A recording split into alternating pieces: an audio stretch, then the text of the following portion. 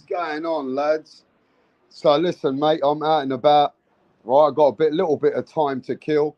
So get some fucking people in the fucking building, man. Come on, guys. Get in the fucking building for the boogeyman. Yes, the boogeyman. Puerto Rican's finest. The guy was a killer, yeah? This guy was the guy to beat Teofimo Lopez. This was the guy that was going to beat up Devin Haney. He was the man, the most underrated fighter at 140 pounds. And look what happened. Look at just what happened to this man. This man in his own country, in his own kingdom, in his own palace, in his own backyard. The Aussie came over there and fucking beat him. The Aussie, Liam Paro. And I'm going to put some respect on the Aussies because the day before the fight, the Aussie said, all the Aussies, I'm going to give it to them. They were backing Liam Paro, even though it was their countryman. They backed him 100% and they rocked with him. They stuck behind him. And all the Aussie fans that come to this channel, they told me, Rapstar, we got to rock with this guy. We know that the other guy has got the hype. Subriel Matias is the A side. All the money is with Eddie Hearn is pumping Subriel Matias. Well, Rapstar needs to put his hands up. I'm the guy who said that Subriel Matias will beat Liam Paro. And boy, was I wrong. Liam Paro is the fucking truth. Yeah, he is. He faced up to the man. He went over to his own fucking country and he exposed him. He exposed the boogeyman then. Or was Matias a hype job? Was Matias, they just building him so much? But now it's all come tumbling down. Tumbling down. And Liam Paro is the IBF 140-pound king now. He's the man that you need to recognize. Yes, Eddie Hearn, now you need to go back Liam Paro. Make him a big fight. Get him a homecoming. And get Liam Paro a major fight in Australia. The boy deserves it. The boy deserves it, bro. And I've got to give it to him. Because at the end of the day, I really did think that this Subriel Matias, I fell a little bit into the hype. I did. I fell a little bit into the hype. I thought this guy is a wrecking machine. And no matter even if he's not the great technician, I said to myself, this guy got the X factor. Subriel Matias has that killer X factor. But when now you realize in boxing, when you step up in levels and you get to a point in your life that you're doing this to the fighters, which are C plus fighters, when you step up in levels, then you realize who is who. You realize what really a fighter is. When he fights another hungry, young, a guy up and coming who wants the same fucking thing. And he wants the glory. And that is why yesterday, boxing got it wrong. Yeah, they did. Boxing got it wrong. And everybody's money was on Subriel Matias. Everybody said that Subriel Matias is going to beat this guy. And he's going to put fucking him to sleep. Only the Aussies were backing Liam Paro, 100%. And now you got a lot of people saying, well, we got it wrong. And the boogeyman is a hype job. Is he a hype job? Or is it that we got a guy that really did beat the boogeyman? That is Liam Paro. Is it that Liam Paro is just such a great fighter coming up?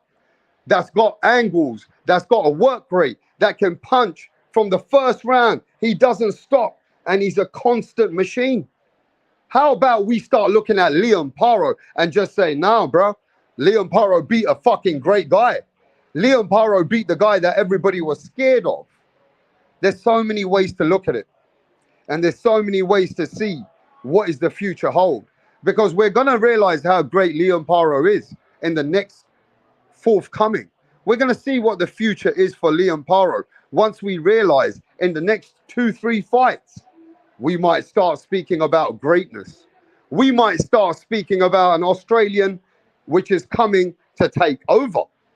We can say anything right now. We can say that, yeah, well, Subriel Matias was a hype job. We can say that. We can say that Subriel Matias hasn't fought the best people. We can say all of that. But Subriel Matias was putting 99 people percent, 99% guys to sleep. So we know he's got power. We know he's a machine. But Leon Paro could really be somebody special that needs the credit. Instead of just saying that Subriel Matias is exposed and he's a hype job, we can say that Leon Paro is now coming into greatness and he could be the real deal. We can say that. We can say that the Australian is actually now the guy that we need to look at. We need to see what Leon Paro brings to the table. We're going to see what Leon Paro really is when he goes and faces for unifications. And I'll tell you this, now people are going to want to test Leon Paro. He got a belt, so we are going to see, because Leon Paro is going to want life-changing money. He's going to want life-changing situations. And the only way Eddie Hearn can do that is Eddie Hearn has to put Leon Paro into some big fights. And that's when we're going to realize what the Aussie's made of. And we're going to actually now have to recognize that the Aussie deserves his respect. But we're going to see Subriel Matias. Now Subriel Matias has taken a major, now he's taken a fall. Subriel Matias was going to be one of Puerto Rican's superstar. But Eddie Hearn now has got it wrong. But Subriel Matias was the biggest. I mean, they had some serious hype. You're talking about hype? Well, Subriel Matias had everything and some. Give me a minute, guys. Just give me a minute. And by the way, happy Father's Day to all the dads.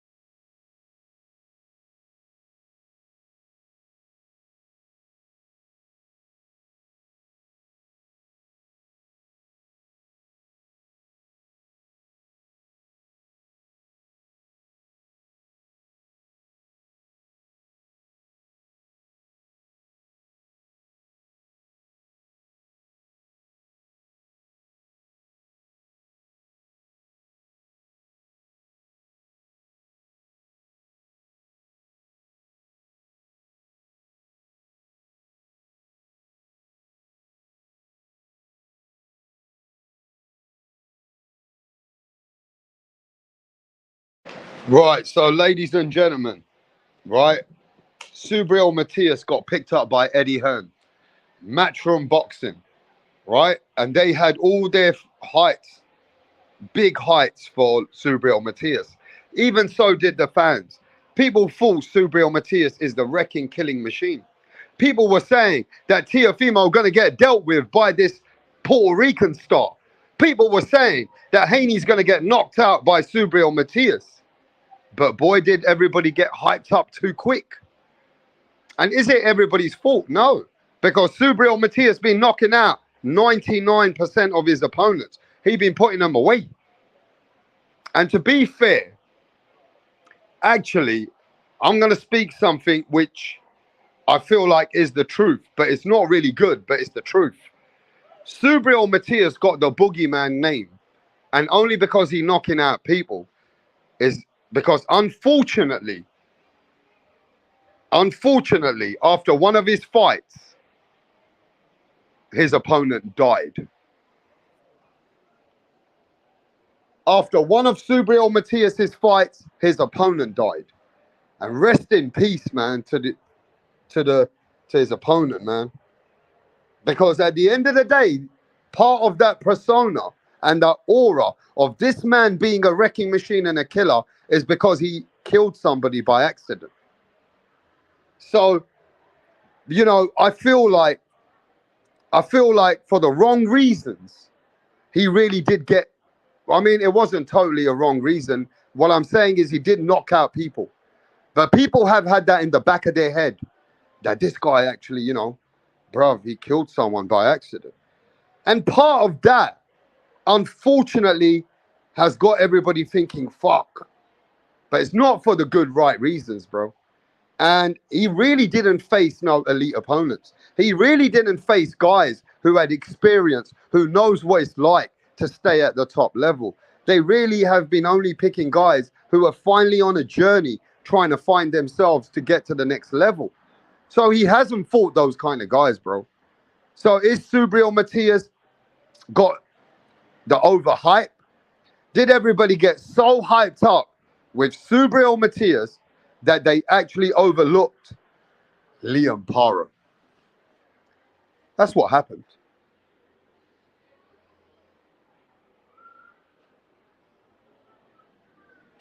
All right, you want the link? All right, give me a minute.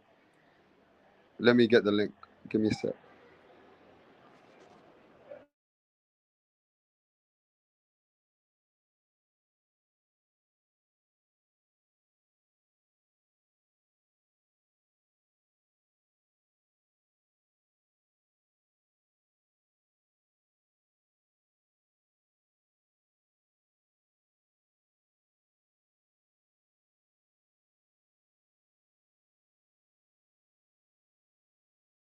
This is the only sport where you can kill a man and get paid for it at the same time. It's legal.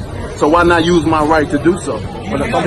Is this fight really on that level? I mean, This is the level of this fight. This is the funeral right here. It's just no casket yet. This fight right here, I will get a body on my record. I've been wanting one for a long time now anyway. And what better opponent to do it with? So much pain, so much frustration, so much things that have been going on in my career. I want a body. I want a body, and he gonna be the body. Like I said, I meant everything, even with the killing part. I meant that. Right, I meant that. I do want a body on my record, but like I don't want to kill Pull somebody back for a a little few bit. seconds. nah, I want a body on my record. Go ahead. You I want one. No, don't. I want my one. bro. Happy I want Father's one. Day, Max. I know really you're do. my dad. Like, Don't You sound want to be like Ivan that. Drago? that's the. Happy Father's Day to your dad. If he died, he died. Your uncle. Yeah, but you know, that's the bronze bone. Like he want one. A few moments later. Still fucking going, bro. I didn't even know that the video was still fucking going, bro. Yeah, salute to you, Rapstar. Happy Father's man. Day, champ. Yeah, happy Father's Day to you, brother. Respect. Now, talk to me. You wanted the link, so there's something in your mind. So let's go. Nah, man. So I want to stay on topic. I'm gonna cook for a little bit with you today because y'all on early. Man, the Matias fight. I saw the first like 3 rounds, but then the Tank fight came on. But I had it on the side, like I had the two fights playing at the same time. Man, what an upset, brother! What an upset! Wow. Is it an upset? Yeah, but this is my problem today. Everybody's saying it's an upset. The boogeyman was a hype job. Yeah. What about us realizing that this Australian just beat Eddie Hearn's boy? Stop Montana Love, right? Yeah. I mean, are we just taking it away from Liam Paro? Went to his own country, bro. You know, most fighters, they would have got tangled. You know, most fighters with Subriel Matias, they would have got tangled. They would have felt the pressure. And at some point in his own country, you probably would have got crippled because the lights, right? This kid, Liam Paro, was composed. He won the fight. So why are we not saying that? Look at that. We got a new great guy. Let me break it down because I hope we can talk about all the fights one by one. I'd love to keep cooking with you, Rap, but let's stay on this one. So here's my take from what I saw, right? A lot of people already knew that Subriel Matias is a slow starter. If I remember seeing his last fight, I don't know if the guy was Russian he fought or some Arab country. But I noticed that Subriel Matias is a slow starter.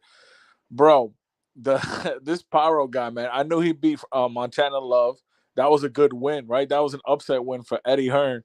And shout out to this dude, man, Paro, for doing that, bro. Huge, like, props to him for going, like you said, to another man's country.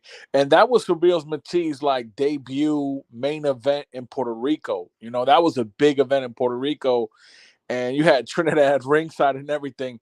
And bro, from what I saw, how embarrassing. Yeah, from what I saw, man, this Matias guy, he just wasn't throwing well, bro. Yeah, but he never throws well. If you looked at him versus Hergovich, what's that guy's name? Hergashev? Yeah, that was the last guy he fought, I think, right? Yeah, but what I'm saying is, if you watch his fights, bro, he has a game plan. What he does, he tries to come to your face, right? You know, he's this, a slugger, Max. right? He's a slugger. Yeah, What you he say? puts his hands down, Max, and he Yeah. wants you to unload on him. So Yeah. once he gets you to unload, he wants to throw 1-2 shots, and then he looks to try to slow you down and then go into you, right? Yeah. You know that he plays a different game. You know that. Yeah. He's not technical. He always gets away with it. Right? Yeah, Rap. You know but what? He lost. Go ahead. That trainer, Panda's his trainer. They had a horrible game plan, man. They had an absolutely horrible game plan. This Paro guy him and his team must have studied Matias well in training camp, and he did everything well to win that fight. So big shout out to Paro. I will say one thing. My brother Carl's in the chat.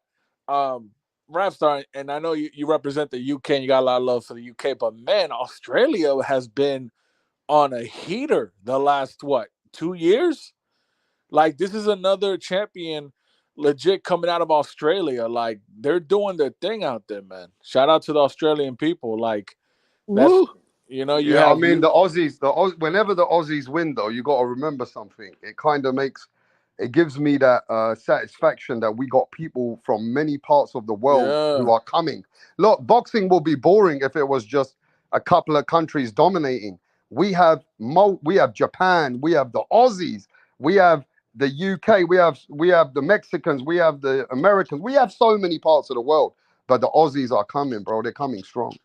The only bum they got is Cambosis, but man, I don't even talk like that. But either way, yo, Rap, man, shout out. Oh, we got Carl on the panel. Salute, Carl. Congratulations for the country, man. That's an awesome win last night. Hey, man, I've been beating the Paro drum for a while. Can you guys hear me? Yeah, we can hear you, bro. We hear you. Yep. Yeah. Nah, man, I've been beating Paro's drum for a while, man. Shout out to Alfie DiCarlo, his trainer, man. Great game plan, executed beautifully by Liam. He listened to his corner. I don't know if you guys heard the corner advice Alfie was giving Liam during the fight, but he was bang on point. He was telling him, keep moving your feet, keep moving your feet. You've got him. You've got rounds on this dude. Like, he was just tagging him, and he won with that footwork, guys. I don't know if you guys. I didn't watch the tag fight. I was watching. Okay, now, Carl, I got a bit of I just need to pause everyone. Everybody's been looking for this guy called Mirage, right? Mirage is on the panel, and they're all saying Benavidez did not hype him up. Benavidez didn't give him anything to. The killer's here at 175. People are looking for Mirage. Because Mirage said that Benavidez is going to come out and knock this motherfucker out to show everybody. So, Mirage, you got the floor, mate. I rewatched the fight yesterday again. I thought it was a solid workmanlike performance, but it was underwhelming. But it was a solid performance. People are probably even going too hard now, criticizing the performance too much. Because they expected so much. So did I, obviously. I thought he shut out. It was a shutout the first 7 rounds. I thought he looked great, but looks like he faded in the last half of the fight. That was the sort of worrying part. He sort of looked like he gassed out. That's my main sort of criticism and sort of disappointing part, how he finished the fight. You sound hurt. You sound sad in your voice, my brother. I mean, it was disappointing, yeah. Disappointing, but it looks like he did have injured hands. I saw on his left hand he had a big knot. Yeah. So little things like that can add up, first fight in the division.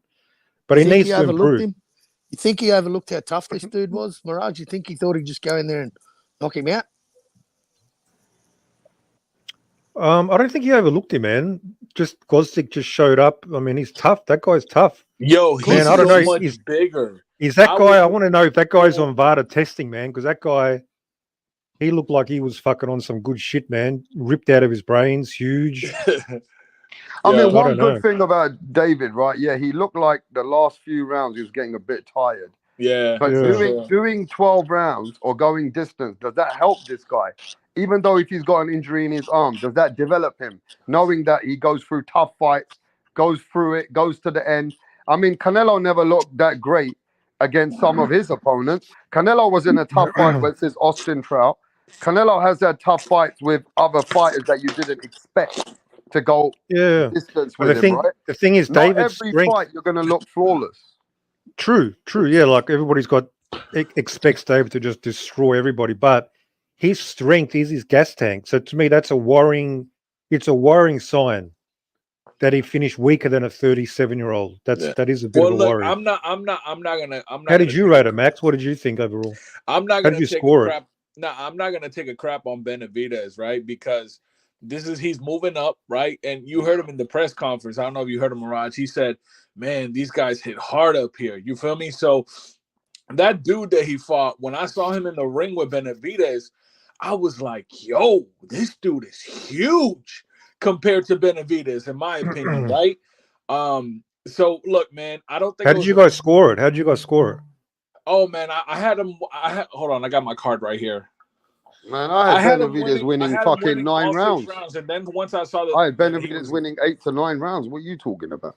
Who? Okay. I had Benavidez winning over 8. I had 8 rounds clear.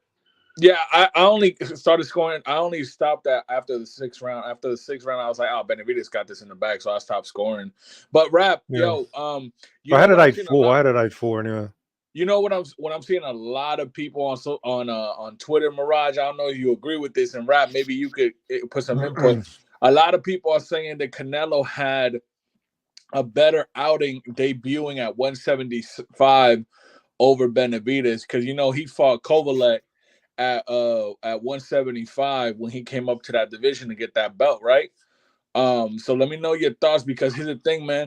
I don't know better. I think Benavidez needs one more fight at 175 before he tries to go fight somebody like a Beterbiev or a Bivol, man. You got to get comfortable at that weight class, man. That's my take. We got about 7 people here, so all of you can talk about it. Go ahead. Kovalev was shot, bro. He was almost knocked out 8 weeks earlier.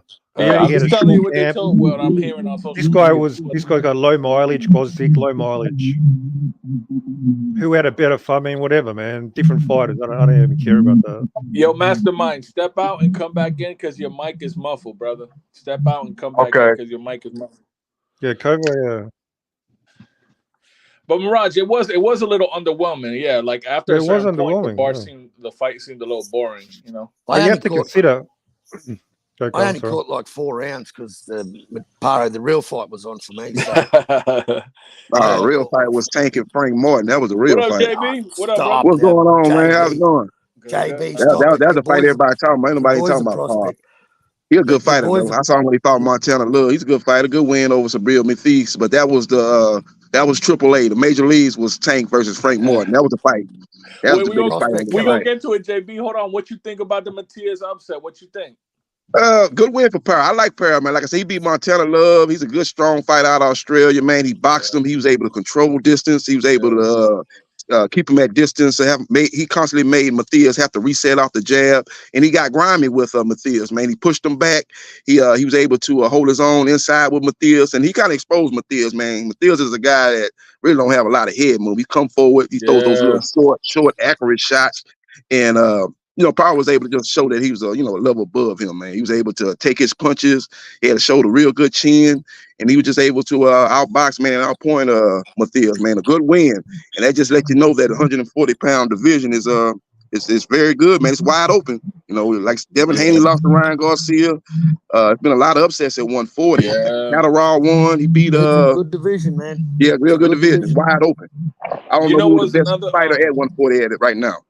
Yeah, it's crazy. 140 is like up in the air. I said TL still got it, but look, Gary Antoine Russell lost to Puello, bro. I did not see that coming at all. That was another fight that I saw that fight too. I did not see that one coming. Yeah, Palo, man, he's a good fighter, man. He was supposed to fight Rolly, man. That was supposed to be Rolly's debut at 140 for a belt. But he wouldn't have beat Rolly. I mean, Rolly wouldn't have beat him. I think Puello. He'd have beat Rolly. He'd have beat Rolly. But he had visa issues, so remember he ended up getting scratched from that fight, and then he fought Barroso, and that's how Rolly was able to get a belt. But read about Palo, he would have lost for sure. They killed him, man. They killed him. Who? They killed him, man. Frank. Hey, man, listen, man. You know I hate to see O's go. From Ryan to Devin to Wilder, but the worst O that hurt me this year was Tim Tszyu. I cried like a bitch. Cried like a bitch. Yeah, he just had an unfortunate headbutt at the beginning of that fight, man. He had blood leaking into his eye. So that compromised him, man. I think he was on his way to beating up and do it if it wasn't for that cut.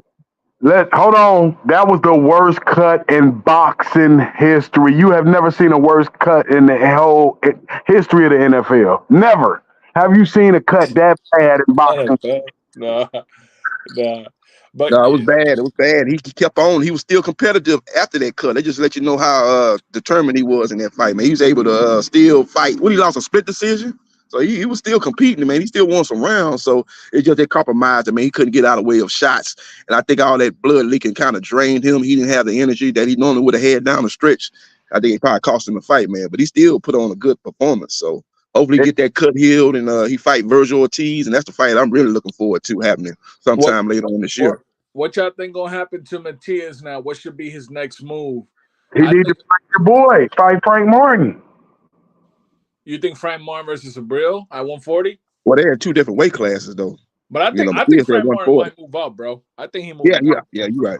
Drain. But we got to move up. But I'm saying we got to get these O's back. You know what I mean? So, like you said, your O never come back. I think Matias and Regis would be a good fight. I know they were talking crap the other day, but that'd be a good bounce back fight for both of them since they both got an L. I mean, they just recently took an L.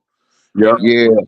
I'm hearing though Progress probably gonna fight Jack Catterall over there in the UK. I think that's probably gonna be his next fight. They looking for a big fight for Catterall in his hometown. I think it's gonna be Progress. Oh, that's a good fight. That's a good fight, actually. I like that fight. We need to win that though. We definitely need Progress because we got to build up Devin Haney resume. Haney need to be strategically placed in there with certain opponents, man. Like I say, his next fight against Sandor Martin, that's a good comeback fight, man. Got him out of punch. I'm not a Devin Haney fan. You know this, right? But this is what I'll say, right? So it was funny because I just saw Eddie Hearn make a quote today. They were saying like a week ago, Eddie Hearn was saying that he would not be advising Devin Haney to take a Matias fight right now because it's it might not be the best time for him. So he was going to advise Devin Haney to go after Sandor Martin. Like that's the fight that he thinks comfortably, Haney should make. And then today on X, I think it was Ben Branson, whatever his name is, the boxing guy.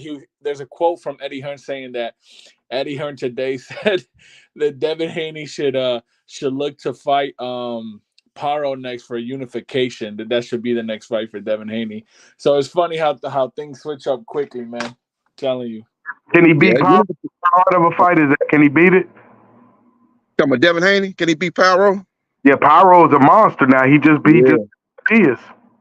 Yeah, that'd be a tough fight for Devin Haney. They talking about having that fight over in Australia too, so it'd be much more difficult than Kambosos was. That's for sure, man. Paro, he can box, man. He's solid, man. He's a solid fighter, man. He got a lot of determination. Seemed to have a good chin too, so that would be a good fight, man. I probably would say Haney's slight favorite, but I don't know. It's almost like a 50-50 fight, especially over there in Australia, man. It's probably 50-50, man. Paro have a chance. Liam's done a lot of sparring with Devin and Shakur too. Over 100 rounds with both them boys. Oh wow. You got to fight that fight to put, because if you win that overseas, that puts you right back where you at before the loss. You got that. You loss. Yo, but give Devin Haney someone like Tszyu or Pitbull Cruz. I want to see that fight. Yeah, both the thing about it is Paro and Haney got mandatory. Haney got a mandatory with Sandor Martin, and Paro got a mandatory against Richard Hitchison. Yeah, JB, I don't know if you saw. I know you on Twitter. Richardson already put it that he's next, that he wants that belt. So yeah. Exercise it. I think Paro might beat Hitchens, man. Hitchens just ain't consistent enough. He go over there to Australia. I think Paro might get him. I think Paro might outwork him, land the more effective and more damaging shots. Hitchens is going to be trying to fight off the back foot so much. You're not going to win in somebody's country fighting that style. So I actually think Paro might beat him. You got JB Mastermind. I know Carl already gave his take. Yo, I think one of the most upsetting fights for me was the Gary Antoine Russell one, man.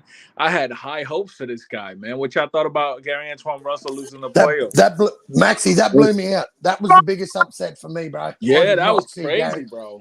I did not see Puello pulling it off over Antoine Russell, man, but that was crazy. Inactivity. You can't be inactive, man. He taking off like his older brother doing, fighting once a year and once every 2 years. That's not gonna work. With only 17 fights, you're right. Inactivity. Wow. Carl always says that. Inactivity. Inactivity. You know what I'm like, Maxie, with fucking activity, bro. That's why I've been a big Tszyu fan.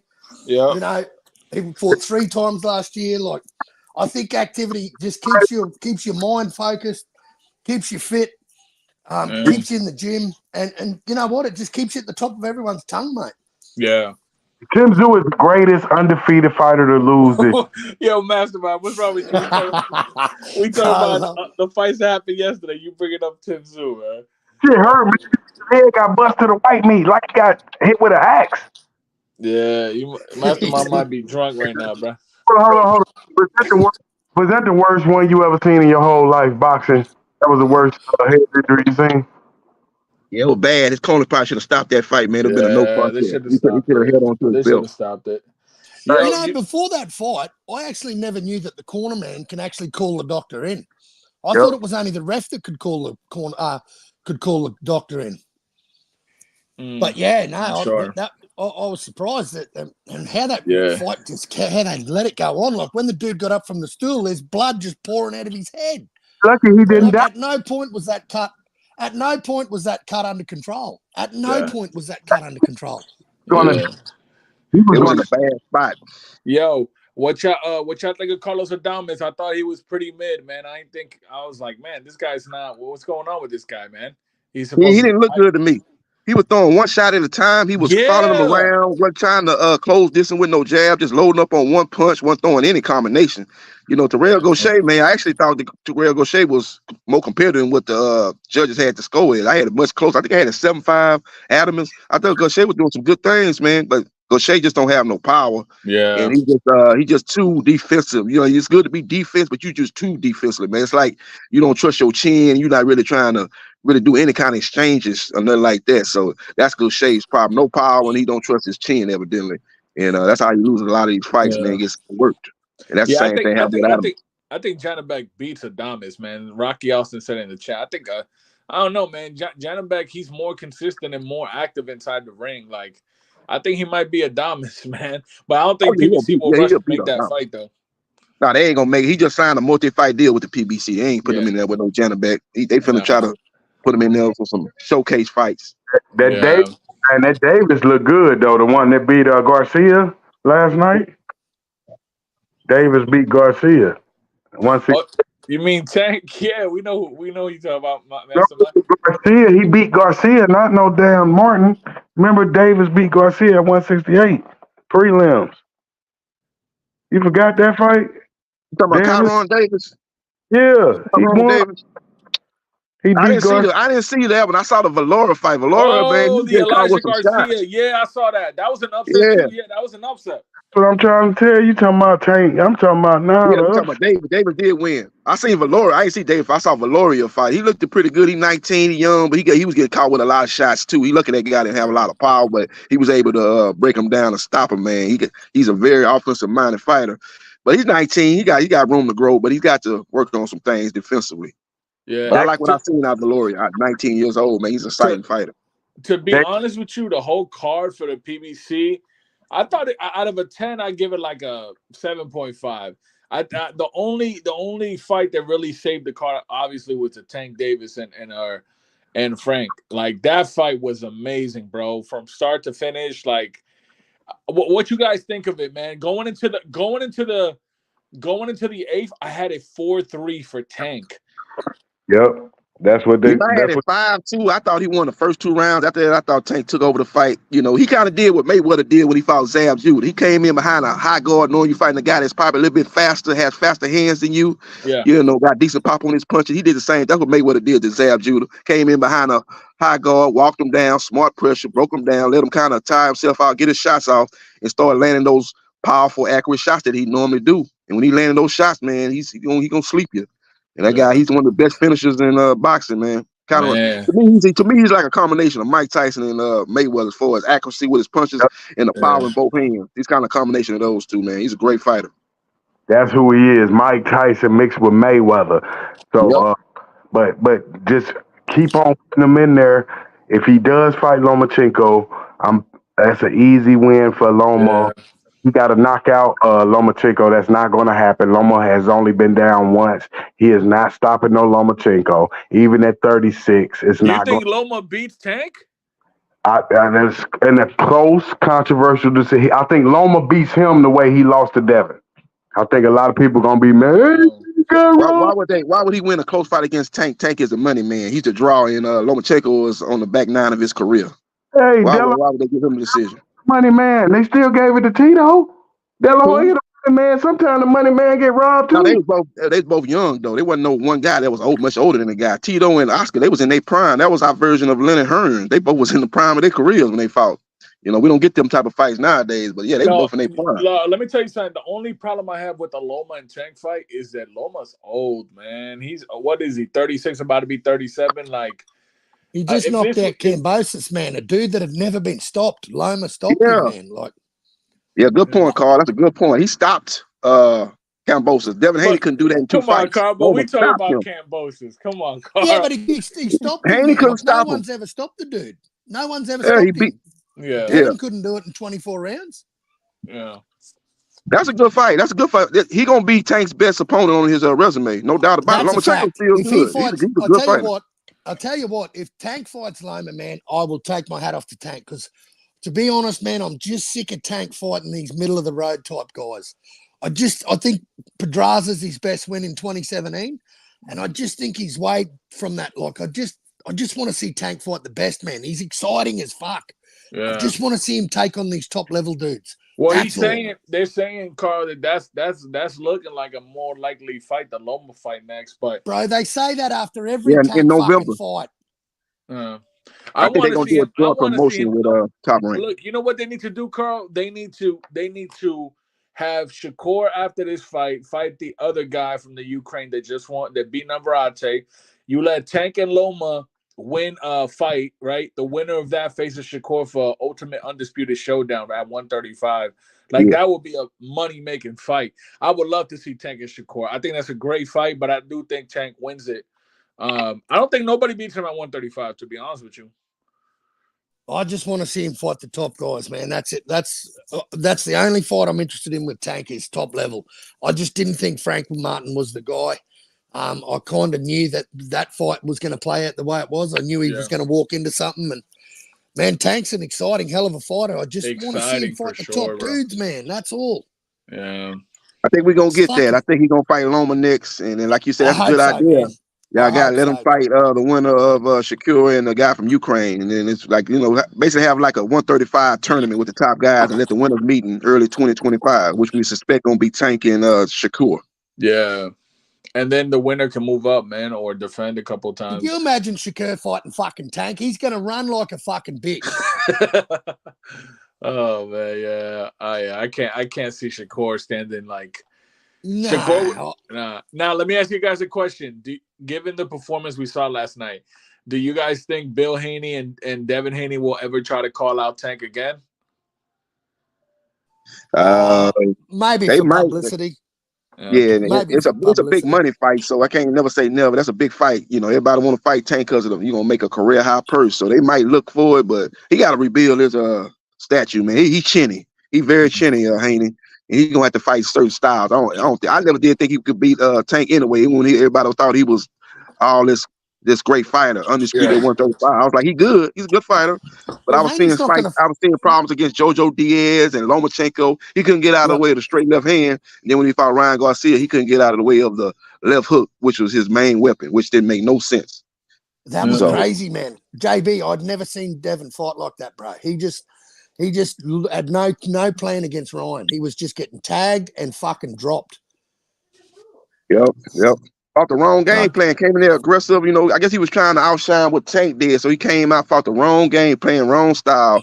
He was right there to be hit. You know, he should have been fighting like he had been fighting. Jabs, control distance, occasional right hand. When he started trying to land shots, you grab him, smother his punches, and basically just stifle his offense, and then take the fight back to the middle of the ring, and then reset and start your jab type of thing, controlling distance. That's what he should have been doing. But he was aggressive, man, coming out there, you know, ready for a firefight. You don't have the weapons to win a firefight with a guy like Ryan Garcia. He thought he was something. He thought he was what people been trying to say he was. You feel me? Like, I think that was a big issue with him in that fight too. Like he thought he was going to go in there and dominate Ryan Garcia. He thought he was levels. But do you guys think Devin's going to go back to 135 or something? Nah, hell no. He can't make that weight. Nah, he can't fight at 135, man. No. He gonna stay at 140. Like I say, he probably fight a Sandor Martin, and they got some good fights for him over there because a lot of those fighters is up under matchroom boxing. So he got some fights that he can win. Sandor Martin, Jack Catterall, got some good fights. So Paro over there in Australia, that'd be a good payday. He got some good opportunities at 140, and it's not a dominant fight at 140 right now. You know. Like, I don't know who the number one guy is. The Pitbull. I don't know who it is. It's just hard to maybe it's Paro. He seemed to be the most impressive of what I've seen. But it's all right, JB. Tszyu, I thought Tszyu lost his last fight. I thought Jermaine Ortiz beat him, really. So, and a lot of people thought he lost to Sandor Martin. So I don't know if he's the number one guy at 140. He fights some guy named Steve Clifford coming up in a couple of weeks. Yeah, he deserved it because he had some tough fights. So get that win, but your next fight got to be against the top 5 140 pounders. It's a busy fight, and you know what Carl always preaches too, right? Inactivity. Like, you got to be active. So I mean, I get it. It's a step up. It's a stay busy fight till hopefully he gets something big in November or December, something like that. Who on here would have ever picked Tszyu to fight Steve fucking Claggett? Nah. That's crazy. Guy got like 15 losses or something. It's crazy who he fighting. He got seven, yeah. But like I said, I ain't no problem with because he got a good strong resume. I'm not gonna knock him for this one fight. When you fighting top level guys, fight in and fight out, you have one little tune up or showcase fight. I'm not gonna hate on you. How many 15 fucking losses? 15 losses?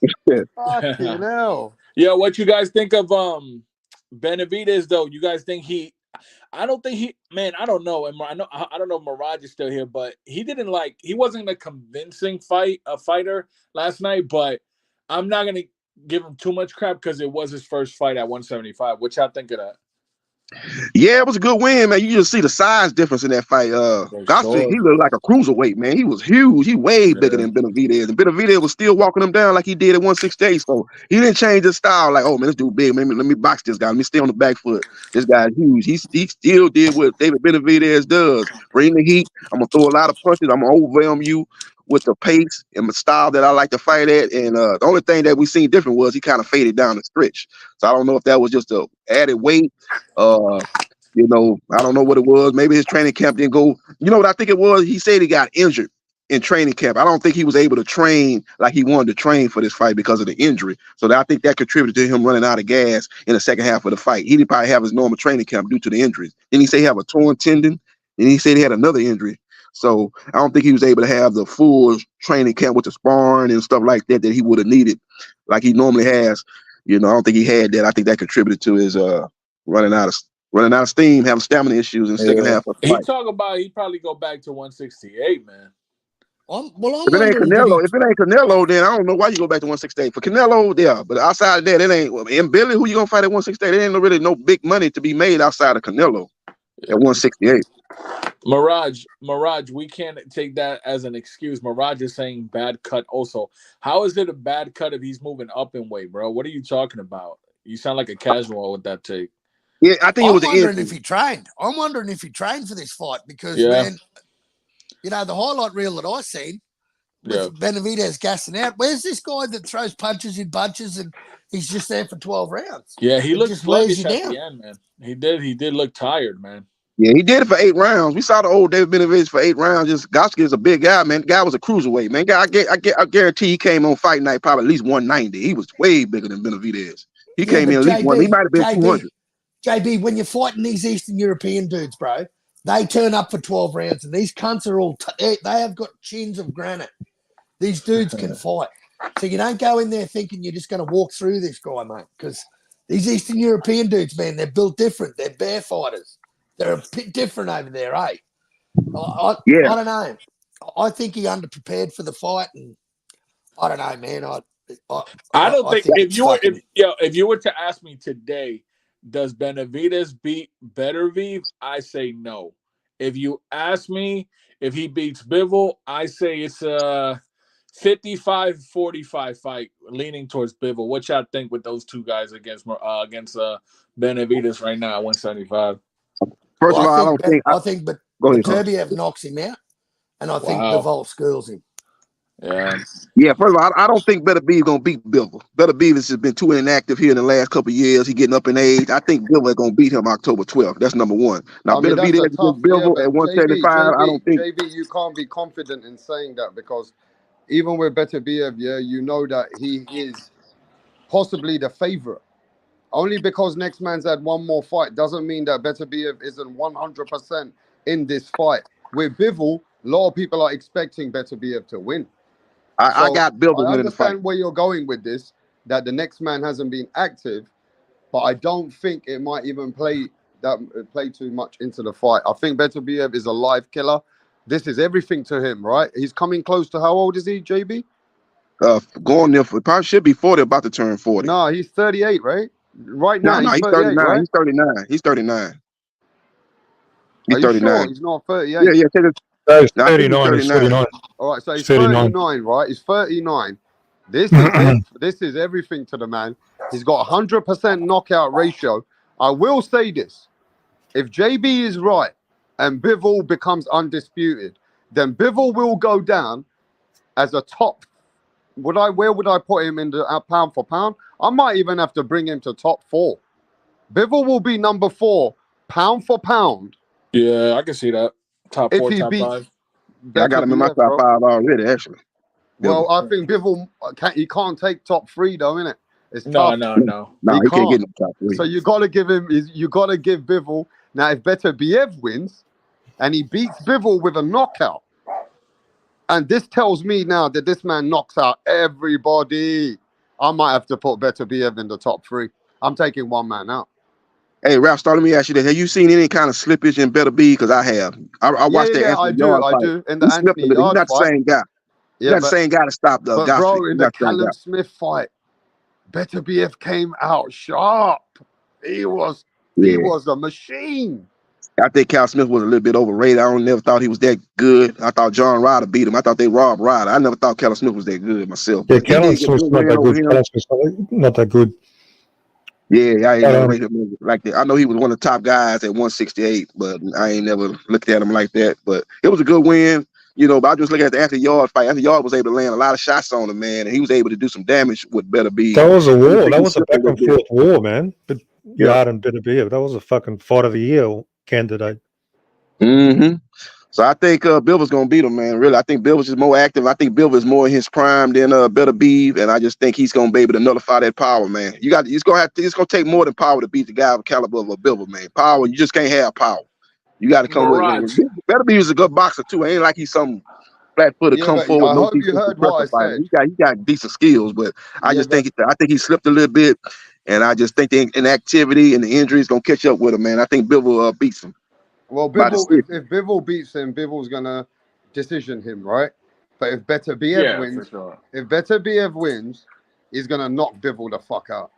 Yeah. And the thing about it is, if he knocks him out, though, JB, if he knocks him out, I told you already, I'm putting him in my top 3 pound for pound. You got to, bro. You got to. I got him in the top 10 already. I don't give a fuck. I'm taking one of those top 3 guys out. It's tough, but I don't know what else to tell you. I can't do anything else. I got to put this man somewhere that he belongs. Hey, bro, this guy's knocking everyone out. He knocked out Bivol. And he knocked out Bivol. And the man who beat up Canelo. Come on. Don't go there with me. Don't go there with me. Mirage, Yeah. you think Benavidez right now would be a good, like, he could be a better beat for Bivol right now? You think? I Or would, you I think would he still, needs I more would still, fights? I think he can definitely beat them, but I mean, he needs to improve on his performance in the second half of the fight. But I'm definitely think he can beat them. The body shots, Bivol's open to body shots, man. Those body shots, he's seen the body work he was doing. That will take his legs away in that movement very fast. So the Yeah, I body work. think Hey, Mirage. I mean, not Mirage. Max, is it a good bet to bet on get 1.5 times your money only on Beterbiev to get a knockout? Yeah, I I mean, think he's so. done every I other. think so. Everyone I else think has so. been knocked out. Everyone else has been knocked I don't out. think so, man. Not Wasn't Josh Smith? Josh Smith was never knocked out till he fought. Who was the fighter that fought him recently that was never knocked out? Callum And he got Smith. Callum yeah, Smith. Callum Smith. Yeah, he was never That guy's knocked a out till he UK went into fighter. That Canelo. guy's a UK fighter, man. They're fucking soft. They're soft. Whatever. Look, Beterbiev does that to anyone, bro. Yeah. Look at what Hey, he's Beterbiev. pal there. Well, Look. It's crazy, yeah. he's only got 19 Max, fights. you know we like keeping it real, and you know I like David Benavidez, right? For sure. Right? Sure. You know I have his dad over here, and I catch up with them. But look at this. I'm gonna be real. Beterbiev fought Gwastek in his prime, and Beterbiev knocked him the fuck out. Yeah. He's a All problem, man. all I'm saying is, Max, there's levels to this, and Beterbiev. And Munguia knocked out John Ryder. Benavidez is lucky, Max. Benavidez is lucky, Max, that Beterbiev is not 35 years old. Because if Beterbiev was staying in this game and he was sharp and younger, bro, I'm sorry, he will beat up Benavidez, bro. Yeah, I think so. And so. Munguia beat up John Ryder, stopped him, and Canelo went the distance with him. And I hear that, but we just know that Beterbiev, when he sees any weakness, he fucking takes you out. And Gvozdyk was ahead. Gvozdyk was ahead on 2 scorecards versus Beterbiev. David shut him out. David shut him out in the first 7 rounds. That don't mean nothing because Tank Davis was losing on scorecards for many people, and Tank Davis see what he does to a fighter. Look, one thing these fighters have got, Mirage, is that they're very, very composed. They're not. These fighters, they know how to take fighters into the deep end, and they really take maximum advantage of fighters. And I love that about Beterbiev and Tank. That Beterbiev takes advantage out of fighters when he sees any weakness, he doesn't hold back. You know what was shocking to me last night with the fight though? I know that Benavidez was moving up, right? So these are bigger guys, but I was kind of shocked a little bit that Benavidez only maybe hurt him one time, and that's it. That now you're in a higher weight class, and these guys could definitely eat your punches. You know what I mean? So I don't know how he'll do against a Beterbiev or a Bivol. You feel me? But you don't need to hurt somebody, man. When does Canelo he doesn't hurt everybody? Did he hurt? I mean, who did he fight? Danny Jacobs. He never hurt Danny. He never hurt Danny Jacobs. He never hurt Callum Smith. He just busted up. It's like, don't even necessarily hurt John Ryder, Jaime Munguia, he was able to put these guys through a lot of pain. You know what I mean? Well, he knocked them down. They finished you the know fight. What I mean? They still went the distance. And those guys. Okay, so this guy's got a very good point. Rocky Austin is saying that if you look at fighters and you watch Bivol fighting Malik Zanad, you see Malik Zanad actually hurts Bivol in the fight. Bivol overcomes it. But if you look at fighters like Joe Smith Jr., he actually hurt Bivol at the end of the round as well.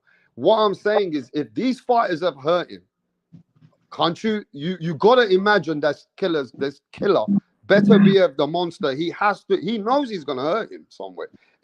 Can Bivol take that moment in his life with him?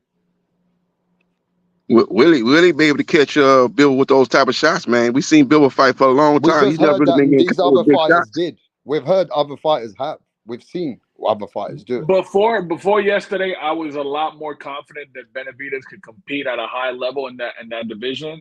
Right now, I think he should take one more fight. If he doesn't get the Canelo fight this year, he should definitely get like another tune-up at 175 while these two guys fight for undisputed and measure himself, because I don't know if he could hurt these guys, man, at 175. Now, mind you, that guy that he fought yesterday, like JB was saying, he was probably like close to 200 last night. I don't know, man. Benavidez is more known for the speed and combination, right? He smothers his opponents, you know what I mean? But can he hurt him at 175 is the question. Yeah, it's gonna be a That's key another question. thing. I'm hearing that he's gonna fight Morel in the fall. If Morel wins August 3rd against Hot Rod, that's the fight that the PBC gonna look to make at 175. So I Bro, want to see some how people Morel on look at Twitter, 175. I want to see how he look some at people, 175. He still got the some power. some people, this is a little taking it too far. Some people last night was saying that Benavidez at 175, he might lose to Morel, you know, at 175. I don't want to take it that far, but I would love to see Morel and then Devin Benavidez. If he can't get the undisputed bout after these guys are done, he should definitely fight Morel at 75. That'd be a great fight. What you think, I want, Mirage? yeah, Mirage. Yeah, I want to see how he look at 175 again. Like I said, he fighting August 3rd under that Crawford measuring off card. He fighting on the undercard. So I want to see how he look at 175. He's still explosive. He still got the power he had at 168. Yeah, that's gonna be a very interesting fight at 175. Him and Morel. So it's gonna be interesting to see how he look in his debut at 175. He'd be fighting a naturally bigger guy in Hot Rod. So I Yeah, don't know if he's as sturdy as He's got to Bob. get busy, mate. He's got to get busy. He's yeah. got to get busy. Dave Morel's got to get fucking busy, mate. He got to make a statement. He got to make a statement so he can get a bigger fight next. And I think the Benavidez Yep. and Morel fight would be big, man. Like Yep. Yep. even if it's on as a co-main event against with a for a tank fight, but that'd be a bit really good. Like think about it, like a Loma and tank fight headline, and then co-main event Morel and Benavidez. That'd be a really good Woo, card, that'd be bro. crazy. Yeah, that'd be crazy. That'd be a That'd be, really good card. But you know, man, and Morel's is fighting for a belt. He fighting for a regular WBA title against Hot Rod. So he fighting for a belt. Benavidez got the WBC interim at 175. So yeah. it will be for a title. Actually, Morel will be more of a champion. I guess he at least got a regular belt Wait, instead of at interim. 170. Wait, so he's still fighting at 168 then? Now he's fighting at 175, but it's for the regular WBA title. Somehow he's able to get a fight for a title in his first fight at 175. Actually, he's fighting for a bigger belt than Benavidez was fighting for. Because Benavidez was fighting for an interim. He's fighting for a regular WBA. He's not the top WBA. It's that same one Tank had for all the years. He's fighting for a regular Okay, so like a WBA light super. heavyweight title. Yo, Yeah, I yeah, want yeah. everybody's It's views, not and the super. It's especially the regular. JB It's the one Sports, up under. Max. I want JB Sports views because he been pumping this fighter like he can beat Tszyu, can beat Haney, and that's Gary Antoine Russell got exposed yesterday, bro. Yeah, that was man. Gary Inactivity. Antoine was the next boogeyman. They were talking about him beating I thought Jared he Boot was. Ennis. Gary Antoine Russell beat Jared Boot Ennis multiple times in the amateurs. This is a man that everybody had a big aspiration about. They also felt like he was coming from the bloodline of the Russells, but he was the best out of the Russells. What's going on with this, bro? We saw Gary Antoine get beat.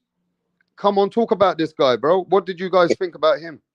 Inactivity, and he felt he changed his style. He was a guy that come forward. He didn't care about eating a lot of punches. He was gonna overwhelm you with his endurance, his power, his pressure, and just physicality of the way he fought. That's how he overwhelmed his opponent. But he out there trying to box with Puello and letting Puello get into his groove. And once Puello got a rhythm, now you're in a dogfight. Now you getting caught with shots and stuff like that. He keeping you at range, and he went in the championship rounds. He was able to win that fight. I just thought it was the wrong game plan. I thought his big brother Gary tried to make him a more of a boxer like he was when he was fighting, and he should have never did that. You need to let that man fight the style that got him there. He's a physical fighter, coming with pressure, ain't really worried about too much defense, especially if you ain't got no power. He sure gonna walk through all that and put that pressure on and let his hands go and just beat you on volume and physicality. But he didn't do that against Puello. He tried to box him, and that played into Puello's hands.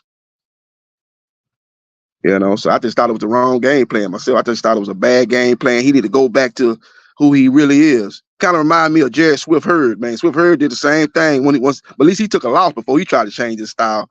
Gary Russell, you undefeated, you won't change your style. It made no sense the way he fought that fight. He fought a stupid fight, in my opinion. Still was competitive, but I think he need to go back to doing what he's been doing and what got him there. Anybody else on Gary Antoine? Yeah, no, I mean, I think I just couldn't believe it. He looked very average. You know what Puello was doing good, man? He kept keeping that jab in his face, man. Like he just made Gary Antoine Russell look uncomfortable. Like he never really got the groove of it when he was fighting Puello, man. I don't know, man. I'm not gonna lie. I think that was a big upset. I had a lot of hopes for this guy, at 140. I actually wanted him to be the one to probably send Devin Haney into retirement. But unfortunately, you know, it didn't happen. I think now I don't know if you guys think this is a fair assessment. People were saying on social media that maybe Gary Antoine Russell needs a real trainer, not just his brother. So there's that. You feel me? But Gary Antoine Russell, he's young. He'll be back. You know, maybe he should take a Regis fight next. You know what I mean? Get a good win under your belt. You know, you can come back from 1L. 1L doesn't do anything. You know what I mean? It doesn't define you. You know what I mean? So, but yeah, man, it's upsetting. I ain't gonna lie. I was really upset about that fight. I couldn't believe what I was watching. Wrong game plan. And then when he did try to turn it up. He tried to go back to how he used to fight, but by that time, man, Puello was in a rhythm, man. He started timing him, trying to rush in. He was catching him coming in, stuff like that. It was too late. He tried to step it up. Very good countering from Puello, man. Very good. Yeah, he's a very good counter puncher, like you said. Very good counter puncher. He got into it. He let him get into his rhythm. He let him get into his rhythm. Once Puello got into his rhythm, man, you got to understand that Puello had been out the ring for a while too, because he actually was supposed to fight Rolly. When Rolly ended up fighting Barroso, he was supposed to be the original opponent, but he had visa issues. He couldn't get over here. So he ended up getting pulled from that card and ended up being Barroso's. But yeah, he's a guy that's, you know, he let him get comfortable. He let him get into a rhythm. He should have attacked the guy, man. Been out of the ring as long as Puello had been out of the ring. Barroso had been out of the ring too. So you had two really inactive fighters fighting. But bottom line is he fought the wrong fight, man, in my opinion. And then when he tried to step it up, it was too late. It was too late. Puello was already in his groove. He started timing him when he tried to close the distance. He was timing him. How about some of these cards though on the PBC last night? Some of these judges were way off. I feel like, you know, like that Puello Gary Antoine Russell was a split decision. You know what I mean? But I'm gonna give it up to Lowe's No Boxing. I know he hurting because Sabria Matias lost last night. Well, we gonna see what the brother Lowe's Knows has to say. Yo, first of all, happy Father's Day to any father on the panel. Yeah, appreciate it. God bless your families. Salute. And I'm disappointed, but I'm not hurt. You know what I'm saying? Subra Matias is a fighter that I started following last year. I'm not one of those other channels that act like they've been following Matias their whole career. I learned about him last year. He's a Puerto Rican fighter. He was knocking dudes out. I was rooting for him. But once again, I was realistic like I am with all my guys. I took a lot of slack from Puerto Ricans. They called me a sellout because I said that Teofimo Lopez would do to Subriel what Shane Mosley did to Antonio Margarito, and I stand on that. Going into this fight, I said Liam Paro would be tough. He's not a bum. I predicted Subriel would stop him, but I also said Liam Paro's not going to quit. If he's going to get stopped, he's going to get knocked out, or the referee is going to have to stop it. Once again, Liam Paro fought a good fight. He won the fight, and it shows that Subra Matias is not the next great Puerto Rican fighter. He's a good fighter, but he's not the one to carry the mantle. Absolutely not. Lowe's knows. What you think he did wrong in this fight? What do you think he was one-dimensional? He wasn't coming forward with a jab, right? The way he fights, if he mixed up a jab with the way that he fights with the high guard, he likes to come in with the high guard and catch punches with his arms and fire off shots. He needs to take a page out of Ike Quartet. Ike Quartet used to do that, but the difference is Ike Quartet will come at you with a jab. And if he wasn't doing anything else, he would jab. Because Subra Matias is a little bit athletic. He's more athletic than Antonio Margarito, even though they fight similar. But he comes forward, he gives rounds away, covering up, taking punches to fill you out. You lose rounds that way. You're not using the jab to score points. You know, Ike Quartet, second best jab all time behind Larry Holmes. He's number 2 all time best jab ever. Tell him. He has a hell of a jab. I'm not gonna rate what number because there's so many great jabs out there, but definitely a great jab. And Subra Matias, like I said, even though he has 100% knockout ratio, there's 3 different levels of power, right? You got guys like Tank that can knock you to sleep with one shot. Subra is the type of guy that takes accumulation. And then you got Tszyu, who is not really a one-punch guy, but he hits harder than Subriel. Tszyu can hit you with a good shot and hurt you bad enough to after that, all he got to do is jump on you and finish you, huh? That right hand putting you to bed. Tszyu. Yeah, but It's not like Tank though. Tank could really play. Tszyu put guys to bed when he was at lightweight, but Tszyu got the power where he could hit you and rock you really bad, and all he got to do is jump on you and get you out of there. Subrio doesn't punch as hard as Tszyu. He doesn't punch as hard as Tank, or he doesn't punch as hard as Ryan. And I think all three of those guys would knock Subrio Matias out.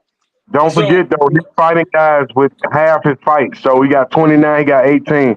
You got 14. Rolly only had 14 fights. These guys can't win. They don't have the experience to beat Tank. He has to fight somebody more with up to his level of experience. I'm not going to put Tank's resume down no more, bro. Tank, to me, is a top 5 pound-for-pound fighter. The guys that he's beaten, they went on to become world champions. Tank Davis is probably one of the most complete fighters in boxing. The guy can box. He got slickness. He got a great IQ, and he got dynamite power. He can come forward and cut the ring off, unlike a lot of our favorite fighters, including mine, right? We saw that tonight. The thing that Tank doesn't do, that he should do more, that will make him even more difficult to beat, for him to use his jab more. If he were to use his jab more and fight in a circle with that jab, like the way Pernell Whitaker did as a southpaw, he would be almost unbeatable. Yeah. Yeah, Now, so Tip Bayless, where you been hiding, Tip Bayless? Wait, Rob, you got to get Tip Bayless, because Tip Bayless has spent the last 3 months talking about Gary Antoine Russell all throughout YouTube. So we got to hear his take on the Gary Antoine Russell fight. Yeah, it should be easy for him to say what happened. Go ahead, Tip. Nah, I'm still recovering right now, so. Inactivity, Tip. Inactivity. Just like Keith Thurman, your boy. You're both, inactivity, man. You got to get in the ring. They both were inactive, though. Yeah, you're right. They both was inactive, but I think it was the wrong game plan, too. I think Gary could beat him in a rematch, man. See, this is what I don't like about Devin Haney, right? He's tweeting he's tweeting at Gary Russell. You should learn your lesson. You just got knocked out by Ryan Garcia, right? Facts. I still think Gary Russell at his best would beat Devin Haney. And I got a question for Tip Bayless. Is this the same Tip Bayless that be calling into TBV? Yup. About Gary Antoine Russell, yup. Yeah, what's up, man? You one of my, I'll be on the show sometimes. You one of my favorite callers, but I ain't gonna lie to you. You be cracking me up. You be trolling the shit out of Ness, man. yeah, you're a good caller, bro. But yeah, I like Gary Antoine Russell. I really do. I think he was inactive. It's not like he got demoralized. He didn't get beat up or anything like that. I feel Gary Russell could definitely bounce back. Him and Subrio makes more sense now because they're both coming off losses, or Subrio in Regis Prograis. Those are 50-50. I like Gary versus Regis. Another good fight, because both of them with the PBC beat Gary Antoine Russell versus Rolly Romero. They both with the PBC. That's probably a more makeable fight. Matias in the matchroom. That's gonna be a hard fight. Gary would brutalize him, bro. In my opinion. Yeah, both of them coming off losses. That'd be a good fight. Both of them coming off losses, so that'd be a good fight to make. Be on the undercard of a pay-per-view fight. That's a dangerous fight for Rolly to go back to. I don't think Rolly's gonna get back in that tough like that with a Gary Antoine. Maybe Subrio, because Subrio, once again, Subrio didn't get demoralized neither. You know what I mean? But Rolly, they're gonna have to, take their time with him because he lost bad twice. Yep. Yo, Tip, give us your breakdown though of the Gary Antoine fight. I want to hear it. I mean, it was a good fight. I mean, Puello just landed cleaner on his counter shots. Hey, Tip Bass, you think Gary Antoine Russell fought the right fight? I thought it was the wrong game plan myself. Did you think he fought different than when he'd been fighting previously? I thought he tried to come out there and box, which is not his identity. He was getting the right hand to him. You breaking up, bro. Yeah, you breaking up. Hey, why the fuck am I listening back end? Yeah, yo, wait.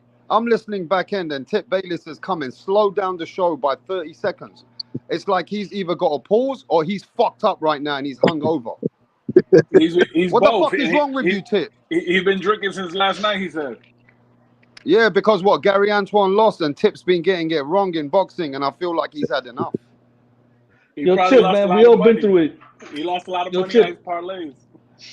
I feel your pain, Tip. I know how it is to have your favorite fighter lose, bro. At the end of the day, the worst boxing loss for me that I've witnessed as a young kid, was when I seen Felix Trinidad live get beat by Bernard Hopkins. After seeing that, I'm like, come on, that was the hardest loss that I've seen for me. I agree. Being that I agree. he was the face of Puerto Rican boxing. That When shit I hurt. seen him lose like that to Hopkins, and then when he came back and lost to Winky, even when Cotto lost to Margarito the way that he did, that was painful as well, bro. Yeah, but Actually, we when found out later on Actually, though, no, when Margarita Cotto probably lost was to cheating. Manny Pacquiao, yo, let me speak to Low Nose. When Cotto lost to Manny Pacquiao, I was upset, Yo. because Manny You want Pacquiao put a beating on Cotto, bro, and I you didn't want to hear a That was expect story? Manny that Pacquiao was to. Vintage Pacquiao right there. I That was didn't You expect want Vintage to Manny Pacquiao. Pacquiao to bust up Cotto like that. Cotto is one of my favorite fighters. I went all the way to New York to go see Cotto, bro.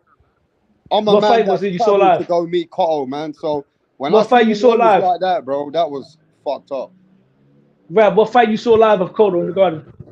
Joshua Clotty Yeah, that was a good. You know what's in New crazy? York, Oh and That I was man, went so to the funny. That was good. listen, I went to the Puerto Rican parade, mate. It listen, was listen to crazy. Cotto had the listen whole to New this. York up, bro. That weekend, I got arrested. I got arrested that Puerto Rican Day weekend. I was supposed to be at a fight party. I got arrested in Brooklyn, right? For that same arrest, I had a case and everything like that. And I eventually had to go do time. I did 2 years. And during that time, when he fought Shane Mosley, I remember my friend was watching the fight in his house. So I said, yo, do me a favor. I want to call you and I want you to put the phone, because I had a cell phone on me. We snuck, we whatever. We snuck stuff in there, whatever. Anyway, so I had a cell phone on me. So I told him I'm gonna call you at such and such time. I want you to put the phone to the TV. I want to hear it. So I had to listen to the Cotto and Manny Pacquiao fight. When I was listening to it, I was excited because the way the announcer said, "Oh, Miguel Cotto's doing good combinations," and then they started talking about him getting knocked down. And then I'm telling my boy, "What's going on? What's going on?" He's telling me, "No, it's not looking good for Cotto. It's not looking good for Cotto, man. That was a bad one, but I didn't see that one live. I heard that one over the phone. But he did take a beat down by Manny Pacquiao, rap. So let me tell you something, Low Nose. I met some people out there, and I didn't know how the Puerto Ricans were really rocking until I got there. And when I got there, I said, man, they talk about people being passionate. These Puerto Rican people are sickly passionate, because Cotto Yes. brings so much to the table that they came out in New York hard. And we came from other countries. There were people from other countries coming to watch Cotto. But what I did remember when Cotto had the big fat bodyguard, that fat boy, hanging Yeah, that out was with his him? friend. Yeah, Yeah, yeah, that was his yeah. best friend. So we saw him, and as he was walking with Cotto, and we quickly saw him. We didn't see Cotto, so we ran up when we were seeing him the day before as he was walking in New York, and we quickly got a picture with him. And you could see Cotto was drained a bit because he had a big head and a smaller body, but Cotto was ready. And I went into the stadium, bro. That was the first time I went to the Square Gardens. I went in there, bro. I see Puerto Rican going in there hard. I said, okay. I sat next to some fucking serious fans, and they were shouting out Boricua, Boricua. They were shouting this word out like crazy, right? So I got involved, and when Cotto dropped Clotty. With the Remember jab. when he dropped him with with the the jab. jab? Yeah, with the jab in the Yeah, first round. Yeah. the whole fucking square, Madison Square Garden went crazy. They Yo, Rap, you know what's got lit. crazy? I've never got a chance to see Cotto fight live in the Garden, but I watched him on TV in the Garden. And what I will tell you is this: if you think that's an experience, watching Trinidad fight live in the Garden is an even more surreal experience than Miguel Cotto. Even more, because I saw him fight twice in the Garden. I saw him when he won against William Jaffe. Woo, I was sitting. Yeah, that was part of the middleweight tournament. He fought William Jaffe. And I remember I snuck down and I stole my seats. And I was sitting next to Christy Martin and her husband, and she had fought that night. When Trinidad knocked William Jaffe out, even to this day, there's nothing like a Trinidad fight. When he fought Bernard Hopkins, when they were singing the national American anthem, the crowd was disrespectful. They started screaming, Tito, Tito, Tito, Tito, even doing the freaking national anthem. The Puerto Rican fans were screaming Tito. Trinidad was even bigger than Cotto, rap. Like, if you think that was an experience for Cotto, bro. Trinidad is the best ever to do it. He the best fighter ever. He the top 5 fighters all time. Left hook. That's You talking about Not Puerto top five Rico? all You talking time. Yo, about ladies and gentlemen, Puerto Rico, I right? got yo. Somebody sent me an email. They That's have left said, hook. yo, let me just say this: Ryan Garcia today, for the last 3 hours, has been going in on Plant's wife again. Ryan Garcia is losing it. He been fucking going in on Plant so heavy that I reckon Plant should beat the fuck out of him, if you ask me. But he talking about his wife right now. As we're speaking, Ryan's been speaking all dirty, mad shit about how he He shouldn't fucked do his... that, Listen man. to what he's He saying. did the same thing with Listen to Camboso's what he's wife. saying. He said Canelo slapped him and beat the fuck out of him. David Benavidez fucking hurt him. And he goes, I fucked his wife. And he still wants to talk. This guy's going crazy, bro, on what he's saying about Kalen Plant. And His wife. Kalen Plant was might so upset. Let me just finish. Kalen Plant was so upset with Ryan, he waited for about 30, 40 minutes somewhere so he can throw some drink on him. And then, I seen that. you know what I mean? That's how upset he's got Kalen Plant. What do you guys think of how Ryan and Plant is being done about what Ryan's doing now? Hopefully, Plant murders him. He deserved to die behind them words. He did the My same thing is thing to this. Cambosos, man. Cambosos say when he say we see him, it ain't about the ring, it's in the streets. It's on site. That's what Cambosos said, man. He Ryan Garcia, man. I don't know what's going on with this guy, man, but he hella disrespectful, man. You know, he walking around here with bodyguards, so he ain't like he walking by himself. I seen he had a bodyguard at the fight last night. He was at the Tank fight.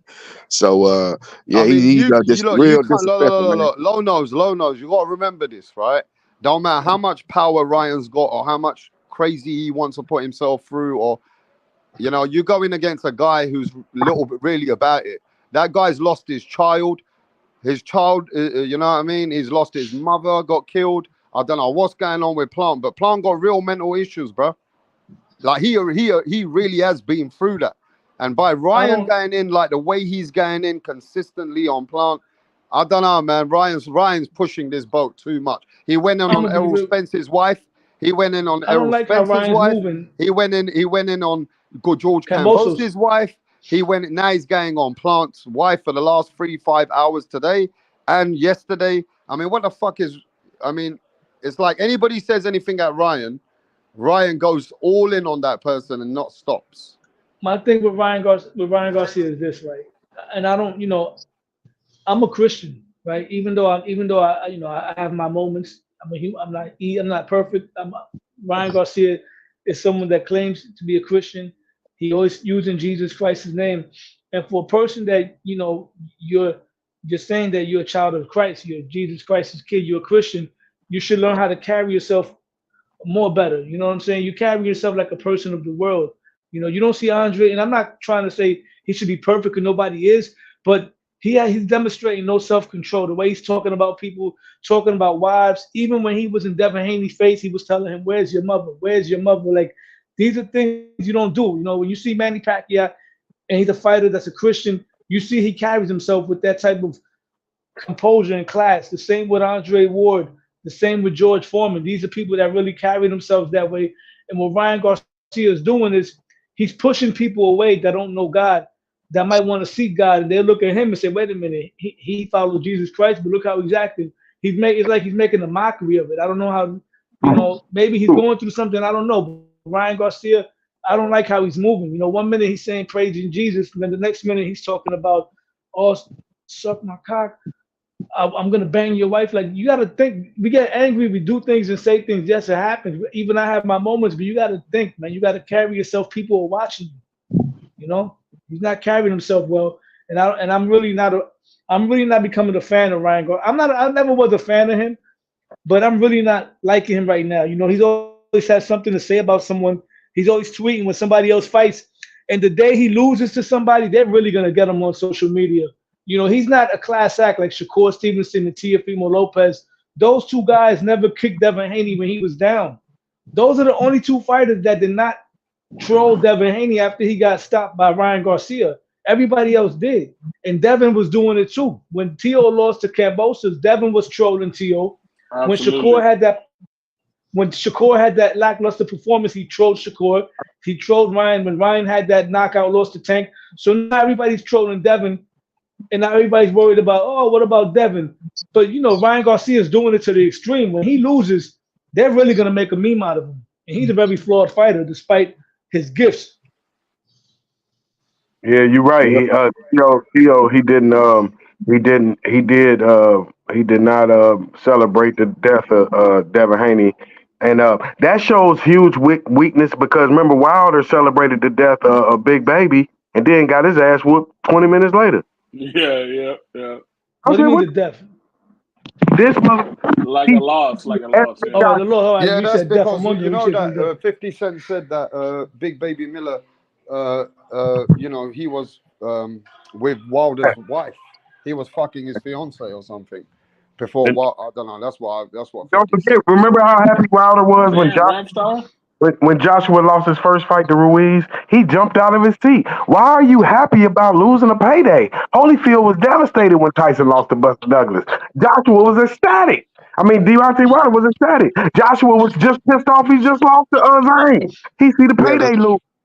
Yeah, he felt that Joshua wasn't going to ever fight him, though. Remember, they tried to make that fight, but Joshua and his team didn't want it. So that's what that was. And then he was looking at Andy Ruiz. That was going to be a big fight in America. 2 American champions, first Latino heavyweight champion. That was going to be a huge fight in America. So he was going to lose a payday with Joshua, but he's going to gain a payday fighting Andy Ruiz if he don't want a rematch.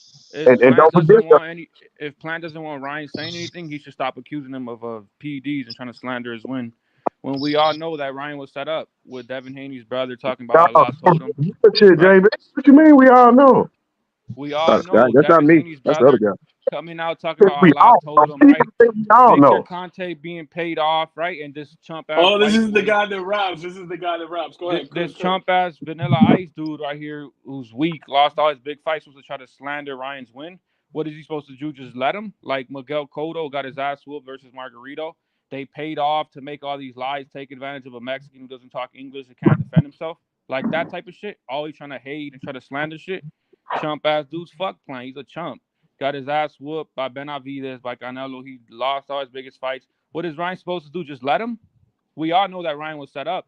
All you racists know that Ryan was set up, but you want to try to. We really don't know that. That's why they need to have a hearing in front of the New York Athletic Commission and let them decide what you say and what I say really don't matter. He got to have a hearing. He got to have a hearing. He need to present his evidence. Because right now, we do know that he had PEDs in his system. He need to go before the New York Athletic Commission, like Canelo, like any other fighter that Pop Dirty, and explain his situation. You saying it was a setup, you a conspiracy theorist. That sounds good on the phone, but you have no facts behind it. That's your opinion. He need to go beyond. I ain't saying he's innocent. I ain't saying he's guilty. He need to go before the New York Athletic Commission and present his case and explain to them why Oscarine was in his system. That's what he need to do. Yeah. To be honest with you, I'm so over the whole Ryan and Devin Haney debacle. The whatever that shit was, I'm man. tired of it too. You know, it's so many things. I never touched on that, and I really don't care about that. You know, at the end of the day, what I will say this: whether Ryan did something or not, he still beats Devin Haney. I don't care what anybody says. The guy could still punch. The point is how Plant trying to slander Ryan on Twitter, accusing him of PED. That's the point. And Ryan. Well, it was in his system, though. It was in the system, though. And the Vanilla Ice wants to play victim like he always does. Like he was talking shit about Benavidez on Twitter, and then he comes to the press conference with 10 security guards, right? And his little racist ass fanboys all mad at Benavidez. Oh, don't punk him, be nice. Right? That's the point. Ice. Yo, Ryan just put out this tweet. I want to show JB. I'm on the mission. I never went there. I'm off Ryan and Devin thing. So Ryan put out this tweet. Look at this. And he got, when Ryan's bodyguards, they threw Plant on the floor, right? And I see that. Ryan on the ground. Ryan's got like Mayweather bodyguards now. He's building an entourage, right? He thinks he's the biggest in the game. So he comes. That's why he can talk reckless. Right. So they threw Plant on the floor. But look at what he's writing still right now. This is how I hit Jordan. Ryan is one of the biggest. No, but what I'm saying is this is really now. Put it like that. Yeah, but this is Ryan Garcia now. Do you think, guys, Ryan Garcia is totally taking the piss? Or do you think when it comes to boxers, let them do what they got to do? Ryan's one of the biggest of the game after everything he did, and then that's not the question, bro. I'm asking JB. Haney. Yeah, but I'm still asking the No, question. he's not taking a piss. He will No, but you're so let me mad. ask You're JB lost, that you're question, mad. bro. Smoke, let's Stay go. mad. Let me ask You JB fools that are weak. question, You bro. have no champions. I know. All You're right, mad. all right. So I this know. guy says he's not taking a piss. JB, is Ryan Garcia going below the line and taking a fucking piss? Yeah, he going below the line talking about somebody's wife. This is the second boxer from what I remember that he's talked about their wife. So that's out of bounds. That's out They of wanted line. Ryan to lose too bad. They had to make up lies, right? And try to slow his momentum. He is one of the biggest. After what he just did, had the whole world talking about boxing.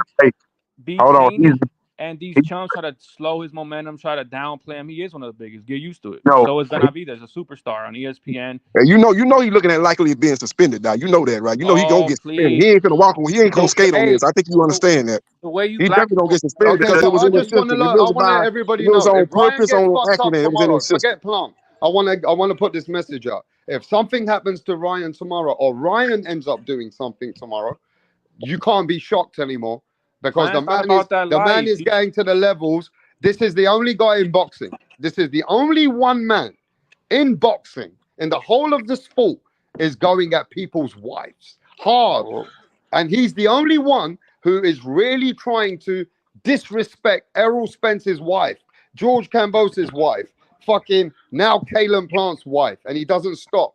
And the way that he goes in is like, I'm fucking your wife. What are you gonna do about it? I fucked her. What are you gonna do about it? He carried What I'm himself with saying, let me maturity. finish, bro. Let me fucking finish.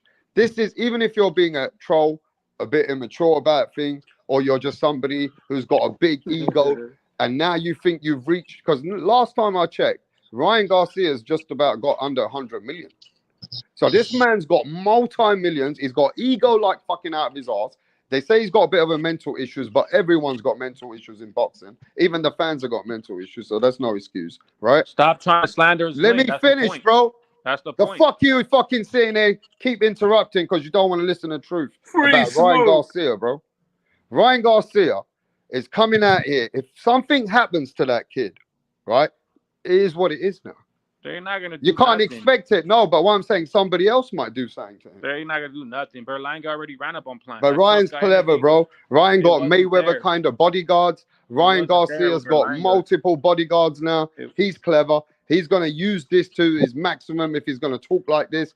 And therefore, you're going to have to watch how you approach him because he's going to have so many people here now backing him up. Rap star, let me ask you this. How did he get playing on the ground like that? It was two of them laying on the ground. What happened? How did they get them both on the ground? This is a professional boxer now. How did Ryan? Left hook. Well, Ryan's bodyguard threw Plant and his and Plant's friend on the floor. The left hook, man.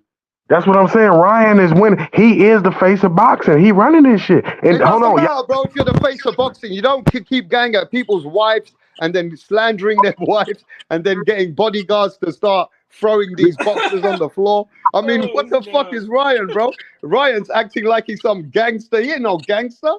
Who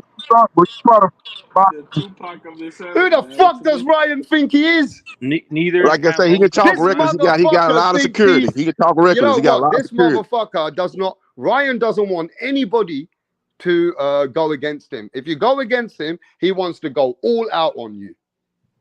I know you guys want Haney to win. I know you have to make up lies about steroids. I know that's how you people are. You have to make up lies to, have a chance. Ain't nobody make no lies up, man. That's what Vada came out with. They said he's pop dirty. Bro, if Ryan was actually sample A and sample B. You know he would have been suspended already. You know how you black people are. He ain't had a hearing yet. I don't know nothing. He got to have a hearing before the New York Athletic Commission. That's how it works. I don't know if you I don't think you understand how the process works. But he got to present his case before the New York Athletic Commission. The hearing has not happened yet. They have not scheduled the hearing. Once they schedule the hearing, then the punishment will be dished out. And he is looking at a suspension.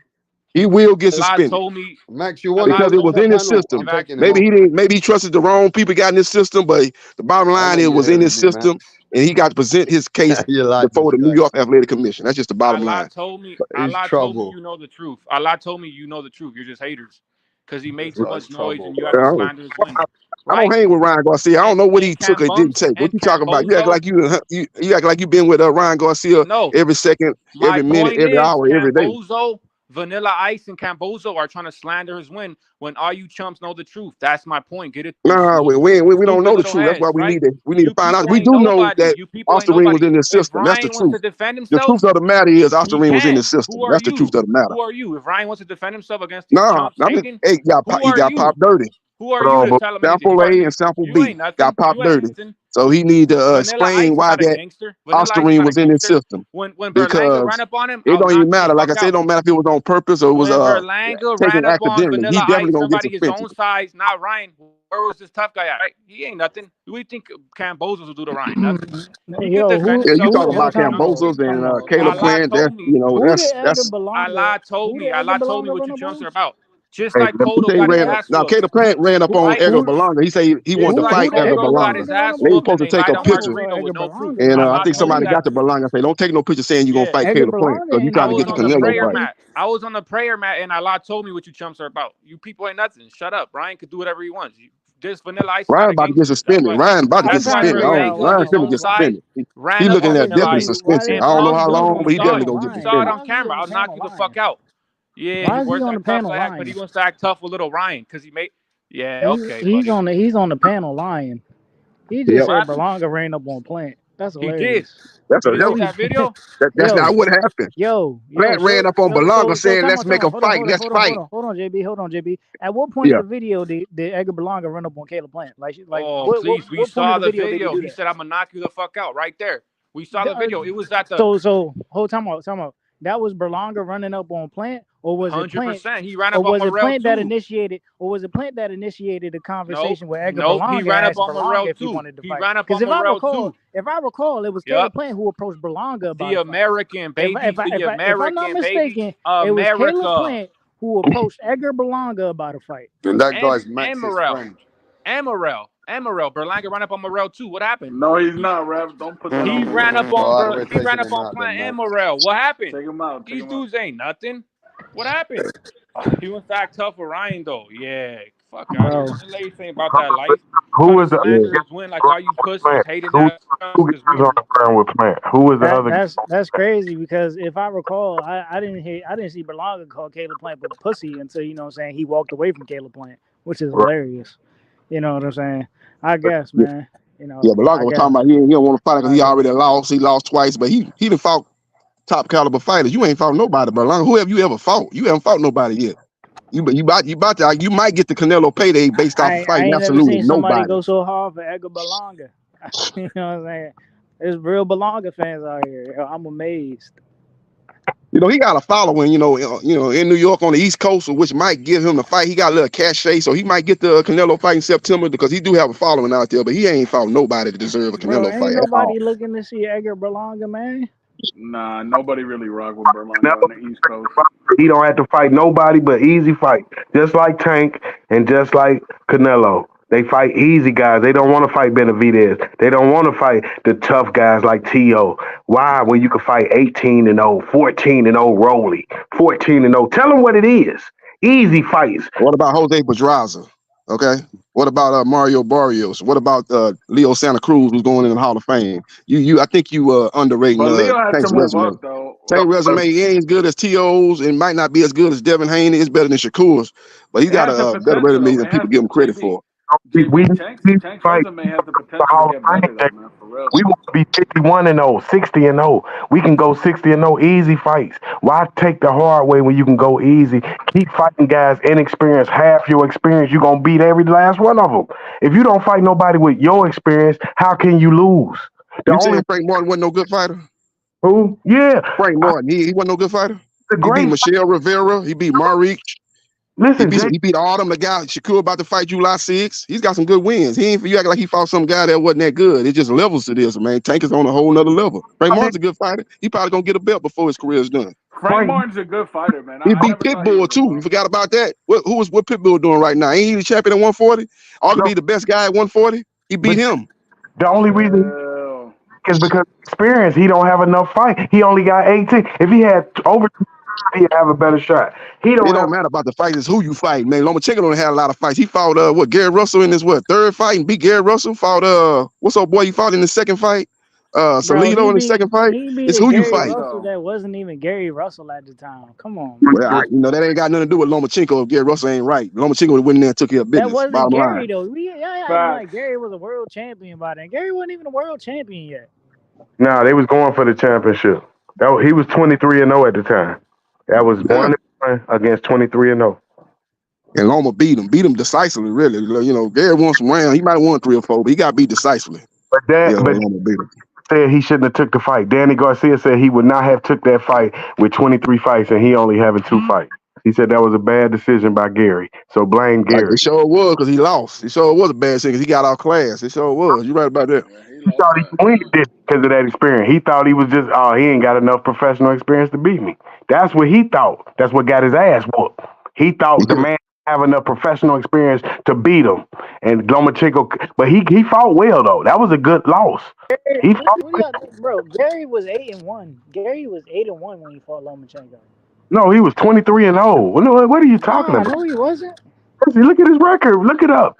I think he was 23. Go to BoxRec. I think he actually had some fights. I mean, Gary Russell was a dude, man. He was one of them dudes that PBC was promoting, man. You may be right now. You may be right. I'm looking at the opposite way. 37-0 when he lost. Roy Jones was 25. Well, I'm sorry. He was 35-0 when he lost to Toney-Griffin. I know every undefeated loss. Come on, man. Oscar De La Hoya was 33-0 when he lost his O. I know every O. Yeah, Lomachenko wasn't no triple 1-1 guy, but he was a guy that had real extensive experience in the amateur. He was 365-1. He only had lost one fight in 366 fights as an amateur. He probably was the best amateur fighter of all time, Lomachenko. He dominated the amateur. So he had a lot of experience, so he wasn't no typical 1-1. He wasn't no prospect at that point. He was a seasoned fighter. He lost to Salido by split decision, and Salido came in that fight. He didn't make weight. Salido came in that fight a welterweight on fight night. And he was able to get physical, get dirty, and Lomachenko didn't know how to handle that because he had never fought like that, a fighter like that in the amateurs especially. So he didn't know how to handle that. And he lost a split decision, but he rocked Salido in that last round. Had Salido hurt bad, but time ran out, lost a split decision. So I don't know why Gary Russell took him lightly. All he had to do is look at his amateur experience and what he did in the first 2 fights. He was a good, credible opponent, man. He should have been on his P's and Q's, but he wasn't. JB, hold on. You just made a great point. Listen, remember Willie lost to Andre Ward thinking the same shit. I don't give a damn about no gold medal. That's amateur. A lot of people. So look how many guys you beat thinks just like that because you're so inexperienced. They like, you ain't got enough experience to beat me, youngster. That's what gets. So I think they run out victories, probably multiple victories on people underestimating them because of their inexperience. Yeah, but some guys are just on that level. Morel ain't had a lot of fights, but ain't he one of the top guys at 168? Gonna probably get a big fight with Benavidez if he wins August 3rd against Hot Rod. So some guys on that level got extensive amateur experience and they're able to get to professional level. They don't need to have 14 prospect level fights. They have a couple of fights and they're ready to get in there with the top tier competition.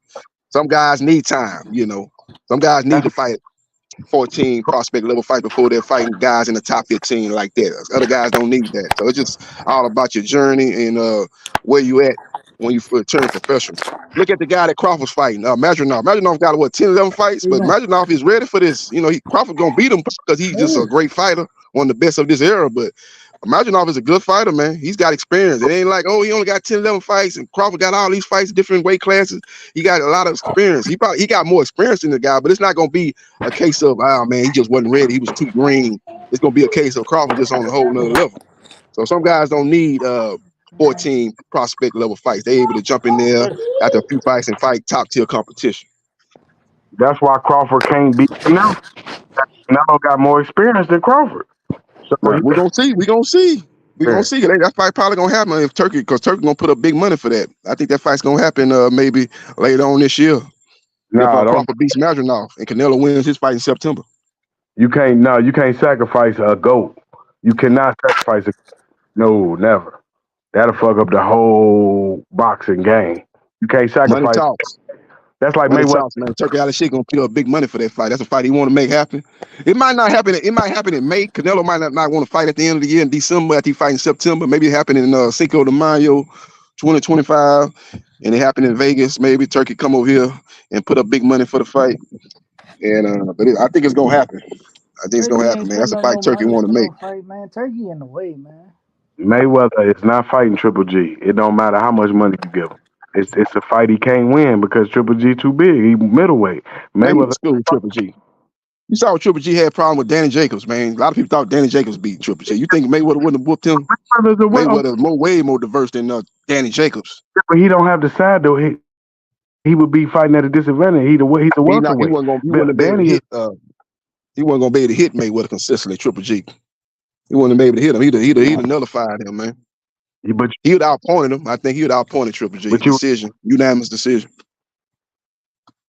No, but they make weight classes for a reason. You can't put yourself in these type of predicaments that you gotta lose, like against Earl Spence. Your name, Mikey Garcia. That's a guaranteed loss. Rigondeaux, Lomachenko. That's a guaranteed loss. These guys going up Amir Khan against Canelo. These guaranteed. Ain't no way you gonna win the fight. You too small. Didn't Sugar Ray Leonard pick Mikey Garcia to beat Earl Spence Jr.?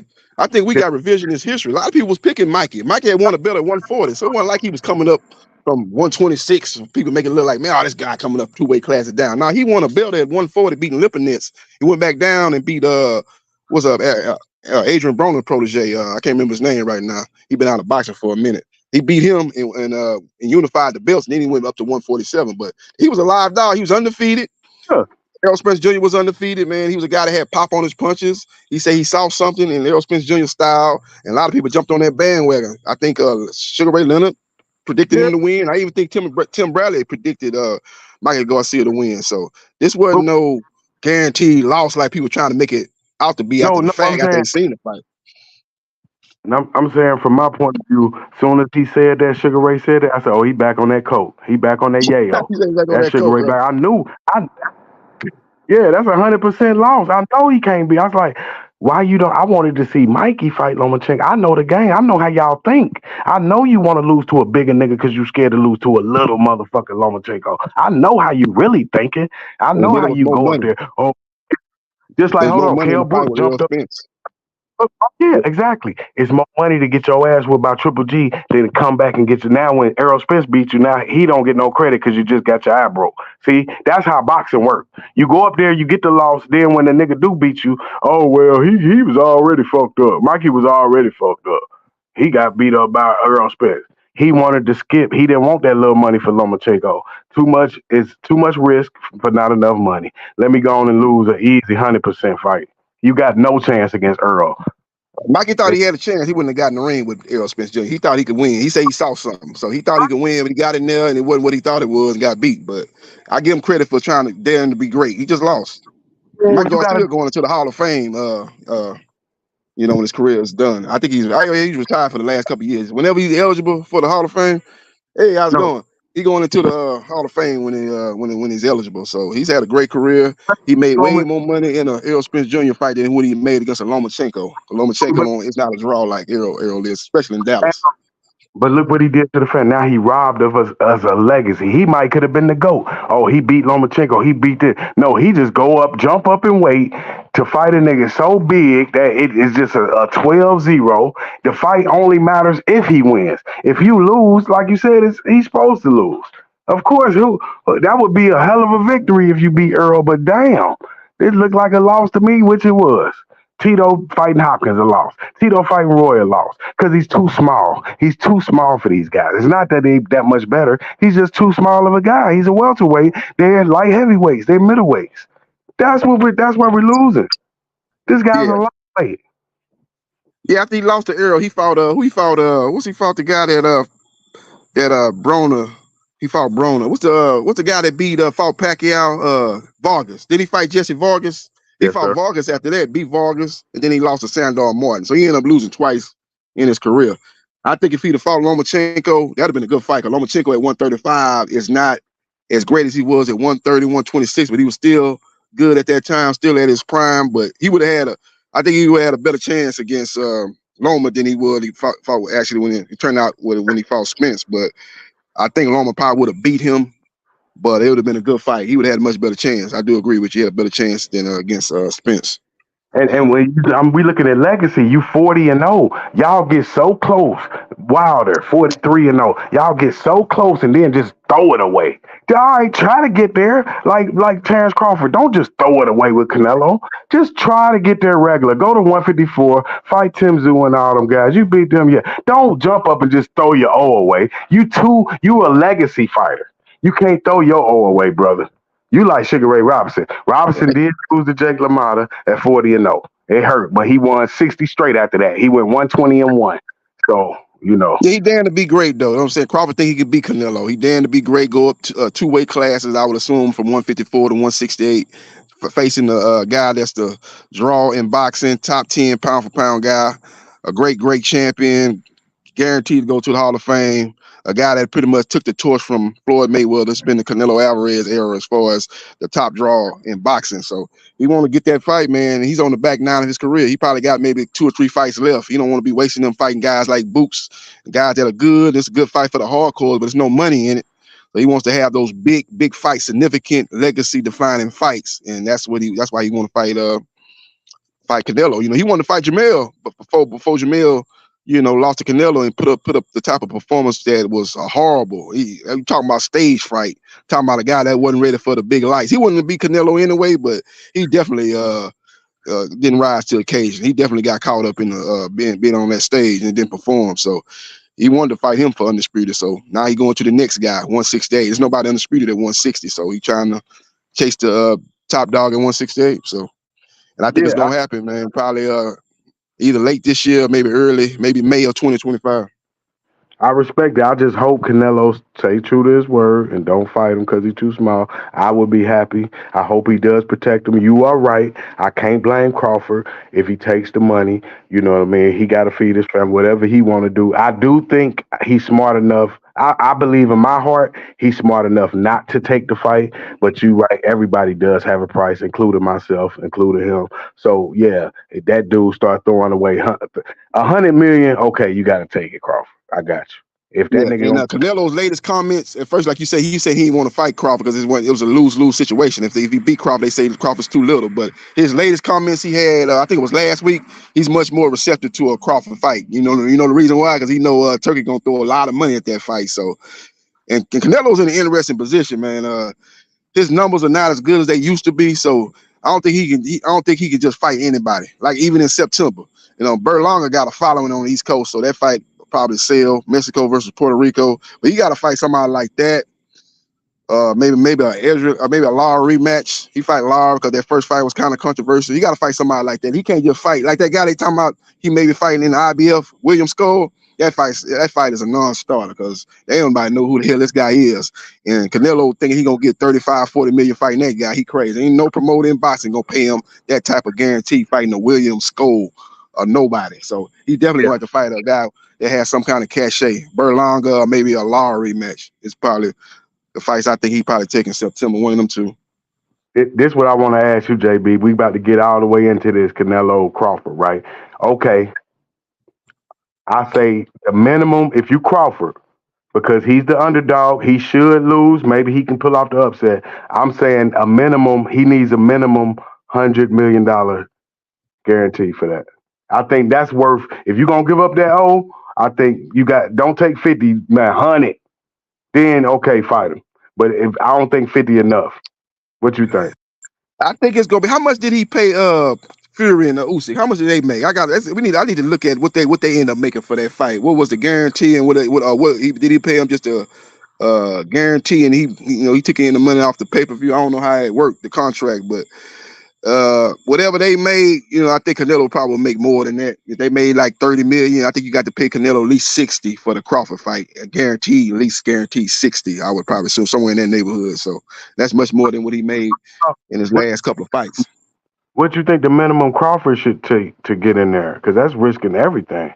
I mean, what's the minimum if you was advised? I mean, whatever Usyk got, Fury got more than Usyk. Fury was the A-side. Fury got more than Usyk. Whatever Usyk got, Crawford would have to make at least what Usyk got. Maybe a little more, but at the very worst, whatever Usyk got. I don't know, Usyk got 20 million or whatever he made. I think from out here, I thought Fury got like 30 million and Usyk got like 18, 20 million, somewhere in that range. So you have to get Crawford somewhere in there, 18, 20 million I mean, somewhere in the range what Usyk got paid, and whatever Fury got, you got to give Canelo a little bit more. If he made 30, you got to give Canelo maybe 60 or something like that.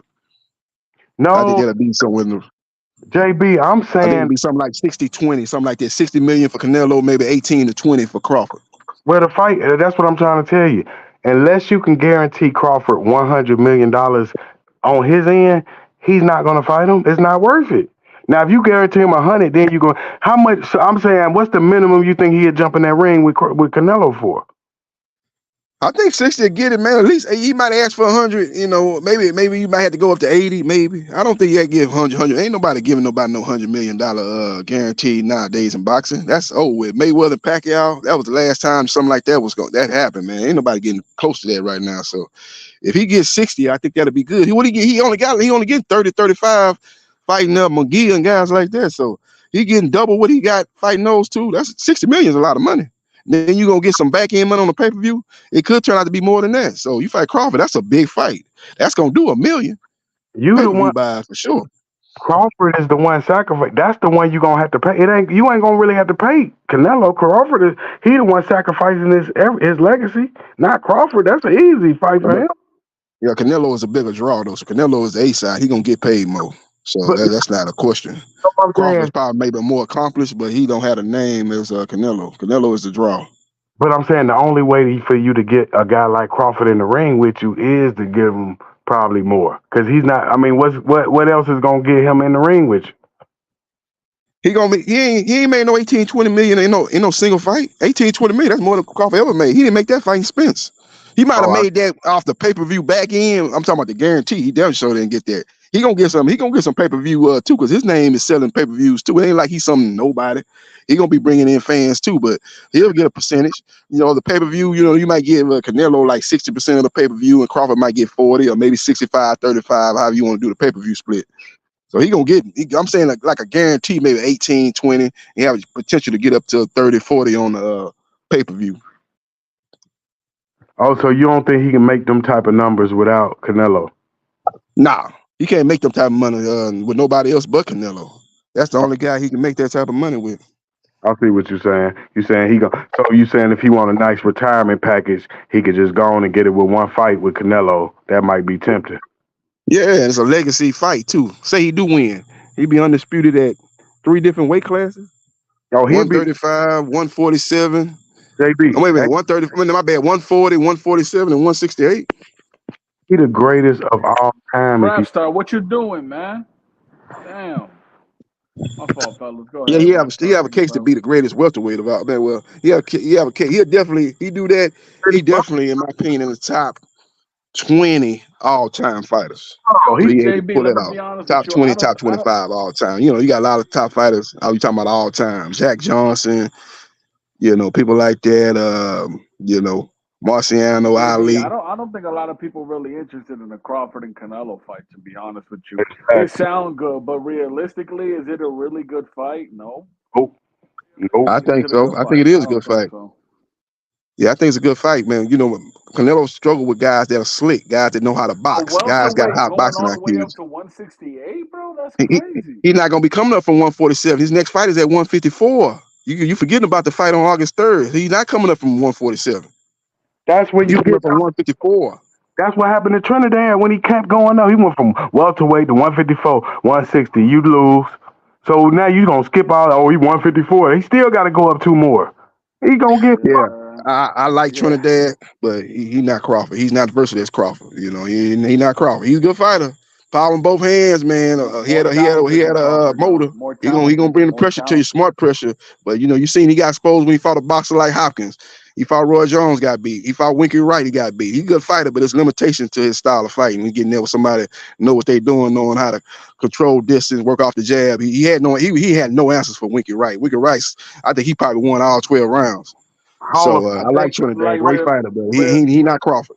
Realistically, I think Bud's just looking for a massive payday. He's not really, because I just don't see Canelo losing that fight, bro. He's too big. There's weight classes for a division, bro.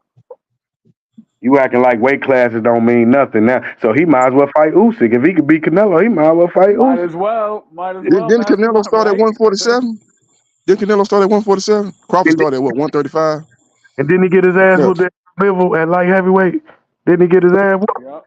He got to a place where he. But I think he gonna cap it off at 168. He not gonna fight fighter. He probably gonna go up there and fight Canelo at 168. He beat Canelo. He ain't like he gonna say, okay, let me fight M. Billy. He ain't gonna stay there and fight no top guys at 168. I think he gonna either move back down or maybe retire. He ducking David Benavidez, so he got a legacy as a ducker now. He done ducked today at the end of Canelo. Yeah, he's a ducker. Yeah, he don't want to fight, man. He don't want to fight David Benavidez. He think David Benavidez is a weight bully. You heard what he said. He said the only thing he brings to the table is 25 pounds on fight night. So he called him a weight bully. He said, I'm not fighting this guy. This guy coming in on fight night as a cruiserweight. And I got to deal with this. I'm already a guy that's stretching the limit, fighting at 168. I probably should be at 160, really. So let me throw y'all. I see where Canelo coming from. But he say 200 million though. He'll overlook all that. You give him 200 million, which he know ain't nobody gonna pay him. So let me throw y'all a curveball because I know y'all boxing. So who do you have winning a fight between Gervonta Tank Davis and Shakur? Because that's the big fight at 135. Who do you got winning that fight? I like Tank. It's gonna be a good fight, man. Shakur a special fighter. I think people kind of sleeping on him off his last performance against De Los Santos. He said he had some kind of injury. I don't know if that was the case or not. Everybody's injured going into a fight because they're going through hard training camp. So ain't nobody 100%. So I don't want to use that as no excuse for him. But everybody had their off nights. But Shakur is a special fighter. He's a good fighter. He know how to. He's great in the mid range. Great fighter. Great defensive fighter. And he's a guy that'll come forward too. He ain't just no guy running around on the back foot, stuff like that. He'll walk you down too. So he's a guy that he's gonna give Tank a tough fight if they fight. He's a guy that can box, man. And I think it's gonna be one of them fights where Tank might catch him late and might get him on a knockout, but he might be behind on the scorecard. He might be one of them type of fights where he losing, maybe down 7-4 or something going into the last round, and he's able to catch Shakur when he kind of slows down. Because one thing Tank gonna do, he gonna bring the pressure not only physically but mentally. It's gonna take a toll. You saw how he did with Frank Martin. That mental pressure got to him. It's probably gonna take a little longer to get to Shakur because Shakur is probably a little bit more experienced and a little bit more mentally stronger. But I think eventually that smart pressure gonna catch up with Shakur, and he gonna catch Shakur late, stop him. But he probably gonna be down the scorecards before that happens. What about you, Mastermind? Who you got winning that fight? Let me say this. I got it's 50-50, but I go with Shakur on the edge. But I think Lomachenko is gonna go 2-2. He's gonna lose to the right-handers and beat the southpaws. I think he beats shocking upsets Tank and Shakur. I think especially if he fights Tank next, that's a live dog. I plan on winning a lot of money because that man has never been dropped. Never been knocked out, and I think he get the upset over Tank with the footwork. Damn. But Shakur, that's a good test for Tank. That's a good test. Loma gonna be a good test. Loma slipped a little bit, but he's still top level. Nah, yeah, his skills are elite. Like Lomachenko's still an elite fighter. Yeah, he ain't number one pound for pound fighter level no more, but he's still top 20, top 15 pound for pound fighter right now. I think people sleeping on him. That's why I take. No, he's still elite. He stopped Cambosis. Haney couldn't do that in 2 fights. He's still top level. He was so out of this worldly with his skill and style that even him slipping a little bit, he's still top 15, top 20 pound fighter. So he's a problem for anybody at 135. So Tank gonna definitely have to be on his A game to win the fight. He won't even fight him. Tank is he won't fight him. He acting like the fight happening next. I'm telling you, that's the fight that happened. They talking about November. They already had preliminary discussion. So I think that's gonna be the fight. Arum Top Rank, they ain't been involved in a big fight in a long time, probably since Fury Wilder. So they'll be and he up in age, so they ready for him to put that risk and put Loma in a big high profile, big fight against Tank. Probably be like a co-promotion with PBC and Top Rank, like they did with Wilder and Fury. We get Bull rematch next. Yeah, y'all gonna have to wait on Loma. Let him get one more year. Pitbull, I wouldn't mind watching the rematch between Tank and Pitbull, man. That's what it's watching that. Yeah, he gonna fight Pitbull and Ryan Garcia. That's down the line though. I think he got a 6 or 7 fight mega deal with the PBC that he signed. Shakur, all them on the hit list. I think he gonna fight Loma next. I don't know if he beat Loma, he fight Shakur after that. He might fight Pitbull or maybe Ryan Garcia, go up to 140 right there, and then come back down and fight Shakur. Shakur probably gonna be the last guy on there, whatever that 6 or 7 fight deal he got with the PBC. Man, I hope Shakur probably be the last Tszyu, fight, man. a last fight, a Tank second and last fight, Tszyu, rematch bro. clause. You talk about Tank fights Tszyu, man. What you I say? would love that fight, Tank versus Tszyu. I would love that Tio fight. the Tank only versus one that Tszyu. could knock him out. Tio the one could knock him out. Ain't nobody else got the power to knock him Out of out. all of them, he has the best chance. Yeah, out of all of them, he has the best chance to stop Hey, Tank. Out of those all of them. Hall of Fame legends to me. I like when I seen them kids as kids, and then I seen them become champions. I seen Hall of Famers in them. I just don't, I seen mentally T.O. barely lost. He only lost by 1 point, so he could have won easily, right? He could have won that Cambosis fight. So that's why it Yeah, hurt. split decision. Yeah. He dropped him, but this guy, the way he came back, I'm proud of him. But this guy, Tank, I see no flaws right now. He's like a young Mike Tyson with like they said, with the Mayweather boxing. I never seen this guy's management is so good. It's like the opposite of Wilder. He got the opposite of Wilder management. Oh man. Yeah, Wilder went over there and got that money from Turkey out of Shiki. But when you went over there, you got to fight top level fighters. Parker, then Zhang, and he still got one more fight left with Turkey, man. It ain't gonna be no soft touch, man. You got to fight. You got to fight type level competition, man, over there. So he kind of getting exposed. And I think he shouldn't have switched training. He should have stayed with Breland. Breland brought the best out of him. Malik Scott got him trying to be a boxer and trying to get him to do all these different boxing tactics, which is not him, man. He's a guy that's a right-handed fighter off the jab. You blind him with the left jab, and you come over top with the right hand. That's what Breland understood about Wilder. He ain't trying to make Wilder something that he's not. He's not a boxer. He don't have a lot of tools as far as versatility in his game. He's a guy that's a 1-2 fighter. Left jab, right hand, everybody go home happy. Left hook. And then who dropped on the right hand? It was Mark Breland. Mark Breland leads people out. He was the first one with the Wilder right hand in the 80s, knocking them out 86, 85. Mark Breland, gold medalist. He was knocking out pros, became a young champion. So he was 43-1. You only lost one fight and you fired a guy, you got to be a fool. You can't trainer after that many victories, man. You a damn fool. Then you hired him. This the worst know who the king, history. Who the king of the heavyweight division is, Alexander Usyk, man. It's only right. Rapstar still heard about Tyson Fury losing to Usyk. That was a great fight, though. Fury and Usyk. Fury fought a good fight. Just got caught late, man. He couldn't hold up, man. He started fading, man. And if Usyk he stayed like Tank did to a certain extent. He was doing that smart pressure. He stayed in Fury face. He's a little guy walking a big guy down. Stayed in Fury face, and it's just that mental. This is not only the physical pressure, but the mental pressure.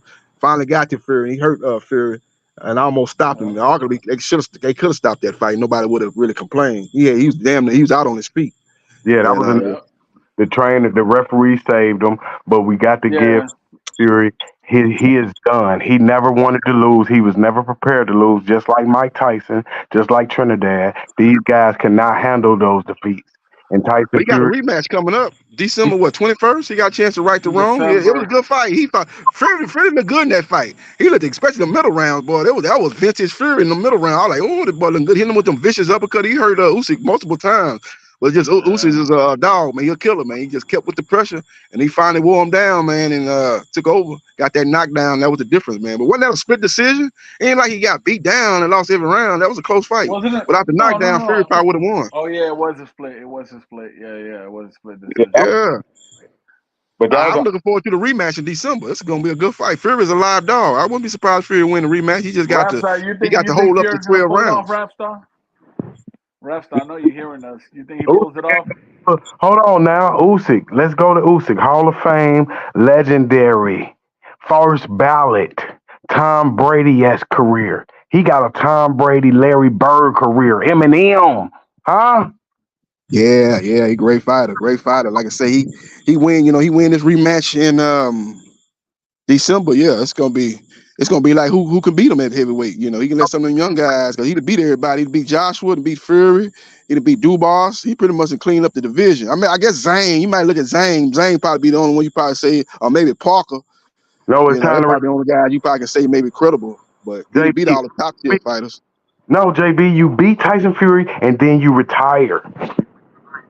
That's when you Yeah, he could be retired because Usyk ain't as great as he is. He's not really a draw. He lucky Turkey. He with Turkey paying him big money, but he's not really a draw. But so he got to be fighting guys like Joshua and Fury to make the type of money that he won't. You know, even if he beat Fury, you know, a Usyk and Zane fight, that ain't no big money fight. You know, he'll make some money because he's a champion, but that ain't no big money fight. Maybe if they go to China, maybe it might be big over there. Maybe, but. If he retired, then he goes down with Riddick Bowe as one of the greatest heavyweight champions ever to live. Remember, Riddick Bowe 43-1. He only got one. Hold on. You say Riddick Bowe was a great champion, one of the greatest heavyweights of all time. You saying Riddick Bowe? It's Riddick Bowe. Remember, he was he had one great night. He had a great night against that. If he kept fighting like that his whole career, he definitely been one of the greats. That first Holyfield fight, yeah, that Riddick Bowe, yeah, that was one of the. He was in shape. He was motivated. If he could have kept it up like that, yeah, he probably could have went down as one of the greats. But that didn't happen. He was a guy that wasn't disciplined outside the ring. In between fights, he blowing up, and even look at how he came in the second fight with Holyfield, out of shape. He wasn't nearly weighed 15, 20 pounds heavier than he was in the first fight, and Holyfield was able to outwork him and use that to his advantage. And then that parachute man came in when it looked like Riddick Bowe was about to stop Holyfield, so that helped Holyfield out too. But at the same time, he didn't come in the same mind frame. He didn't train like he trained before the first fight, so it cost him throughout his career. Look, though, you just made my point. That's his only loss right there. He needed a parachute, man. So if you don't have a parachute, man, he's undefeated with Rocky and Floyd. So that's the only loss. He won all his other fights. So it would be Usyk, Rocky Marciano, you know what I mean, and Riddick Bowe. Wait a minute, didn't he lose to Galata? Or what, did Galata get disqualified? But Galata was beating him, I think, before he started going low. 2-0 against Galata. Beat his ass. Dropped him. He dropped him. No. He got disqualified. He ain't beat him like outpointing him. He was getting beat in the first fight for sure. Galata was beating him, but he kept hitting him low, and then everybody jumped in the ring, and there was a melee, and I think it would end up being a disqualification. He was losing that fight though. Galata was beating him clearly. Yeah, and even in the rematch, Galata was getting the best of him, but Galata just was a guy that had a problem, man. Stage fright or whatever. His fight get kind of turned up a little bit. The heat get hot in the kitchen. He won't start going low, so he get himself out the fight. So. Yeah, he didn't have that. Do him like Lennox did. Lennox went in there in the first round and stopped Galata. Before you gonna start all these low blows, I'm finna come out here and knock you out, get you out the way, blow you out the water. That's what you gotta do against a guy like Galata, a dirty fighter. He beat him twice in New York, Madison Square Garden. Yeah, disqualification. Yeah, disqualification because he kept hitting him low, but he was losing the fight. The first fight, he was definitely losing. But rematch, he was losing worse. He got dropped. Man, he didn't get dropped in the first one. He got dropped twice in the second fight. Riddick Bowe did. Yeah, he was losing both of those fights. So, like I say, he was at that time. He wasn't the same fighter because, like I say, he blowing up in between fights. Wasn't a disciplined fighter. Like I say, the night he fought Holyfield the first time, he could have stayed at that level and stayed that committed to boxing. You know, kept himself in good shape. Yeah, if he was definitely a Hall of Fame type of fighter. But I don't know. I don't think Riddick Bowe is in the Hall of Fame. He's not. I don't know. I don't think he really deserved to be in the Hall of Fame. I don't think it's a strong case for him to be in the Hall of Fame, actually, because he just wasn't consistent. Then he ducked Lennox Lewis. Remember he threw that belt in the trash can? Yeah, he had no problems with Lennox Lewis. Yeah, that was the WBC, JB. But remember, in his hometown, he was the bus driver, the Metro bus driver, for 4 years after his career.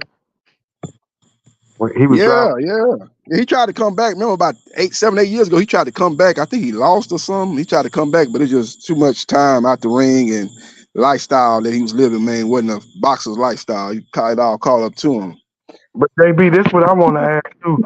He said he did 4 years on that Metro being the driver, right? Why? Yeah, after he retired, when? Yeah, after he retired, right? Remember he joined the Army and all that back in the day. So, but he said while he driving in his hometown, I think he was in Pittsburgh. It might not have been his hometown, but he said he out there. He said nobody recognized him the whole 4 years he was driving. Yeah, that's a shame. I don't know where he was driving. Was he in this? Well, he from New York, right? Yeah. He from Brooklyn, where Mike Tyson and them from. Yeah. I guess his area he wasn't no big boxing fans. Where he was, the route he was on. I guess they should have. You'd have thought somebody recognized him, but yeah, man. He had three big fights with Holyfield. He had some, 3 memorable fights with Holyfield. So those pay-per-view type of fights. So big fights back in the early 90s. That's what I'm thinking. Like, is he just making up a story about being a bus driver? I'm like, man, ain't no way Riddick Bowe the bus driver. They gonna everybody we like nigga Riddick Bowe driving this one. Yeah, man, if he just would have stayed committed to boxing and focused, man, the fight was gonna be him and Mike Tyson. They put that fight in New York, Madison Square Garden. That would have been a crazy electric atmosphere. Riddick Bowe versus Mike Tyson, but he just could not stay consistent. In Riddick Bowe that fought Holyfield, he would have had a chance to beat Tyson because Tyson wasn't the same Tyson. He was still great, but he wasn't like Michael Spinks, Mike Tyson, he wasn't on that level. So that would have been a real good 50-50 fight. Razor Renegade Mike Tyson problem. So just imagine what Riddick Bowe would have did. That would have been a good fight. Good fight.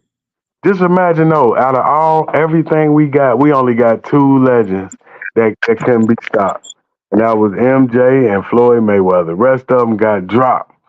Couldn't nobody go undefeated like Michael Jordan and Money Mayweather. You know what I mean? Everybody else lost when the lights got on. You know what I mean? And Michael Jordan, he was so successful even before Floyd, so he didn't know what to do. He messed around and retired and started playing baseball because he was lost. Yeah, his dad, remember his dad got murdered on the side of that road, man. I think his dad always wanted him to play baseball, so he wanted to do that in memory of his dad. That's why he went played baseball for 2 years. But he eventually came back and reclaimed that throne as the best player in the game and won another 3 championships. Another 3 back-to-back. You can't listen. You have to disband the team just to stop winning championships. If you would have kept the team together, we gonna win 4. What's wrong with these? Yeah, that was Cross, the general manager. The owner went along with it, co-signed it, man. You should have brought that team back. And then you remember the next year was a strike sorting season. It was only a 50-game season, so a veteran team like that, they would just only help them. They had that little break with the strike, so they came back more fresher. I think the Spurs won the championship that next year. Tim Duncan, I think second year. Yeah, that would have been. I think the Knicks came out the East AC. That would have been the Bulls. The Bulls and the Spurs. That would have been a great matchup because the Spurs got that side, the twin towers, him and Robinson. That would have been a good finals. So they would have got tested in that one, but he would have had a chance to win 7. All you got to do is bring Phil Jackson back, but they ain't want to do it. That's what I'm saying. You looking at Bernard Hopkins, 20 straight title defenses. I think Carlos Mazan, he about to break the record. That's when he got his head cracked by Jermaine Taylor right on the record. I think he about to break the middleweight record. Maybe he did break the record. You talking about Hopkins? Bernard Hopkins, right? Remember, he had like 20 straight defenses, beating everybody ass. Yeah.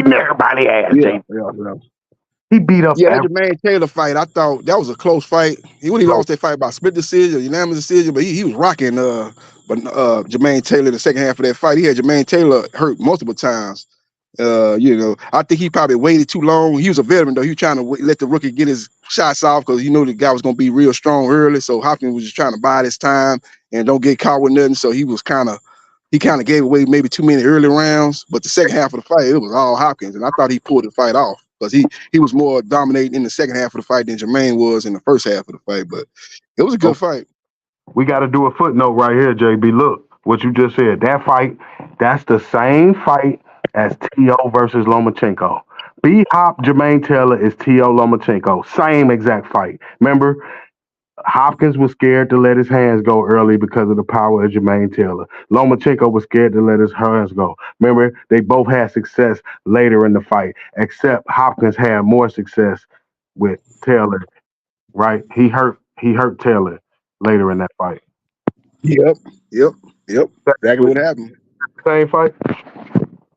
I almost say he had an injury or something with his shoulder or something like that, but I don't know about all that. You was letting your hands go in the second half of that fight. So if your shoulder was messed up, it's gonna be messed up just like it should have been in the first half, second half, where you was letting your hands go. But like you said, it was more like he was worried about Teofimo's power. Teofimo was a big lightweight. You see how he was much bigger than Loma was. So Loma saw that, then he got probably tasted a little power early on. He said, I gotta be cautious. I don't want to get caught with nothing early. I'll let him maybe push himself out and I come on in the second half of the fight and take over. But he just gave away too many early rounds. What finally beat Lomachenko, what finally beat him is stop respecting that man. He don't deserve no respect. They respected him too much. His father taught him to have no respect for Lomachenko. He's nothing. You'll knock him out 2-3 rounds, son. Remember, he'd had no respect for him. I think that's why he won that fight. I've never seen such little respect for a legend. Never. Yeah, Teofimo Lopez, he fought a beautiful fight. It's probably his best fight as far as boxing, man. He was able to control Loma with the jab, and he kept distance. He kept Lomachenko from getting close. You know, Lomachenko's a good inside fight. He get good with them little short shots close within close range. He was able to keep him at a distance and basically control him from the mid range. So he fought a good fight, man. That's probably the best boxing fight I've seen T.O. fight as far as just pure boxing. He'll need to be doing that against Tank and be the guy that was knocking guys out at 135, sleeping guys and stuff like that, the highlight reel knockouts. He need to be that, and plus the boxing that he did against Lomachenko to have a chance against Tank, because Tank do both well. He got the power and he can box. We haven't seen that recently. We haven't seen that recently for T.O. Outside of, like I say, the Lomachenko fight and the fight against Josh Taylor. But Josh Taylor, it turned out to be, he might have been a little overrated. You know, he beat Prograde. The Progrades weren't that good, so he might have been. People might have, I think, overrated him when it all turned out. He was a good fighter, but they was pound for pound, undisputed. No, you beat Jose Ramirez, a limited fighter. You beat Progrades, limited fighter, in a close fight in your hometown, and then you lost to Jack Catterall really in the first fight. So I think he might have been a little bit overrated. So he was really a good style matchup for T.O. But outside of them two fights, really the Lomachenko fight, he showed top level boxing skills in that fight. He'll need to do that and be the puncher that he was at 135 against Tank. The most overrated fighters of all time, Tyson Fury and Lomachenko. They were saying Tyson Fury better than Ali. Now they ain't saying that shit no more. That's just retarded. Now it sounded good when he was undefeated. Now when the little guy come up from cruiserweight and beat him, they ain't saying he better than Ali no more. It switch up real quick, don't it? Yeah, it's crazy. You know, they like to do that. Sometimes the UK fans get a little over their skis. They were saying the same thing about Anthony Joshua at the time. Oh, he better than Ali when he was beating Dominic Brazil and beating guys like that. You know, Carlos Takam and beating Joseph Parker, which was a good win. Don't get me wrong. Beating guys like that, they was trying to compare him. Beating Vladimir Klitschko after 2.5 year hiatus. He was able to beat him. You know, they was trying to compare him to Ali. They kind of get in over their skis sometimes with these guys. These guys got to do it for a long stretch to be compared to them all-time great. Them guys did it. They did it for decades, dominating, winning big fights. All you got to do is get the victory. If he got the Usyk victory, he could have retired. It's it. He could have been. Then he could have leaned on that. Yeah, I'm better than Ali. And now they came with the loss. It took all that away. Because now, remember they were saying he better than Ali because he's so big and he got the boxing skills. But now that he lost to a smaller guy, now you looking at it like, damn, Ali probably could have beat him. Which I was saying anyway. Remember I was telling you, Ali got tremendous hand speed. He gonna be able to time him, get up in there. But they were so going off the size. Usyk had to show you. Ali could beat him. Yeah, a hard time. Ali or George Foreman. George Foreman says George Foreman would have trying to walk him down, bringing that pressure. How he would have been able to hold up, especially when he faded. He faded against Usyk, man. Lost focus or faded, or I don't know what it was, but he got caught late. Yeah, you know. You go against some guys like that, man, bringing that pressure, man, but know how to box, know how to, giving you different looks, man. You're going to have problems. Yeah, and Fury, man, resume just ain't that good, man, really. One thing I give Fury credit for, when he get in there with the top level competition, he rides to the cage. He did that. He had fought nobody before he fought Klitschko the first time. He rose to the cage and beat Klitschko. He hadn't really fought nobody since Klitschko, and when he fought Wilder, he rose to the cage and arguably won the first fight, which was a draw, and then beat him in the second and third fight. So he's a guy that rises to the cage, and he was doing it against Usyk before he got caught late. If he wouldn't have got that knockdown, I think he probably would have won against Usyk. Lost a split decision, so he's a guy that seems to, the competition is high, he rises to the occasion. So we'll see if he can do that. December, I think, 21st, he fighting Usyk in a rematch. So I can't wait for that fight, man. Like I said, that first fight was good. Man, that was a good fight. So I want to see the rematch. Look at the triangle theory we never got. Zab, Judah, Trinidad, Sugar Shane, Mosley. None of those. I want to see Mosley. We didn't get Mosley, Trinidad. That's a shame. We didn't get that. We got Trinidad, De La Hoya, Mosley, De La Hoya.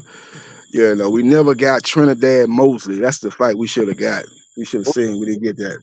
Just like we didn't get Morales and Marquez. We got Barrera, Marquez. We got Morales, Morales. We got Marquez Barrera, but we never got Morales Marquez. My bad. We never got that out of the trilogy of them three great Mexican fighters. Yeah, that's right. We never got James Toney and Bernard Hopkins. We got, like I said, we got James Toney, Roy Jones. We got Bernard Hopkins, Roy Jones. We never got James Toney, Bernard Hopkins. And that fight was close to getting made, but I think somebody overpriced themselves. They was working on that fight early 2000. That fight was in negotiations, but I think Hopkins wanted more money or something. He's like, man, I'm the champion. We ain't doing no 50-50. Something happened. It didn't get done. We got to stick on that JB and Hopkins. I mean, B Hop and JT, right? Look, one of them was scared, and it's only one that could be scared, and there's one that has no fear. Which one was scared? I don't think Hopkins was scared. I think he was asking he wanted more money. He wasn't happy with the money, I think. That's what it was. But at that time, Toney was still great when they were negotiating. But, Toney, another guy, he wasn't in the greatest shape, greatest condition. But I think at their best, I think Toney beat him. But at that point in time, they was talking about fighting. Hopkins was a dedicated fighter when he fought. He kept himself in shape. And I think Hopkins might would have beat him at that point. They was negotiating. But it would have been a good fight. Because Toney was still, he wasn't at his apex level, but he was still a good fighter. Good fighter. He went up to heavyweight, won a belt, I think. He won a better heavyweight. So he's still a good fighter at that time. But I think if they'd have fought like when Toney was in his prime, Toney that beat Gerard for the Toney that beat Holyfield, yeah, Toney would have beat Hopkins. B-Hop is he's duckaroni. Out of them two, Toney ain't ducking nothing. Your boy be ducking. Your boy Hopkins? Yeah, he's ducking. James Toney was ain't in negotiation though. If he was ducking, he wouldn't have been. He was in negotiation with him. He wasn't happy with the money. ducked up out of there, boy. You start looking at you grab them abs. He like to grab your abs while you up in the he grab them abs, boy. Toney probably punched him when he grabbed his abs. Toney don't play that touchy Philly stuff. Yeah, James Lights Out Toney, man, all time great, man. A master of the, you talk about the rope-a-dope. Everybody talk about with Ali. He was a rope-a-dope with Foreman. That was an iconic, great fight. He was able to pull a rabbit out the hat one more time when people didn't think he could do it. But you talking about a guy that know how to fight off the ropes. That's James Toney. He's a master of the rope-a-dope, really, really. He built multiple fights and won multiple big fights fighting that style. He's just a great, great fighter off the ropes. Probably really the greatest rope. He really the rope-a-dope guy, really. That guy, Toney, he's the only guy, man. He top 5 dead or alive, man. He got skills to pay the bills. Them skills he got, you can't hit him, and he can land every punch. He can land like a 10-piece on you. Bop, bop, bop, bop, bop. And he his opponents, he done fought the best people of all time. Mike McCallum. Mike McCallum had a draw with Mike McCallum. Body snap. Yeah. Mike McCallum. I seen him put James Toney on the canvas with that left hook. Boom! James Toney looking like, damn, this what he could. Hey, Toney didn't even. That's the first time Toney said, damn, this dude like me. Yeah, I can't remember that first fight with him and Roy Jones. That fight, I was so crunk for that fight, man. I remember Roy Jones he had one of the fighters that was up under his promotional company. He came out the dressing room, watched his one of his proteges fighting. I was like, my homie was like, man, he ain't showing nerves, man. He should be in the dressing room getting ready for the Toney fight. He out here watching the undercard fight. But that's how Roy Jones, man. Roy Jones was just that dude, man. He had a lot of confidence. That was the first fight that was, to me, the number one pound for pound fighter, which was James Toney. Because I think he was the champion at 168, and then you had the champion at 160. I think that was the first fight where we had the top 2 pound for pound fighters fighting. And whoever won that fight was going to be the unquestioned number 1 pound for pound fighter. And it was a good tactical fight, man. But Roy was able to get him to bite in on that. I don't know what he did. He threw his hand. He spread his hands up like he was like the little. I think he said he used that with his chickens or something. He did a little chicken move, and James Toney bit on it, and he caught him with that little shot and dropped Toney. That was the difference in the fight, though. It was a very tactical, high level fight before that. But that was a fake ass drop. He just was off balance. His glove ain't touched the canvas, nothing. Ass ain't touched the canvas. He just fell all the way back. Man, he had tremendous. That was another skills. He didn't even lose balance off of that. But they got, like you said, if you hit the rope, they can count it as a knockdown because they saying that held him up. Remember, his back hit the corner. Yeah. Remember? Yep. But yeah, he dominated him. But he was 44-0 at that point. 44 wins, 0 losses, 2 draws. Mike McCallum. I think he had 2 draws with Mike McCallum. I mean, he might have. Yeah, but that Roy Jones was 25-0, beating a guy with 40. I mean, do you know how good you got? So he went up from 168 to 175 after losing to Roy Jones. Went to Yeah, because light. Roy was champion at 160, and James Toney was the champion at 168. So you had Roy going up from 160 to 168.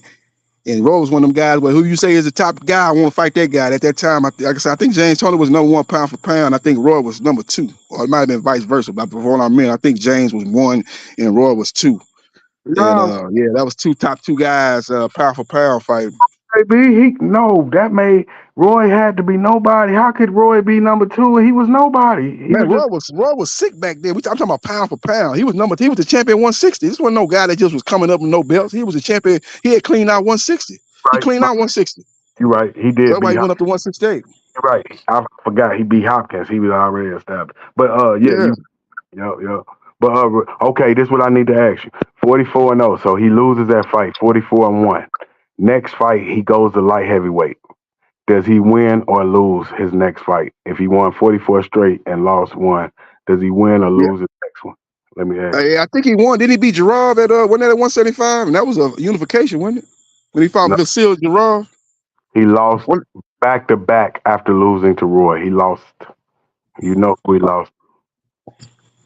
Oh, okay. He probably should have moved up because he said he had weight problem issue at 168. He said he probably should have moved up before the Roy Jones fight. He said he was weight drained. I think that's what he said. But ain't no excuses, man. He lost. Everybody gonna say something was the reason why they lost. But he did, like you say, he did move up after that. So that might be maybe he was right. He stayed at that weight maybe one fight too many. But it was a big fight, big money fight. So you understand why he took it. But hold on, I'm asking you. He won or lost the next fight because he moved up to light. I can't remember. You said he lost back-to-back fights after he lost to Roy, huh? Who did he lose to? He lost to the first guy that gave Roy his first loss. The same guy beat both. Glenn Johnson? No, Montel Griffin. Oh yeah. Montel Griffin beat him on. That was on some. He hit the man after the break, and the referee told him he got disqualified. It ain't like Montel Griffin beat him straight up. But you see what Roy did in the rematch. Roy came out there. You see, I was RJ that fight. He came out there. I ain't no playing around, no showboating, none of that behind the back and all that type of stuff. I'm finna come out here and put these hands on you, knock that boy in the first round. That was vintage. Roy Jones. What I'm telling you is he gave 44-1 James Toney the second straight loss after Roy.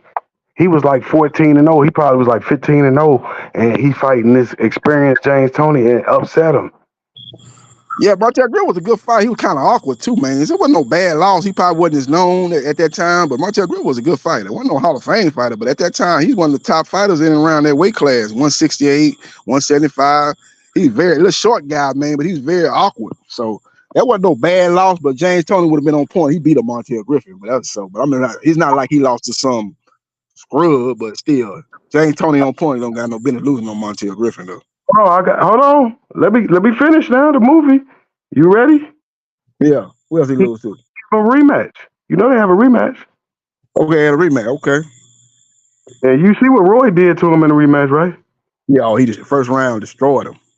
So what you think, James? What you think James Toney did? I don't know. James Toney might not came in shape, man. James Toney, one of them guys that come in shape, tip-top shape every fight. He blow up in between fights too. So that might have been the time where he started catching up with him. He was able to get away with it when he was younger, but he started getting up in age and started catching up to you. So what, he lost the rematch too? You are correct, sir. But let me tell you this. In my opinion, you got to watch it yourself.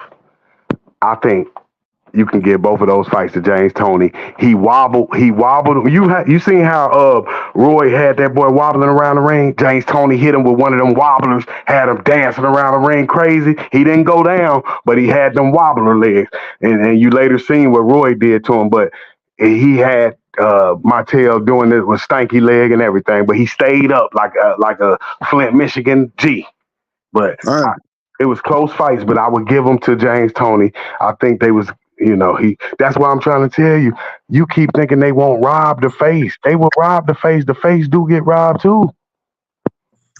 I'm talking about like the draw boxing, the money man in boxing. They not finna rob him. Maybe James Toney was the A side, but he wasn't a big draw. He never was no real big draw. That fight with him and Roy Jones, that was a pound for pound fight. It was on pay-per-view, but I don't remember what the numbers did. But it ain't like that fight did 1 million pay-per-view buys. I don't even think that it did. It might have did 300,000 somewhere in there, 300. I don't even know if it did 500,000. It was one of them fights where it was pound for pound was on the line. Them were the two best fighters in boxing. But as far as big fights, drawing up big numbers on pay-per-view, that fight didn't do that. So what about So he never was that type of draw. So when you say big guys don't get big names, the draw don't get robbed. So what you got to say about De La Hoya against Trinidad? They robbed his ass. He was the money man. He the face of it. Yeah, he was the money man back then. Trinidad was a draw too, but I don't know if they robbed that. De La Hoya took off the last 4 rounds running and not engaging, so he ain't got nobody to blame but himself. He thought he had the fight won. He thought he was up maybe after 8 rounds. He probably must have thought he was up 6-2. I mean 7-1 or something. Where he could take off the last 3 or 4 rounds, but that wasn't the case. See, that's all I'm letting you know is if that could happen to the Golden Boy, it can happen to anybody, including Tank, including Mayweather, anybody, Ali, Tyson, anybody. Yeah, if Trinidad was a big name too, though, that wasn't like no. You know, De La Hoya was a face at that time, but it wasn't like, I was kind of like Leonard Hearns type of thing. You know, Leonard was a face, but it wasn't like people knew Hearns, what he was doing in Detroit, knocking people out, Hitman, Motown. So he had a name too. He had a big fan base. So that's what I say with Trinidad had a whole country behind him, Puerto Rico, and then he was with Don King. That was a Bob Arum, Don King type of fight. Bob Arum was promoting De La Hoya, but Don King was promoting Trinidad. So you had two big wheels. You know, two of the big names as far as promotion company. So it was like De La Hoya was the A side. He was the face at that time, but it wasn't no. Trinidad brought a lot of stuff to the table too. So it's not the same situation. Like I say, a Canelo fighting Billy Joe Saunders or Caleb Plant, where it's clearly a big gap between the two. Where if it's close, you know Canelo gonna get the decision. That type of stuff. It's not like that. De La Hoya and Trinidad. How about this one then? Charlo versus his first loss, the dude he lost to in Michigan. Tony.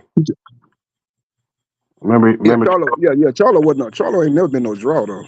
What him and his brother do on pay-per-view? They did with 100,000 on that joint pay-per-view, double heading pay-per-view. That was a good call. You had the daytime pay-per-view, which is middleweight champion was headlined. Then you had the nighttime pay-per-view with his the junior middleweight Jamel headline. So that was one of them double pay-per-views. He did it was a good card now. I like the card, but thing did like 100,000. So he never was no draw.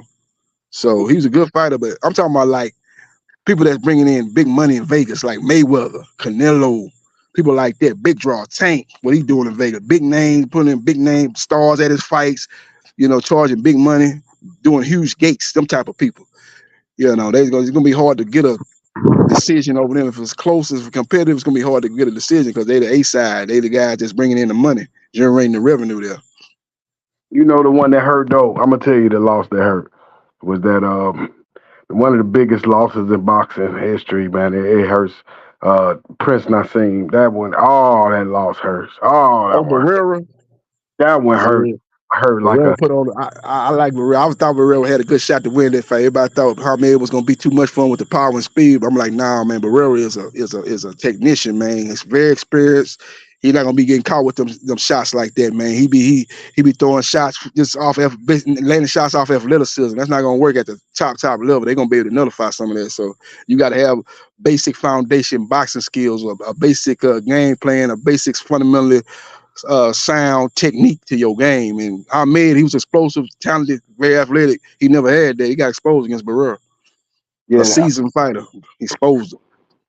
That one hurt right there, JB. I mean, that one hurt the whole core about because when he was alive, man, and undefeated, it was Allah Akbar. He'd get on the microphone before the fight. Only fighter I ever seen speak before he fight. He said, Allah Akbar. And when he lost, a couple months later, the towers came down. And I thought about Prince. I said, damn, if Prince would have kept winning, the towers would still be standing. It fucked up. And don't forget the Twin Towers fucked up the Trinidad Hopkins fight. You know what I mean? It was supposed to be September 15th, but the towers came down September 11th. So don't never forget, man, that Prince Naseem, that man, I wish he would have just kept winning. It would have saved so many lives because he was so powerful. I've never seen a boxer with that much power that can get on there and on the microphone from Michael Buffer before Allah Akbar. Man. When we lost him, we lost a part of boxing died, man. Yeah, it was special, man. He fought, he fought what? What was that, Kelly? He fought Kevin Kelly.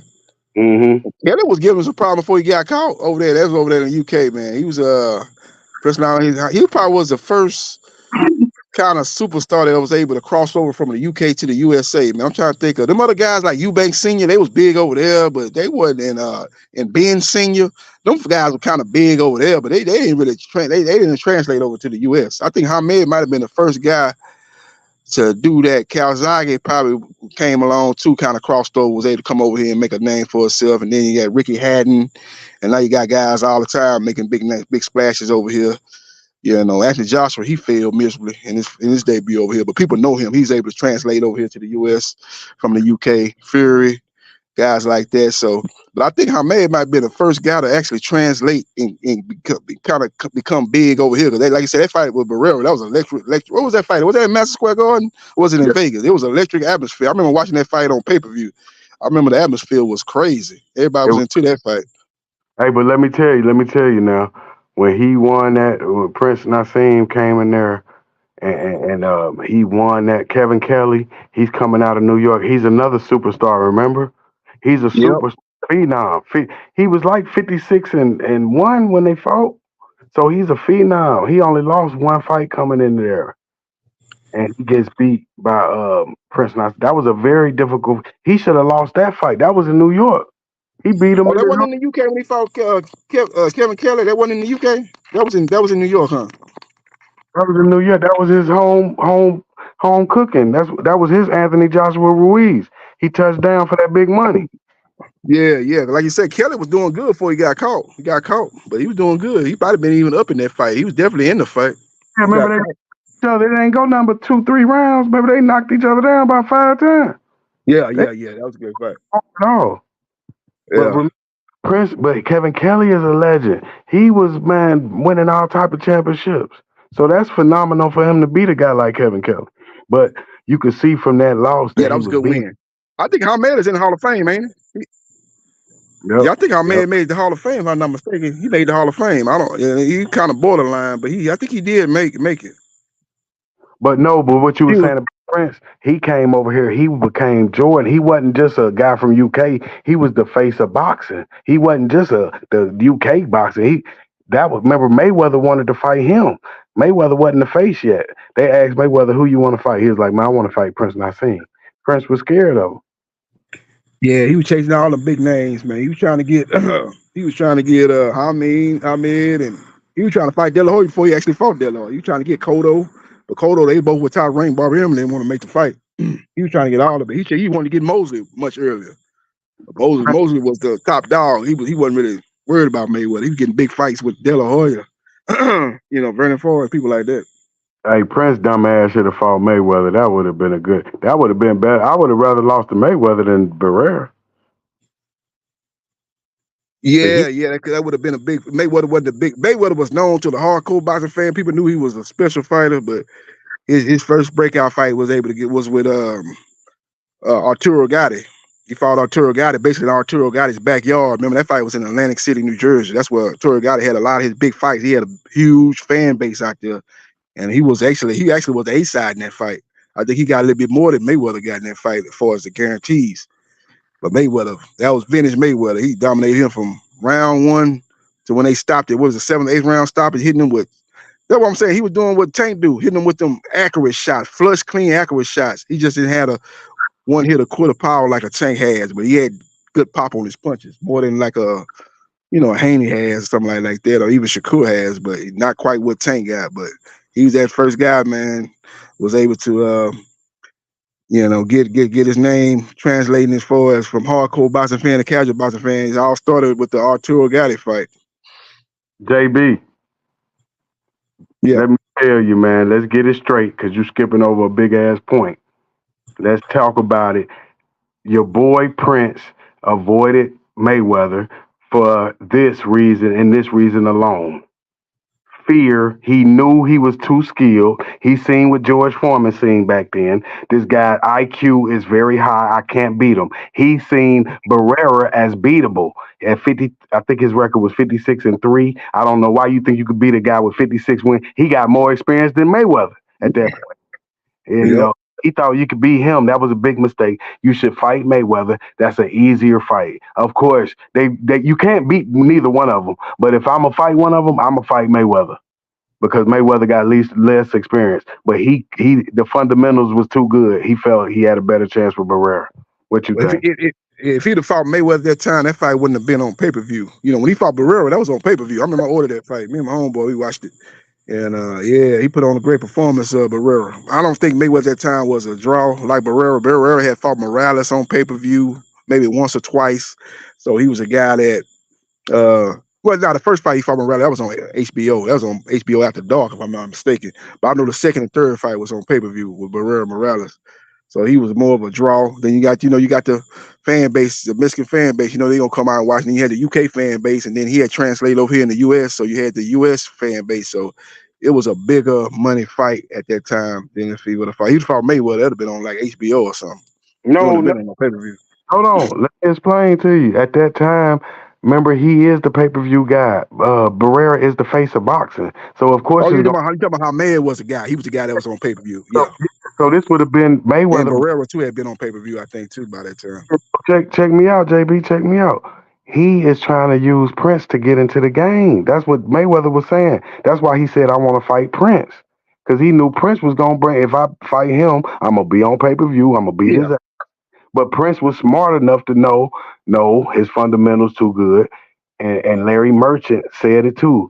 Because when he said, I want to fight Prince, Larry was like, he's not going to fight you. Because he knew that he didn't feel confident against a guy like Mayweather. Yeah, that's what he was looking for at that time. That's why he fought Toney-Griffin. He knew Toney-Griffin had the name, especially in Atlantic City. Had a lot of big fights, had a belt.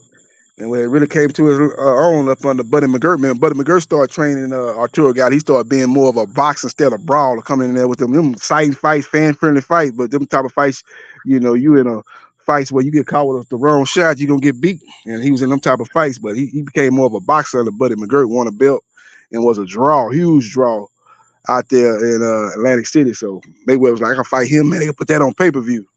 So he got the Arturo Gatti fight and got it on pay-per-view. That was his first fight on pay-per-view. That's the main event. But ain't Prince already dead by the time he got to fight with Gotti? He already did that time, right? Yeah, he already lost to Barrera. He already got exposed against Barrera. I don't even know what happened to Hamed after the Barrera fight. He probably had some more fights, but he got exposed. He probably went back over there to the UK and started fighting guys over there. Domestic level fights. No, he only fought one more time. It was a close fight, and dude, he won, and he retired. And he went to prison after that for like 6-7 years for manslaughter. Man, for real, Hamed, for real, I didn't know that. Prince Hamed, man, he killed somebody? Yeah, that's why he got swole like that. It was an accident. He didn't mean to do it. But that's why he got swole up like that. He was eating good, eating them ramen noodles. Yeah, he picked up a lot of weight. I've seen him. Yeah, he got a little six-pack on him. I said, yeah, well, you let yourself go, but he ain't fighting no more, so he enjoying his life. Made some good money. He look like he's doing good. Don't he have a son that fight? Yeah, he got, but look, he got the son, but I'm saying that was a face of boxing. He lost it. Mayweather has to win. So he had to win from all the way from back then to now to keep his record clear.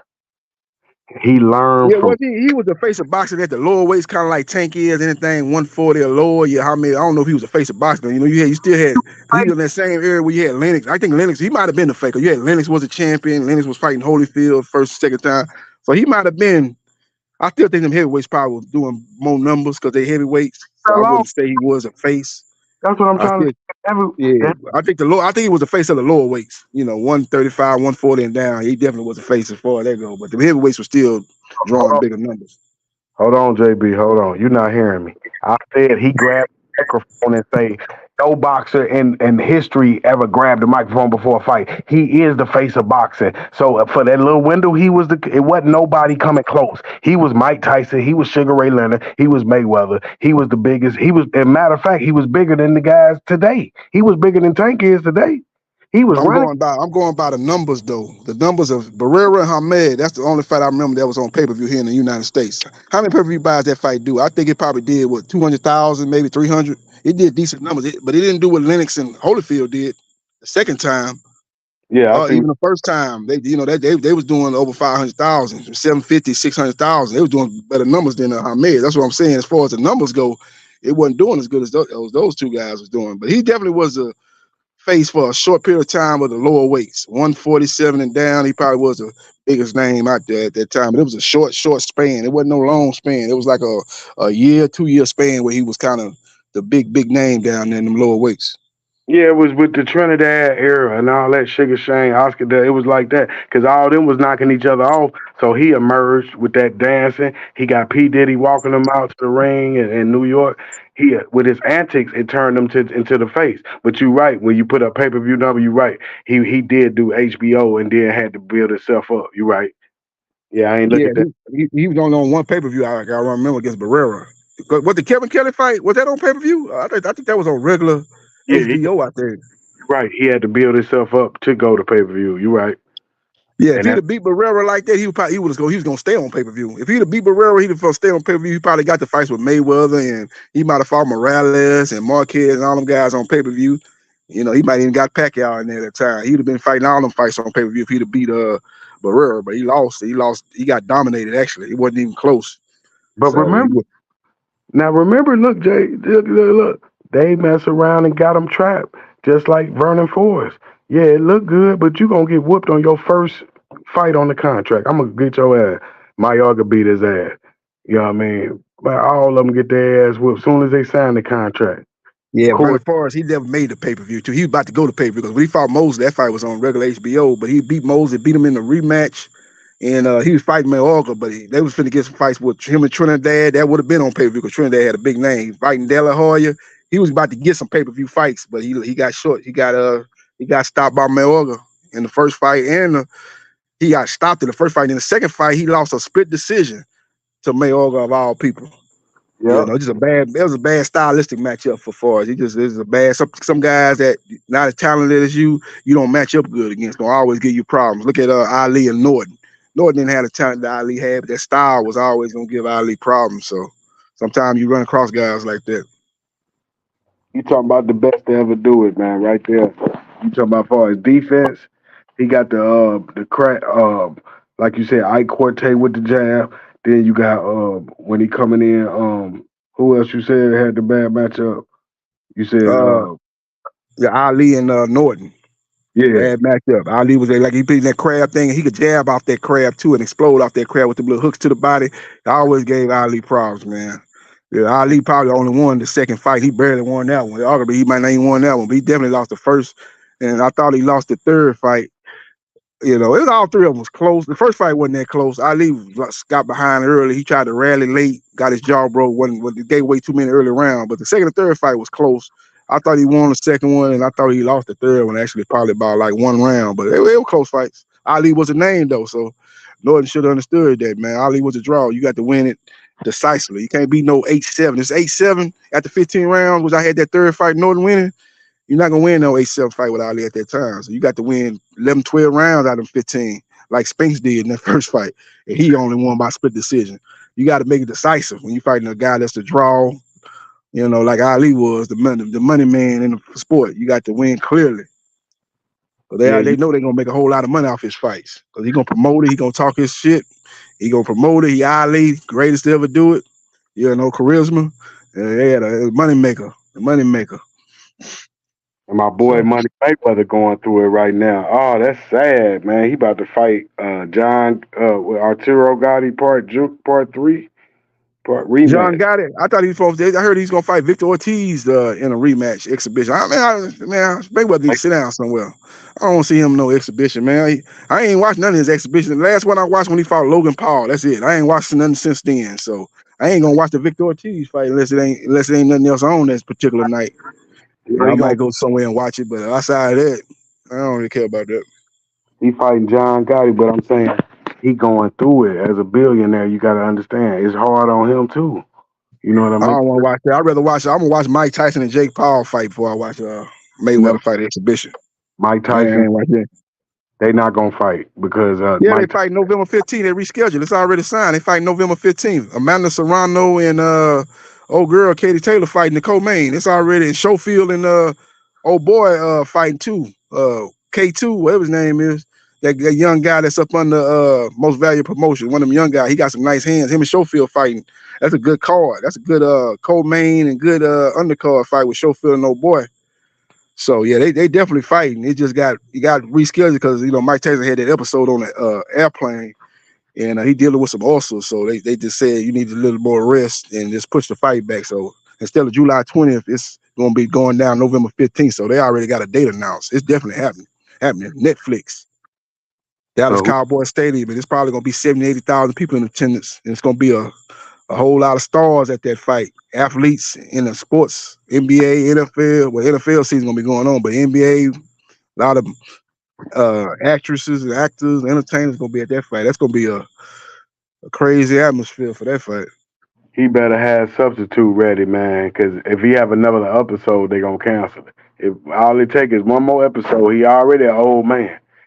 And I told you, man. Oh my God, he better not get hurt out here, man. They gonna keep him out. They gonna keep him off them planes. The last plane, only plane he gonna get on is that plane from where he live in Phoenix, Arizona to Dallas. That's the next plane flight. He ain't getting on no more planes where people can see it, and they got their camera phone showing him going through it. So he got out there. They probably would have tried to keep it hush hush and still went on with the fight, but he got out there. The people start finding out about it. So they said, well, you go see the doctor, see what the doctor said. The doctor said, hey man, you need to postpone that, man. The man, like you say, 58 going on 59. Postpone it, let him get a little rest, and push it back. He get back to training camp in a couple of weeks, a couple of months, and y'all can make the fight happen. So I think it's definitely going down. And like I said, he ain't gonna get on no more planes until, like I say, that plane he gonna get on going from Phoenix to Dallas for the Jake Paul fight. That'll be the next plane fight he take. He ain't taking the most till then. But just remember, listen. If George Foreman, if Joe Frazier get past George Foreman, he get to fight Ali in the rematch, right?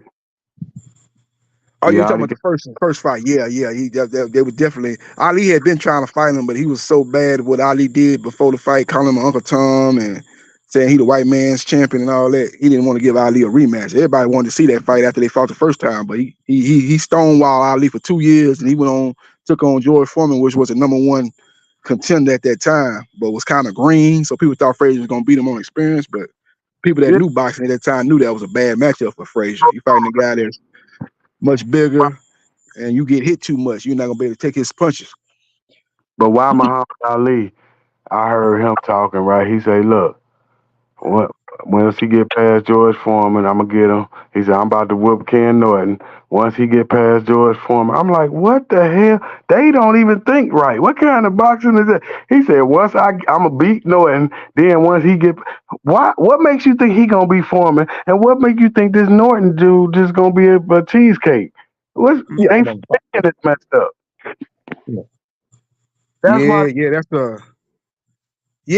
But didn't him and Ken Norton, didn't they have the same trainer? Eddie Fuss was training both of them. They used to spar together, so I don't know how but he ended up splitting from Eddie Fuss after the first Ali fight, so he got another trainer. So I wonder why Frazier and Norton never fought. That's another fight that never happened. We got all the other ones, Frazier, Ali, Frazier, Foreman, Ali, Foreman. We never got Norton and Frazier, but they did have the same trainer for a couple of years. Like I said, he was Joe Frazier's main sparring partner, #1 sparring partner, Ken Norton. And they still got, he 32-4.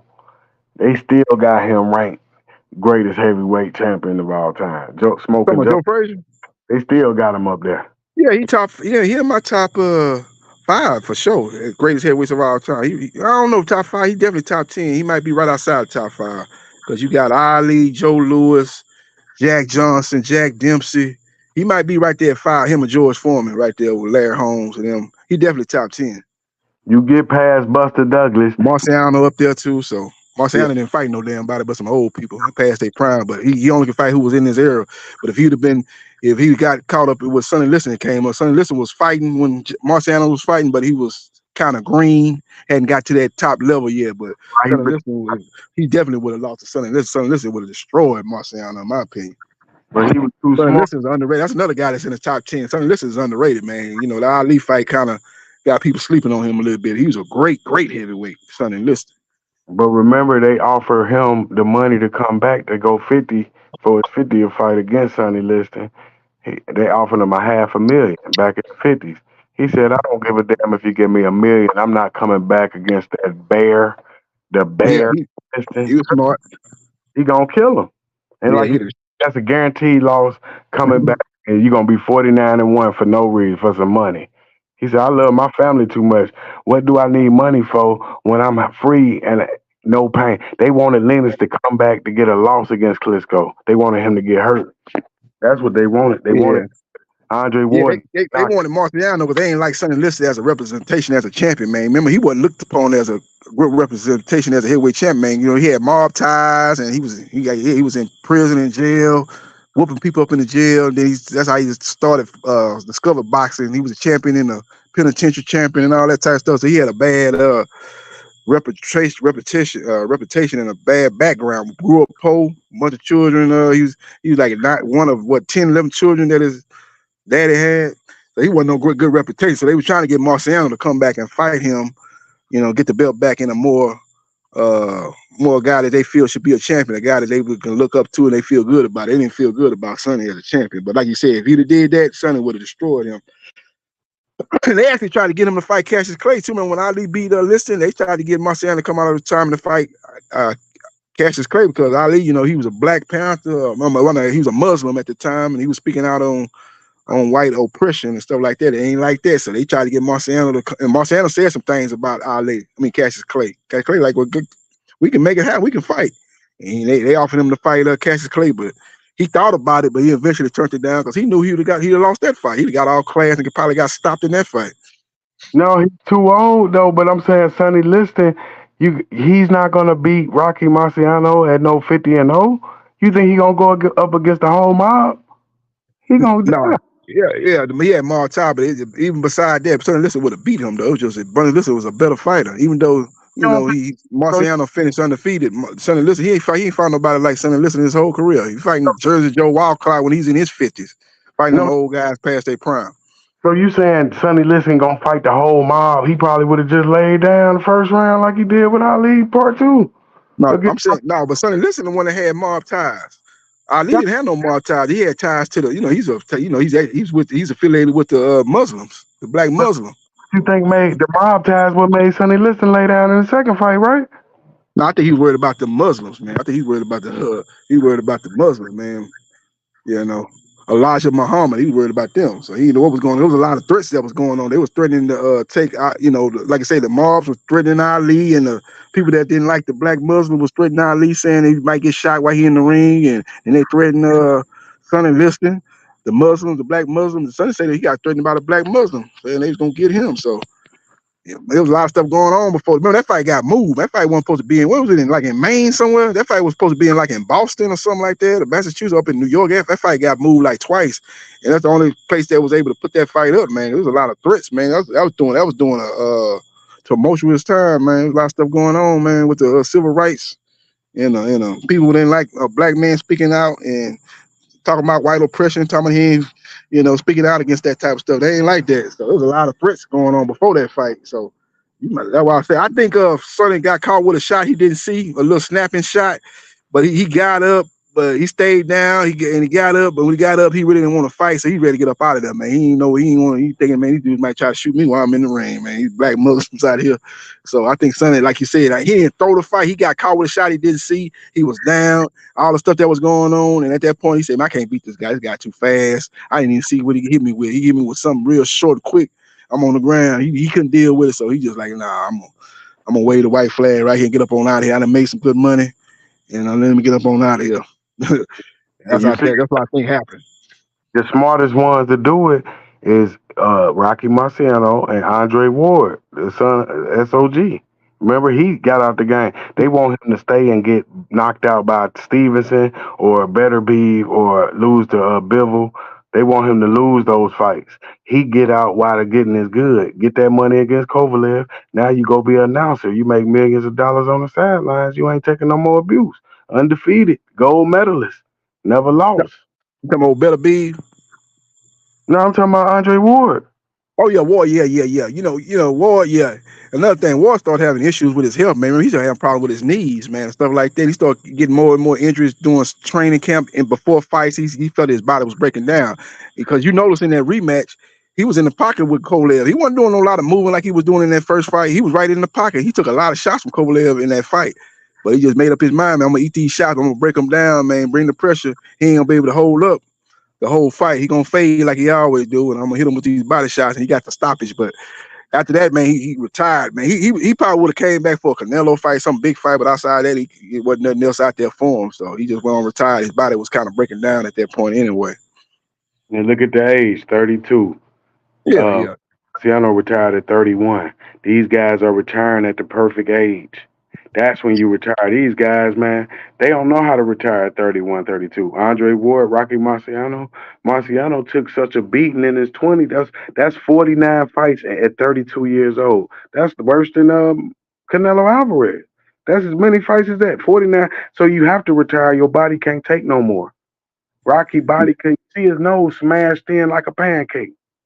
Yeah, the fights he was winning, but he was taking beating, man. Like Joe Walcott and all them guys. Even Joe Louis, especially in the second fight, Joe was winning the fight before he got caught. He got caught, man. But you know, you get older, you start fading later on in the fight. They were doing 15 rounds back then. He got faded, got caught with that shot, got knocked out the ring. But he was actually doing good before he got caught. But like I said, he beat them guys past their prime. Joe was past his prime. Joe was still a good fighter, but he was past his best. He wasn't know what he was when he was the what do you call him, the bronze bomber or the brown bomber. He wasn't on that level. So, and he was losing that fight before he got caught. So Marciano was a good champion, came around at the right time in between the Joe Louis era and the Sonny Liston era. If he was in the era with them guys when they was in their prime, he wouldn't have been what he was. So give him credit. Won this fight. He fought who he could fight. He won every fight he fought. So he's definitely in my top 10 heavyweight of all time for sure. Larry Holmes, 48. No, he got one fight to do. All he got to do is get one fight, and he catch Marciano. He fought Michael Spence. He fought a guy coming up from light heavyweight and lost. By that time, Holmes was slowing down, man. He's having a lot of close fights with guys you were expecting him to have close fights with. Carter Truth Williams. Some people thought he lost that fight. He pulled that fight out late, but he got his eye closed. He didn't look great in that fight, and he was starting to slow down a little bit, man. I think the last time we seen Holmes at his prime probably was the Jerry Cooney fight, because even the Tim Witherspoon fight, a lot of people thought he lost that fight. Yeah, so I think Cooney probably was the last time we saw prime Holmes was Jerry Cooney fight, 83. Oh, you know. Yeah, Frazier had that left hook, man. They talking about the greatest. Prince Naseem, like you said, he was a flash in the bucket, but he was strong while he was here. Mike Tyson, he ran the whole 80. See, we ain't get no 90s with Tyson. That's what hurt the 90s for us. Soon as the 90s was here as a decade, Mike lost. So it hurt us as a whole culture. Everybody around the planet was depressed because he lost in February 11th, 1990. So a guy that ran the 80s is no longer the champion in the 90s. We got a new champion, and that's when I didn't even watch that fight live because I just, at that point he was knocking everybody out in the first, second round. So it was like big people was just like, man, I don't even want to watch this fight. Let me know when you fight Holyfield or somebody that, I get up for that. I don't. Buster Douglas, I've seen him fight. He just knock him out in 2 or 3 rounds. So I wouldn't even watch that fight, man. I might have been out somewhere at a spot at a little teenage club or whatever, man. But I remember I was at the thing with my homeboy with some female. We out there having a good time, and then a DJ got on the mic and said, Mike Tyson just lost, got knocked out. We thought he was joking. Oh, this dude, shit, Mike Tyson got knocked. Then my homeboy, dad called me. He got on the phone talking with him. And he like, yeah, man. He told me, yeah, man, Mike Tyson just lost. I'm like, what? Yeah, man, I never couldn't believe it. Then went back home and caught the replay. That's what they just show the replay like the next day. That Sunday, went back and watched it, and I saw, I was like, yeah, man, boy got knocked out. So at that time, man, we were thinking Mike Tyson was invincible. And like I said, all his fights was the same thing with him. He's knocking these guys out so quick. So he's fighting these guys like Buster Douglas, these no-name guys, they ain't got no chance. I knew he was on. I was like, man, we going out, man. I ain't watching that. I know Tyson gonna knock this guy out. At that time, everybody was waiting on Holyfield, man, because Holyfield had just won a belt at cruiserweight. He was moving up from cruiserweight to heavyweight. Everybody was like, yeah, he fight Holyfield. I want to watch that fight. Yeah, he was next up. He was there in the crowd, but I'm watching it live. So when I seen my Mike, I knew he was beatable. You know why I knew? Because I seen him against Tony Tucker. I seen him against big guys. See, that's how people lose, because they start believing they invincible when you the one got to fight. it's easy for us to think a nigga invincible, but for you to actually think you invincible, that's when you lose. That's when you start fucking. Like you said, I got 36 bitches in one room. Yep. Yeah, I Right remember that before Tony Tucker fight. Tony Tucker was doing good early on. He faded down the stretch. He stopped throwing his hand. I don't know if he got caught with some or the pressure, or he was so worried about getting caught with a shot, and he just fatigued later on in that fight. But he was doing good like the first, 6 rounds. He might have even been up in that fight. He was doing good in that fight. That was a unification too, because Tucker had a belt and Tyson had a belt. That was a unification fight. Yeah, I knew back then that was a victory for Tony Tucker. Just Mike Tyson was a mega star. Didn't nobody care. They like, it's Mike Tyson. You ain't about to win like that, man. But I'm talking about, I seen it for what it was. Oh, that's really, you could beat him. From Tony Tucker, he took him 12. He dropped him. So he took him 12. He showed you how to grab him up. So you learn it. Okay. Remember, he hurt Mike with an uppercut in the first round. Left up, lift him off his feet. First time that ever happened. See, so you learning little things. But like you said, Mike did make it close, so we can give it to him. If you're a superstar and you make it close, just like you said, we're not gonna go against the payday. So, I had Tucker up in that fight, maybe after 6 or 8 rounds. I can't really remember. It's been a while, but I just think them last 4 rounds or some 4, 5 rounds, whatever it was, he kind of gave them away. He wasn't letting his hands go. He wasn't throwing no punch. He wasn't doing what he was doing early on. I don't know if he got fatigued. You know, you're in a big fight, Mike Tyson. Maybe the mental fatigue got to him. You know, physical fatigue, the pressure that Mike Tyson put you under, you got to grab and try to tussle him, keep him and hold his arm so you can't let his arms free, because you know what's going to happen if that happen. That's a lot of pressure. So I think he probably just wore down. You know, never been on that stage before. All it just caught up to him. And he just didn't do nothing the last 4 rounds. And I thought Tyson rallied and won that fight. But I think I had him losing that fight first 6 to 8 rounds. I think I had him behind in that fight. But he won the fight. Tyson won the fight because Tucker didn't do nothing the last 4 rounds. He didn't do nothing. But hold, wasn't throwing no punches. No, like you said, you got to put them when you in these positions. Like, you don't want to leave it into the judge's hand. Like when you fighting Tank Davis, no, don't go to the judge. You take it out the judge's hand. That means you make either his corner stop it, the ref stop it, or you knock him out, put him for the 10 count. Because, like Holyfield said, if you leave it up to the judges, hey, it can go either way. It don't matter. You can't cry about it when you leave it up to the judges. Yep. It go either way. It don't matter who you are. Hope you a star. But it'll go either way. Yep. That's for sure. You see what they did to my boy Sugar Shane Mosley. Did him dirty. You know, it was a good fight that people don't talk about with Mosley, man. But when Mosley, I think one of the panelists that was on here earlier, they talked about Cotto. You mentioned that fight with Cotto and Mosley briefly, man. That was a great fight. That fight between Cotto and Mosley. Nobody really talk about that fight, but both of them guys were landing bombs in that fight. I'm talking about bombs, big shots. They was throwing one shot at a time. They were landing big shots, 1-2 shots, man, at a time. That was a good fight. Cotto won, I think, by unanimous decision, but Mosley came on, especially in the second half of that fight. But he put himself in the hole in the first half of the fight. Couldn't win enough of those late rounds. That was that was one of them low-key great matchups with Mosley and Cotto. That was up in Madison Square Garden too, up in New York. So that was a great fight. Yeah, you got Stone Cold Killers, Sugar Shane, Zab Judah, Miguel Cotto. Miguel Cotto coming from the same spot as Trinidad, another killer. So you done birthed a new you. Yep. He was a new. He wasn't good as Tito, but he was right there with him. Right there with him. He put on big fights in Madison Square Garden. When he fought Zab Judah in New York, that was in Madison Square Garden too. That was an electric atmosphere too. And he dropped Judah and made Judah take a knee when he didn't throw no punch, but Judah knew what was coming at him. He didn't want no more than body shots, so he took a break, took that knee like Tim Tebow. That was a great fight. But Judah was hitting Cotto with some good shots too.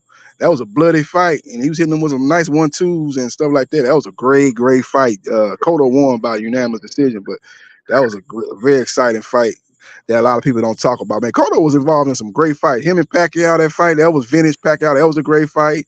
Cotto and Judah was a great fan-friendly fight, and then Cotto and Mosley. And all 3 of them fights were I believe was in Madison Square Garden. So Cotto was the man in Madison Square Garden during early 2000s.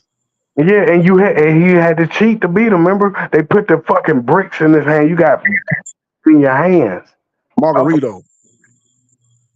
Yeah, you got bricks. Now you the end of the legend. We don't want to lose. We lost real people, man. We lost Wilder. We lost Cotto. We lost Zab Judah. Remember, this motherfucker did the stanky leg, and you gonna stop the fight? Give that man. He's a champion. Give him a chance to fight. Damn, Yeah, that was referee. for one that for the undisputed too. That was like a unification for undisputed. Man, you don't do that with no championship matchup. Man, you don't stop the fight. But that's that referee. I forgot his name. The tall white guy. He stopped that fight way too early. Judah got mad. He choked him, man. He put him in the chokehold. He tried to choke him with the glove on. He tried to choke out that referee, man. He went crazy. Why you don't stop the fight, man? Because Judah was doing good before he got caught. He had won like the first 2 rounds, I think, or something. That third round, Cotto made adjustments, though. He closed the distance, started putting a little more pressure on him, and caught him with a shot. He dropped his hands, and Cotto came over the top and caught him with a clean shot, dropped him, but you know what Judah messed up with? Sometimes when you try to get knocked down, you try to get up quick like you ain't hurt or you tough. You got to stay down. You got the 10 count. You ain't got to get up at 1 or 2. Stay down, get yourself together, get your legs together. All right. 6, 7, 8, you start getting up. He got up too early, but still, the referee should have stopped it too early. But Judah got to understand, stay down, get yourself together, don't get up quick because he got up doing the stanky leg, and he gave the referee an opportunity to stop the fight, which he did. You know, take your time. You remember when Tim Bradley got dropped when he fought that guy after he beat Pacquiao, the guy Richikov, I can't remember his name, the guy from Europe, forgot the guy's name, and he dropped Tim Bradley. Bradley stayed down. Bradley could have got up quick too, but he looked at the referee, let the referee count, got himself together, got up at about 8, and continued the fight. He was able to win, man. A lot of these guys make a mistake; they get up too quick. Joe Frazier had that problem. George Foreman knocked you down like 100 times in the fight. Why you getting up so early? Stay down, get yourself together. Joe Frazier jump up like he ain't hurt, and then go right back into the fire, get knocked down again, hitting out in the back of his head and stuff. Don't know where he at. Getting up quick. Stay down, get yourself together. But this what you need though. Look, this was Zab need. It's just like when Tyson Fury got knocked down. If you got your money, say you the ref. If you got money on Fury, you like, okay, come on, 1, 2. But if you going against Fury, you won't stop as soon as you hit the ground. Like, ooh, get this shit over with, right? So just like with Tszyu, her Zab Judah, same thing. If he wanted Zab Judah to continue, he would have continued. But nigga, you didn't like that. He was a bold, arrogant dude from Brooklyn, stuff with the gold teeth. And you stopped the fight on him. You didn't want to give him an opportunity to come back. Because then, how big he would have been. Come back from that knockdown, all wobbly, out on dance and stuff. Yep. I truly think he would have won that fight. I think Tszyu won with help of the ref. Yeah, he was hurt bad. If a referee would have let that go, I think Cotto probably would have knocked him out, man. He was hurt bad, man. He was still, his legs were still shaking when the referee weighed it off, but I wouldn't have stopped it at that point because you had 2 champions. I would have let it go a little more, but if he would let it go and then he took a punch and fell right back down, not even no flush punch and fell right back down, maybe I would have stopped it then. I say, man, your legs gone, man. You can't hold up. I gave you a little chance. You was on shaky legs. I won't give you a chance because you're a champion. I'd have gave him another shot. I wouldn't have stopped it there, but he was hurt bad. I don't know if he would have made it out that round because he got hurt early in that round. I think it was still some time left, so I don't know if he'd have made it through that round. He was hurt bad. Exactly. His legs at that point were gone. He had no legs up under him. I'm saying. Now you just proved my point. That knockdown happened at the end of the round. Wasn't no time left. It was 0 seconds left. It happened at the end. It happened. It was? Oh, okay. Yep. See, so that's what I'm saying. That's why I don't know if it happened then. I know Pernell Whitaker. I mean, I know Mildred Taylor when he fought Julio Cesar Chavez. He got knocked down. It was like 1 second left. I ain't know if that was the case. Well, you sure that it wasn't no time left? This what happened. He coming around. You see how he coming around to the left, right? And then you hear the boom, the 10-second thing, pop, pop. As soon as he threw that, he threw the right, then threw it again. Boom, he got hit. Boom. So he got hit at the end of the round. So by the time he got up, the bell had already rung. So it wasn't no time left. So if he would have let it go, if he would have counted to 8 and he would have been all right, he would have went straight to the corner. You're right. Yeah, he would have had 2 minutes in between rounds. What we don't know is that been enough time for his legs to come back. Sometimes when you get knocked out like that, your legs are never, you don't never get them legs back. You remember Wilder in the second Fury fight when Fury dropped him with that shot, back of the head, rabbit punch, whatever it was. Well, Wilder got back up, but his legs was gone, man. He didn't have no legs, so he couldn't He always, why you start the fight? I still had the chance to knock him out. You know, I got that one punch knockout. At that point, you ain't got no knockout power. Your legs gone. Your base is gone. So maybe the 2 minutes he'll be able to get his legs back. Maybe not. We don't know. We don't know. Sometimes your legs don't never come back when you get dropped like that. He got dropped bad. He was, and his legs was in bad shape. So we don't know. We don't know. We don't know if with them 2 minutes would have been enough time for him to recuperate. Yeah, that's all I'm saying. He wouldn't have had. He didn't get the opportunity. At least Wilder, you got to see what he looked like with bad leg. We didn't even get to see Zab. Like, damn. At least let him go to the corner, see if he all right. You taking the shit from him. You that jealous as a referee? I bet you if Constantine would have got dropped, you would have Tyson Fury his ass. I'm just saying, give him the same chance. Don't. Yeah. I would have gave it. I would have stopped it right there. This was a unification. It might have even been undisputed at 130, whatever it was. It was the top 2 guys at junior welterweight. This was for the number 1 position at 142 champions in a unification. You can't stop there. You gotta let that go. You gotta get a champion another shot. You know, let him see what he looking at that 3rd round. Or what it was, he got dropped in the 3rd. I think his 4th round would have came.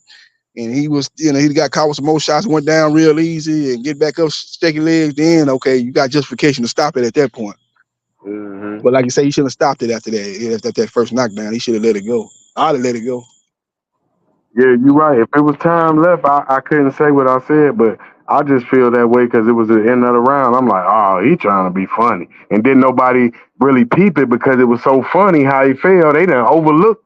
Nigga, y'all was hoping he lose. I'm like, nigga, I got money on it. I'm betting on Zab. But yeah, I see niggas fall down. And then they lied on the live broadcast and they said, when you fall down twice, that means you automatically lose. No, it don't. That's a made-up rule. The announcer, Bobby Chess, just said, but that wasn't no real rule. That's why you never heard of it until Zab fell down. Well, in Nevada, if you fall down twice, the fight is automatically over. That's a lie. Just something an announcer said, but people believe it because they watching it. See what I'm saying?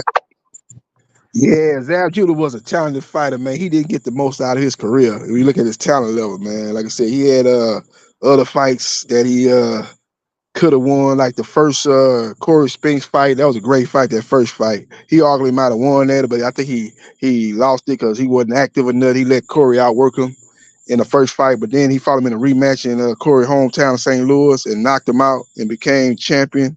I think he was undisputed at 147. If I'm not mistaken, I think Corey had all the belts at that time. If not, he had multiple belts. He was a top guy at 147. That was probably his best win, Corey Spinks.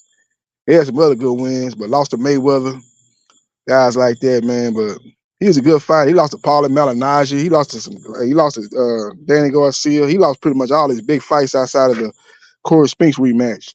And his talent level, man, he should have been much better than what he is. Is he in the Hall of Fame? I don't think Zab Judah's in the Hall of Fame.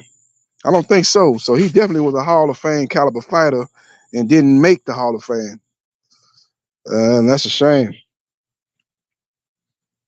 You know? That's a shame.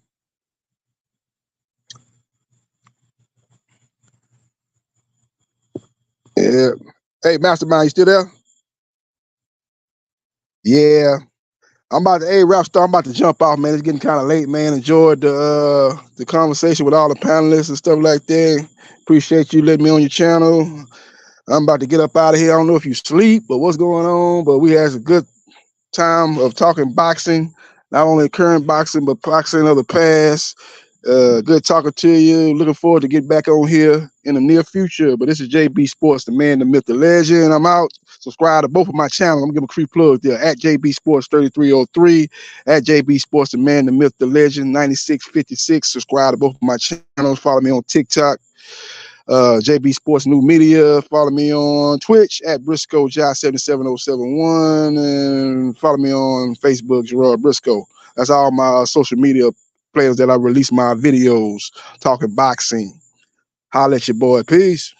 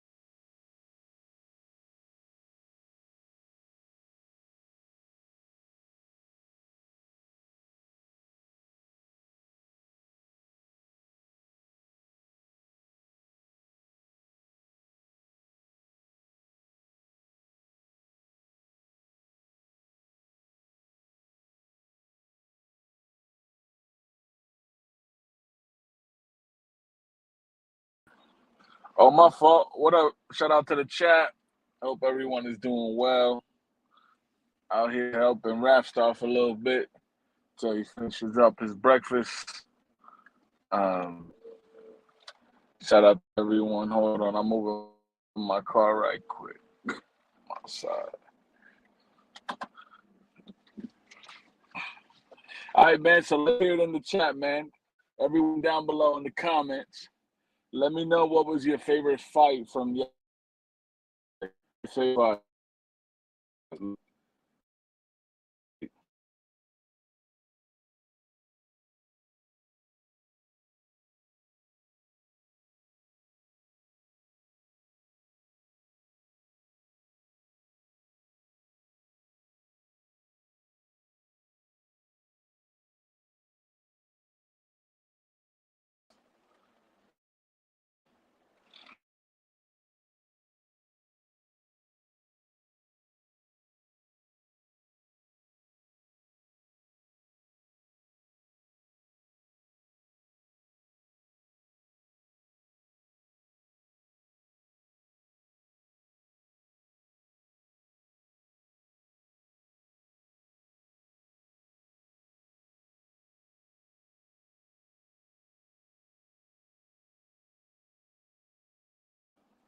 All right, I'm back. My fault. Yo, Rap, put the screen on. Let me see who's up here. Let me know in the chat what was your favorite favorite fight of the night. Let me know what was your favorite fight of the night, man. Obviously, the Frank and Tank fight was mine. I think the most upsetting fight of the night, I don't even think it was Paro and what's the name? And Sabril. I think for me it was Gary Antoine Russell and Puello. That was the most upsetting fight for me. The Benavidez fight, it was okay, ladies and gentlemen. It was okay. I think it was Mirage was on here earlier. It was a little underwhelming just because I mean, to be honest with you, it didn't look like Benavidez, with the exception of one time, could really like hurt that guy. That guy was just a bigger guy, man. You know what I'm saying? Give me a thumbs up in the chat if you guys can hear me. I'm outside right now. Give me a thumbs up in the chat if you can hear me, just because I don't know if my microphone is working. Can someone in the chat give me a thumbs up?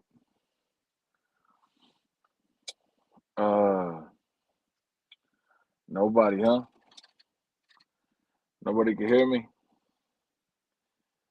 Now, it says I'm live. It says I'm live.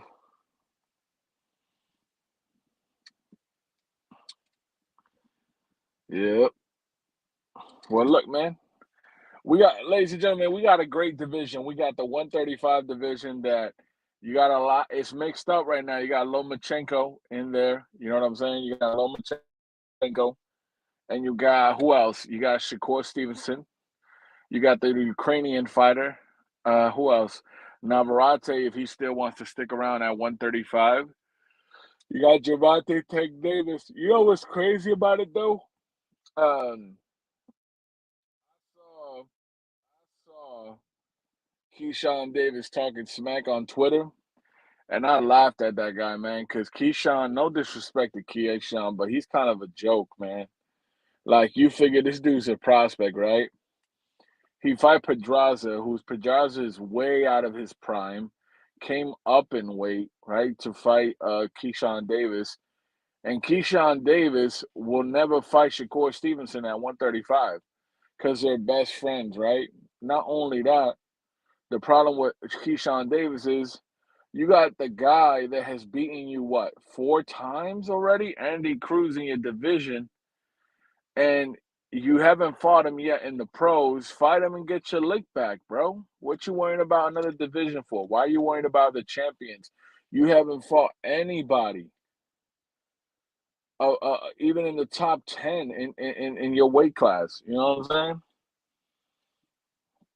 Okay. Shout out to the chef. He hears me. All right. So Keyshawn Davis, He's someone that I don't know, man. He's just not. it- it- he's he's like a B-level fighter. I think he's like a Frank Martin. Frank Martin is not a bad fighter. For anyone trying to criticize Frank Martin, like y'all gotta chill off that, man, because Frank Martin is definitely not a scrub at all. You know what I'm saying? Frank Martin is actually a decent fighter. Why Martin stop? Yo, Jose, you know what? That's a good question. Hold on, I'm getting out the car. That's actually a good question, Jose. Because let me tell you something. Frank Martin was winning the first 3 rounds I gave to Frank Martin. I had it going 4-3 going into the 8th. Tank up by 1 round. But man, Frank was doing good in the beginning, bro. Frank was doing good in the beginning, but I don't know, man. One of the things that really messed him up, he was getting comfortable on the ropes. Like, why are you letting Tank, who's coming forward, keep you trapped in the ropes, bro? Like, why? That uppercut got him, and then that was it, the left hand, bro. Tank is different, bro. Tank is different. But they saying now Lomachenko's gonna be the one fighting Tank next, man. That's what they're saying. Lomachenko versus Tank will be the next fight. I think that would be a good fight, man. I think that'd be a good fight. Hold on, fellas. Just getting inside the house very quick. Hold on. Shout out to Rapstar for keeping the live up. Maybe he'll get like a special guest on in a little bit for us to. I hope it's Rick, though, man. I hope it's Rick. Hold on.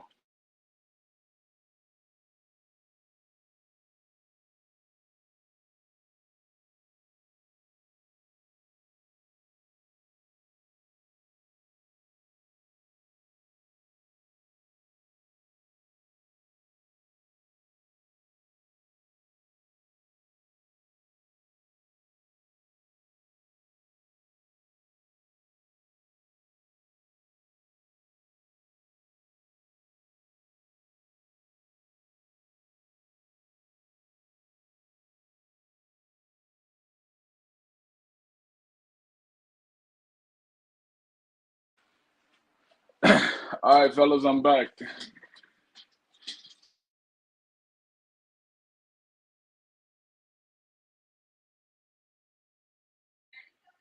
Yeah, so here's the thing, right? Lomachenko. Here's the reason why I don't want to see the Tank and Lomachenko fight now, right? Here's the thing. I feel like Lomachenko is older in age, right? He's about to be what, 37? Lomachenko and Tank should have fought 5 years ago, right? And for whatever reason at the time, Mayweather and all these other guys didn't want Lomachenko to fight Tank. To be honest with you, if they would have fought 5 years ago, I think Loma beats Tank by decision, no problem. Now that he's older in age, he lost already to Teofimo Lopez, which was a great fight. I believe, I don't know about you guys in the chat, let me know, do you guys believe, did Lomachenko get robbed by Devin Haney? Yes or no? Because I personally think Lomachenko beat Devin Haney. A lot of people believe Lomachenko beat Devin Haney as well. So, man, you get robbed on the scorecards. Well, it doesn't go your way on the scorecards. You don't get the nod, even though you had the more punches that night landed. And now you just beat Kambosos. Kambosos has always been a C-level fighter, guys. People don't want to admit it. A lot of Super Haney fans don't want to admit it. But Kambosos is a guy that caught a compromised Tszyu, who stayed out of weight division longer than he should have. Kambosos has arguably lost 4 fights in a row. He lost to Devin Haney twice. A lot of people believe he lost to Maxie Hughes. I believe Maxie was robbed that night. A lot of people believe Maxie was robbed that night. And then he got stopped by a 36-year-old Lomachenko, who's a smaller guy. So it's interesting. I feel bad for Lomachenko because Lomachenko will never be undisputed at 35 because since Devin Haney, got that win by the judges, he left the division and all those belts separated. So now, in order for him to become undisputed, you got to go through Shakur, you got to go through Tank, you got to go through what's the other brother from the Ukraine, and you have the IBF. At 37 years old, that's a little rough. That's a little rough. At 37 years old, to try to go and get those belts, that's a little bit hard. But 135 is going to be a great division, guys. 140, 135, 140, 175. These are the fights. These are the weight divisions that are hot right now. Very hot. 135, 140, and 175. You got the heavyweights real quick. But yeah, man, who do you guys want to see Tank fight? If you could make any fight happen, no politics, all the politics aside, who would you want to see Tank fight? Like the best fight for Tank. If there's no politics involved, no rehydration clauses or anything like that, I would love to see a Tszyu and Tank fight. I think that's probably the most exciting fight in boxing, right? I'm talking about exciting, right? I'm not talking about the biggest. Because if you think of the biggest, maybe Benavidez and Canelo is the biggest fight in boxing. But if you think about most exciting, then you're probably talking, Tszyu and Tank. So Jose Garcia says Shakur, Loma, and Pitbull. Daniel said Tank versus Shakur. That's the mega fight. Yeah, that's a mega fight. That's a mega fight at 135 for sure. That's the big fight at 135.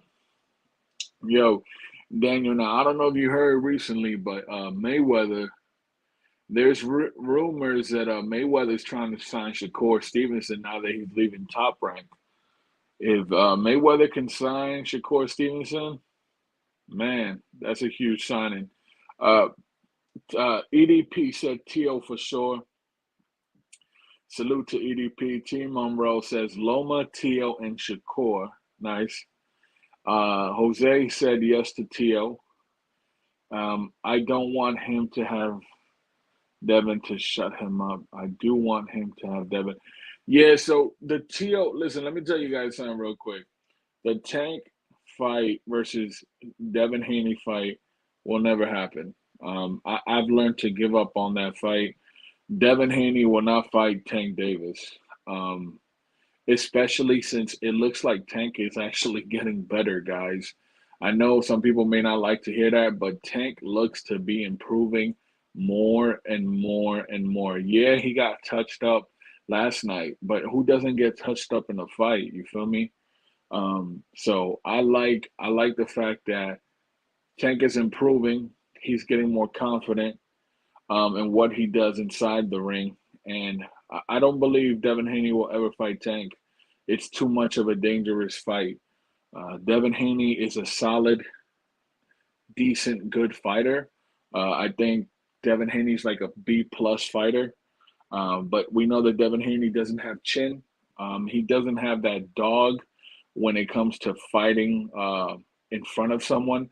Yes, he got up off the canvas from Ryan Garcia, but a lot of people don't realize that the ref did give Devin Haney more time when he was knocked out the first time. That should have been a 10 count.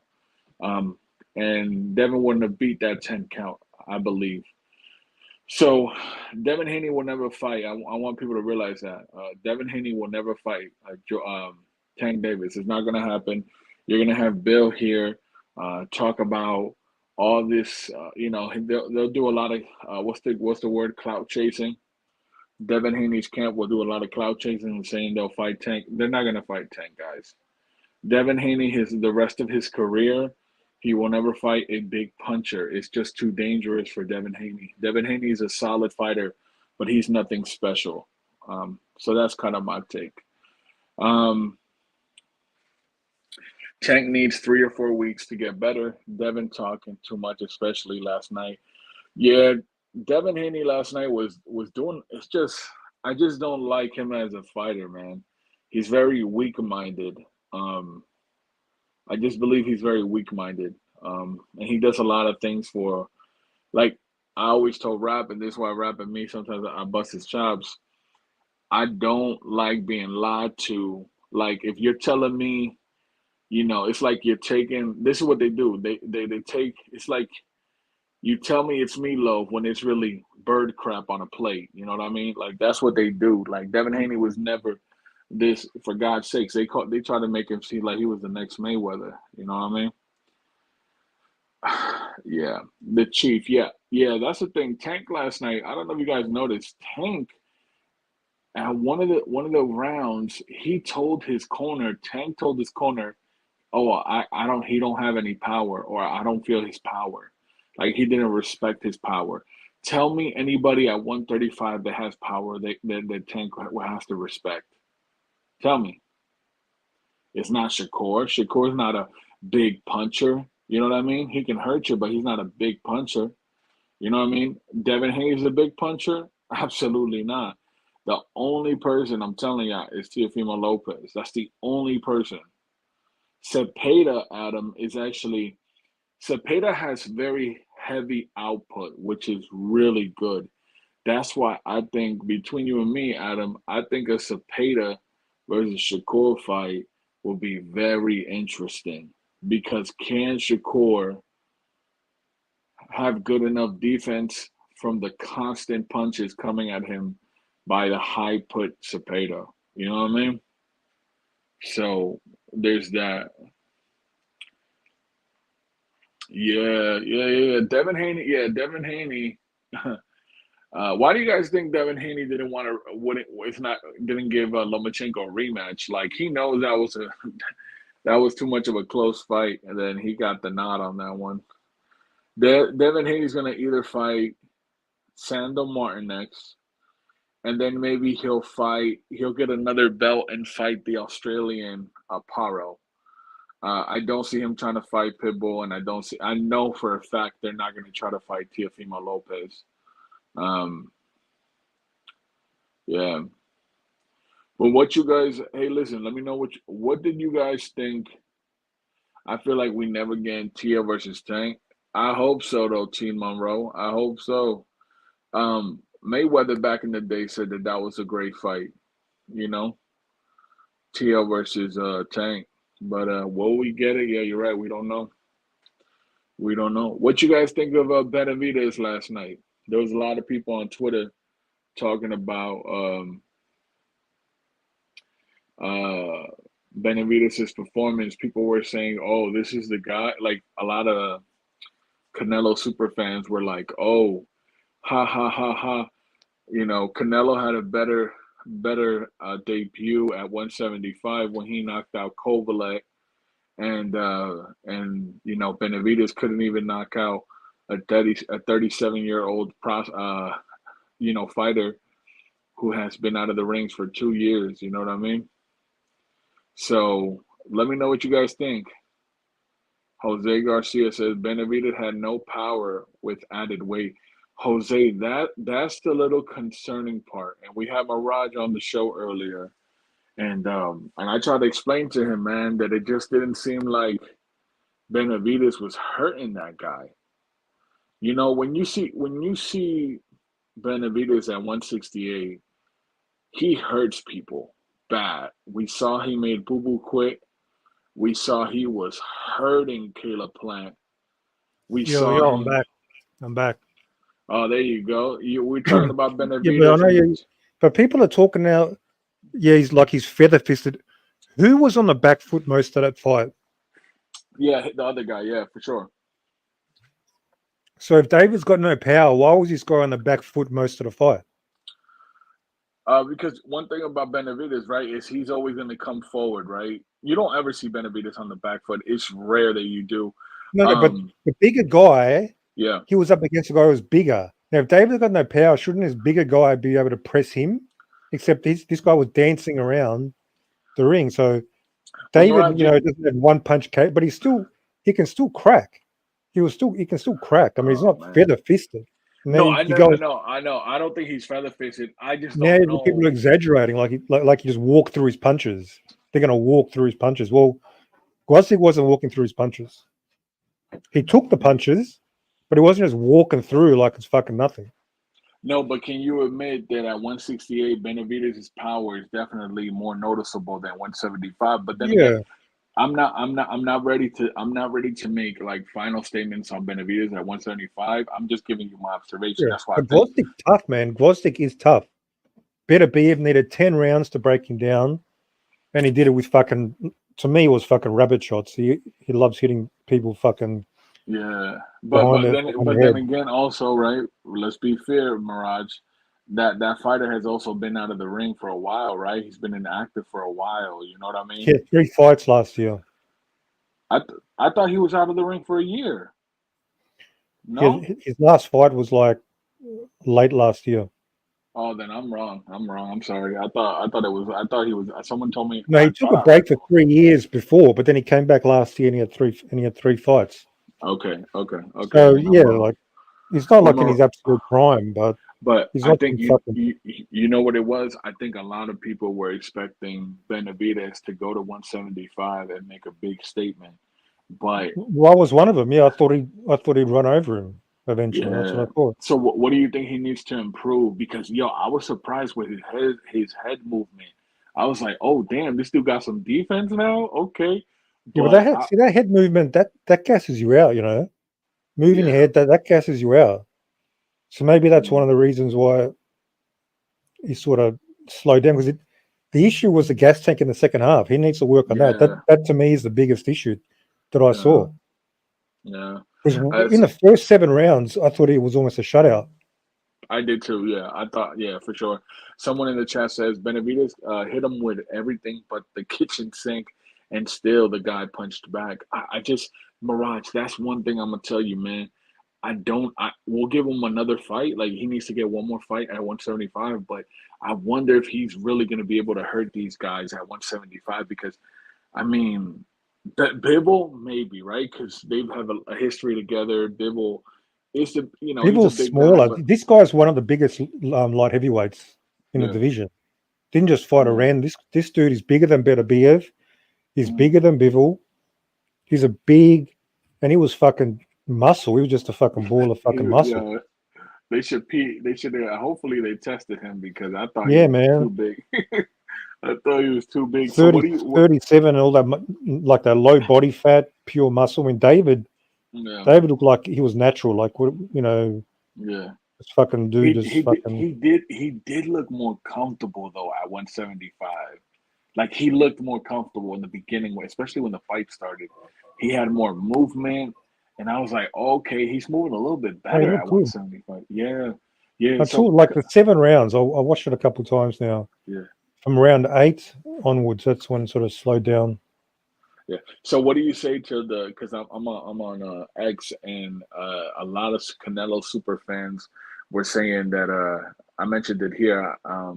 That Canelo is better at 175 than Benavidez at 175. What do you think about that? Because they're bringing up the Kovalev fight. Yeah, that's no evidence. That's the different fighters. That I don't even care about that. I don't even care about that conversation, to be honest. But what do you think about Benavidez hinting to possibly going back down to 68? I mean, he always said he's going to be open-minded and he can fight at 168 if there's a reason to do it. So it's nothing really amazing. But he's got those hand injuries now, and he said he's going to have to take some time off. Oh, damn. Really? Well, he tore his right tendon before the fight. That healed, apparently. Mm-hmm. But his left knuckle was all puffed up. He hurt his left hand during the fight. Oh, damn. Okay. So you know what? Someone So I don't know what's going to happen. someone said a really good suggestion in the chat, and I agree with this. The next fight, if Benavidez does 175, it should be Anthony Yard. That will be a great fight and a measurement for Benavidez, man. Anthony Yard versus Benavidez. That'll be a good fight. Yeah. He if he can't get the Canelo fight, then he needs to give up the dream at 168. He needs to move on. I don't think he's getting older, and I just don't think 168 is a good weight class for him if he can't get a Canelo fight. But then again, we got to see what happens with Beterbiev and Bivol. I think he has a better chance of beating Bivol than he does Beterbiev. You know what I mean? No, Beterbiev's very hittable though. Beterbiev's very hittable, and he's going to be 40 years old. But can Benavidez take a Beterbiev shot? That's the concern I have, right? Because when you look at 68, who's a big puncher at 168? Only Canelo, probably, right? At 168, that's probably the biggest puncher at 168. Don't you think, Mirage? Canelo, I mean. Yeah, exactly. So I'm saying, Canelo couldn't stop Munguia, John Ryder, Charlo. Yeah. David would have fucked them up. I don't think they got the difference with David. But then people can say, well, Mirage, Benavidez couldn't stop Plant, and Canelo stopped Plant. Yeah, he caught him with a shot. I mean. Yeah, but that's a powerful shot. You know what I mean? He knocked him down and hurt him. Yeah, but that was almost 3 years ago now. That was almost 3 years ago. What do you think about Morel versus Benavidez at 175? Need to see how Morel looks. When's he fighting? In a couple of weeks? August, yeah. Let's see how he looks. I mean, I'm always going to be picking David, but Morel looks fucking good. Yeah. But we need to see how he looks. I mean, he's not really fighting anybody high level. Yeah. So what do you? I know you rock with Ring IQ a lot, and he's always giving you crap about Benavidez. You think he's judging Benavidez fair, or you think he's just a hater? No, he's obviously biased. He doesn't like David. He's obviously biased. He thinks Gvozdyk won. So I mean, he did? yeah. What? Yeah, I think he's half trolling. He's half trolling. No way. Nah, I'm not sure he believes that. No, but Benavidez won the fight for sure. He likes to stir the pot. I mean, I know that. So whatever. Yeah. Yeah, it wasn't the best performance, so it's whatever. Yeah, I like. But it's still a win. I mean, he still won. I mean. No, for sure, and every fighter can have a off performance once in a blue moon. I think Canelo struggled with a bunch of fighters. Yeah. I think the first 3 rounds of the fight, I thought Benavidez was going to get him out by like the 8th round, because I'm like, man, Benavidez looks great. He's dominating these first 3-4 rounds. I thought he was going to turn it up. Yeah. Yeah, man. But if he's saying he had injuries, that could have been some of the But even then, he still looked lethargic in the last half. He did look lethargic. That's a problem. Yeah. What was that? Or maybe, like you said, maybe the head movements, wasted too much energy, because that was one thing that I was like, what the hell? He looks tired. Like, Benavidez never gets tired like that. Gvozdyk finished stronger. Yeah. Gvozdyk finished the fight stronger. That's a worry. Yeah. I know some of the on the pay-per-view. I know you're in a different country, but they were showing that some of the people that were doing the commentary, they gave that other guy like 4 rounds at the end. I was like, what the hell? I can't argue against that. You can't really argue. Damn. You think Canelo's after seeing this performance, you think he'll try to make a Benavidez fight or no? No, I still don't think he makes it. Damn. Yeah. I still don't think he makes it. I'll be right back. Let me get some water. Yeah, no problem. Take your time, man. But there you have it, ladies and gentlemen. Some people in the chat are saying that, Benavidez is not doesn't have enough power at 75. I say let's give him one more fight. I think Anthony Yard is a great fight. The Morel fight is actually tricky, though. I know some people talking about Morel. I don't know, man. That's a little tricky, man. Morel He fights on the Bud Crawford undercard. So we'll see how that turns out. But yeah, man, that's gonna be interesting for sure. But shout out to the chat. We got Adam, we got Jose, the Chief, the AMG, 9-3 Octane. Daniel's still in the building. We got almost 30 people here, Rapstar. I know you in the back, man. Maybe you want to hop on. I got to make a phone call in a little bit. So, but we appreciate everyone. Great weekend of boxing. Subriel Matias loses his IBF championship to the underdog from Australia, Paro, man. Holy crap. No one did you all right, everyone keep it real in the audience. Who did you see that happening? Subriel Matias losing that fight? I'm gonna be honest with you. I did not, bro. That was that was shocking. And that, to be honest with you, that was a little embarrassing, man. You have your homecoming fight in Puerto Rico. Felix Trinidad is in the ringside. Puerto Rico is out that night there to support Subriel Matias. And Subriel Matias loses to Paro, bro. Man, what an upset, bro. I mean, no offense, but I'd be embarrassed if I was Subriel, man. Because you figure, Puerto Rico is looking for their next big star, man. And he was somebody that that people had a lot of hopes for. Amanda Serrano, she she's the biggest star in Puerto Rican boxing right now. I don't want to sound sexist or anything. She's a woman, and she's one of the greatest women boxers of all, man. But I know the Puerto Rican people are looking for their next Trinidad, are looking for their next Cotto. They thought maybe Subriel Matias might be that, but man, what a shocker, man. Jose said that was a shocker. EDP said, I didn't see it coming. Not that bad, at least. Immediate Liam Paro fan. The ref was a setup. Yeah. Didn't they take a point away from Liam Paro? Man. That was supposed to be a showcase. Yes, 93 Octane. That was the thing. It was supposed to be a showcase fight for Matias, a homecoming. They were, remember, guys, Subriel Matias just signed with the Zone, with Matchroom.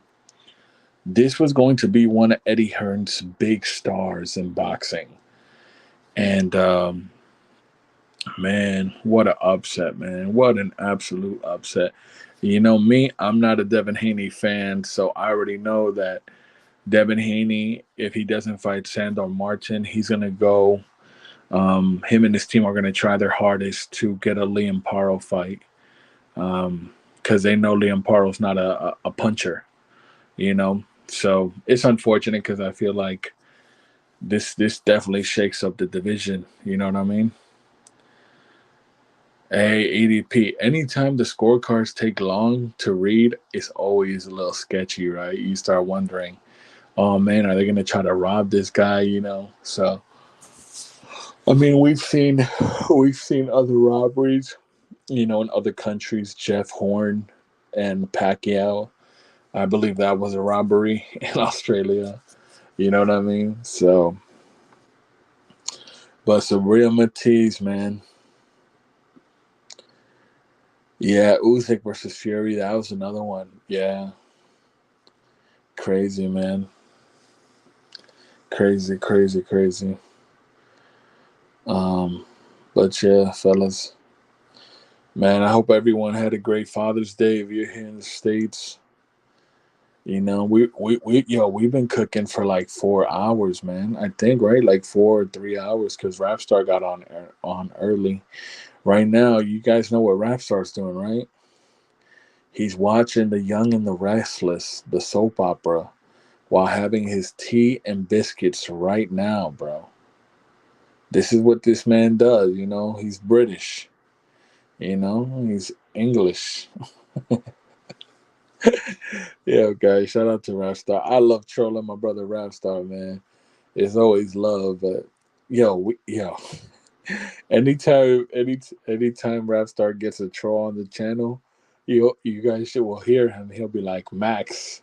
He's like, this is Max boy. Max loves this type of stuff.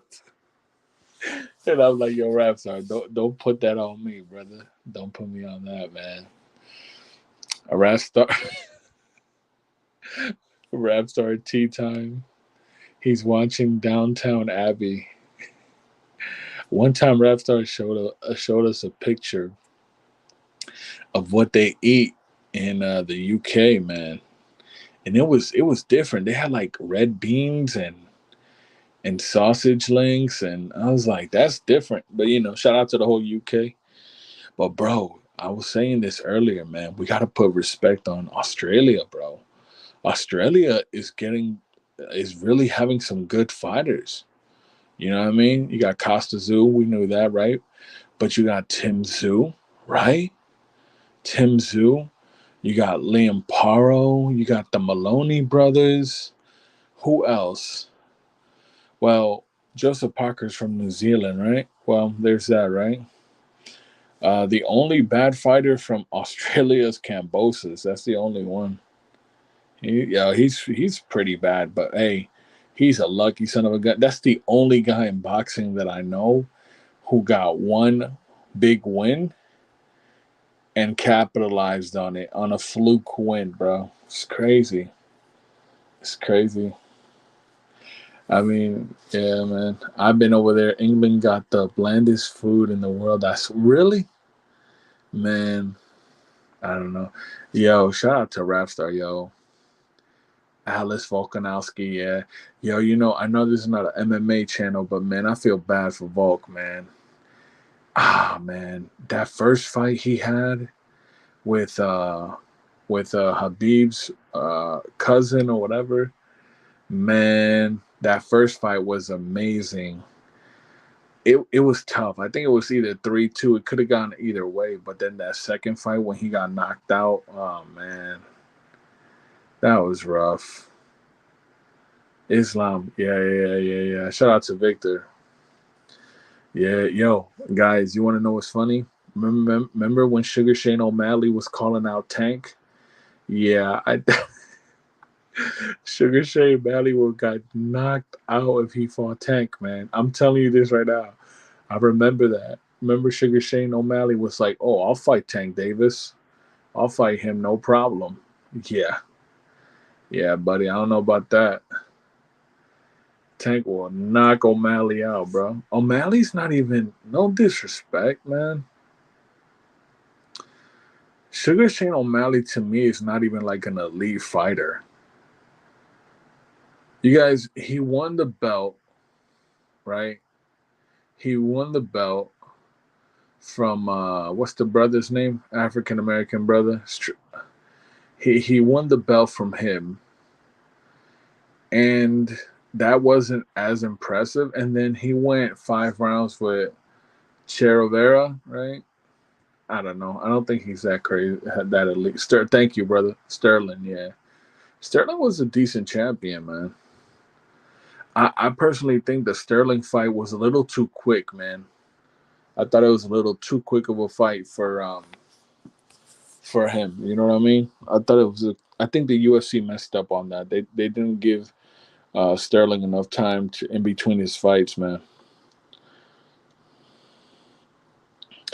Pat Greedy, shout out to Pat Greedy. Pat Greedy, nobody at 135 beats Tank Davis, and the only person at 140 that can give him a fight that's very competitive, and the only way Tank wins this fight is by knockout, and the only way this other person wins the fight is by decision. The only person from 135 to 140 that can give Tank a great fight, in my opinion, is Teofimo Lopez. That's the only person. We know that Teofimo Lopez is one of these fighters that fights to the level of his competition. And the only other one, Pat Greedy, hold on, another one that would give him some competition, Shakur. But I don't know if Shakur can take those hits. You know, Pat Greedy, we have to see the fight. You know what I mean? But no one beats Tank Davis at 35, man. No one.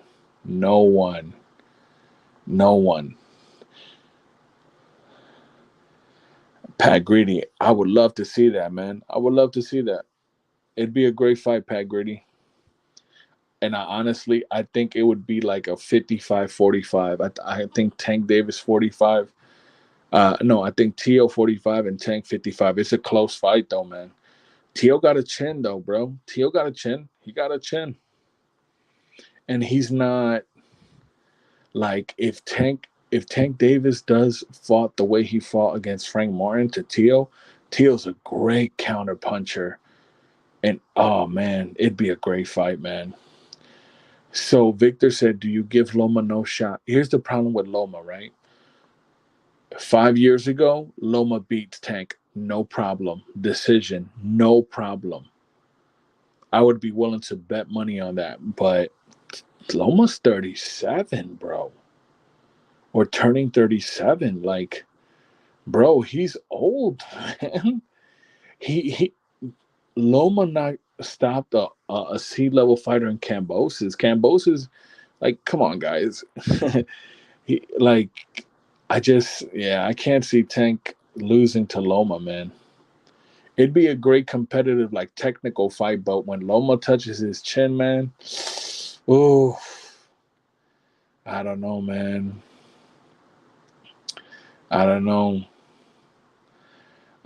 I'd have to see Tank fight guys at 140 with no clauses. Yeah, that's the only thing. Tank, and I kind of get why Tank does these stipulations. Tank is a small guy, man, but yeah, Tszyu won't go for that though. He won't take a weight thing at 140. Maybe like at 143 or 145, but yeah. Yeah, the Benavidez fight was interesting, man.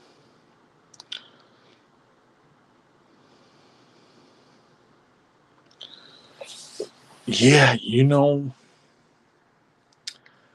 Frank started off really good, man. Hold on, I got my scorecard. Hold on, let me see something right here. Okay, so hear me out. This is how I scored, right? This is how I scored yesterday's fight. Round 1, Frank Martin. Round 2, Frank Martin. Number 3, Frank Martin. Then Tank won rounds 4 through 7. So now it's 4-3 going into the 8th. It's still a close fight. And Tank knocks him out, bro. Tank knocked him out. He didn't get up for the 10 count. Bro. He knocked him out. And Frank has never been knocked out. You know what I mean? And look, in my opinion, I'm not one of these people that said Frank was buns or nothing like that. I thought Frank was a good fighter. I give him like a B-level fighter, you know what I mean? Daniel said, Tszyu beat Tank, in my opinion. Shakur probably beats Tank as long as he doesn't get knocked out. I would still take Loma, but same things with Shakur. Let's see how Keyshawn and De Los Santos' career. Here's the problem, right? So, look, Daniel, I could see Tszyu beating Tank. I can, by decision. I can see it. Because if Tank doesn't get a knockout, I can see it. Shakur and Tank will be a very technical fight. Loma and Shakur will be a technical fight, but I think Tank catches Loma. Remember, Loma's a smaller guy, man. But then again, Tank is too, right? They're really like 130 pounders. Bro, Tank was 133 pounds on the scale. That's crazy. Like, he could make 130. Imagine if Inoue ever went to 130, bro. Tank Davis versus the monster Inoue at 130. I ain't gonna lie to you, though. I think Inoue beats Tank. You know what I mean? But listen, Rapstar, I don't know if you still here, my brother, but I'm about to head off this phone, man. I'll be listening in the chat if you still here. I hope you get Rick Glazier on the panel for a little bit. But everyone have a good night. Happy Father's Day to everyone. I'll catch y'all later. Yo, did England win today? I don't know how many of y'all watch soccer. Let me see. Did England win the Euro Cup game today? England. Oh, wow. Yeah, they beat Siberia.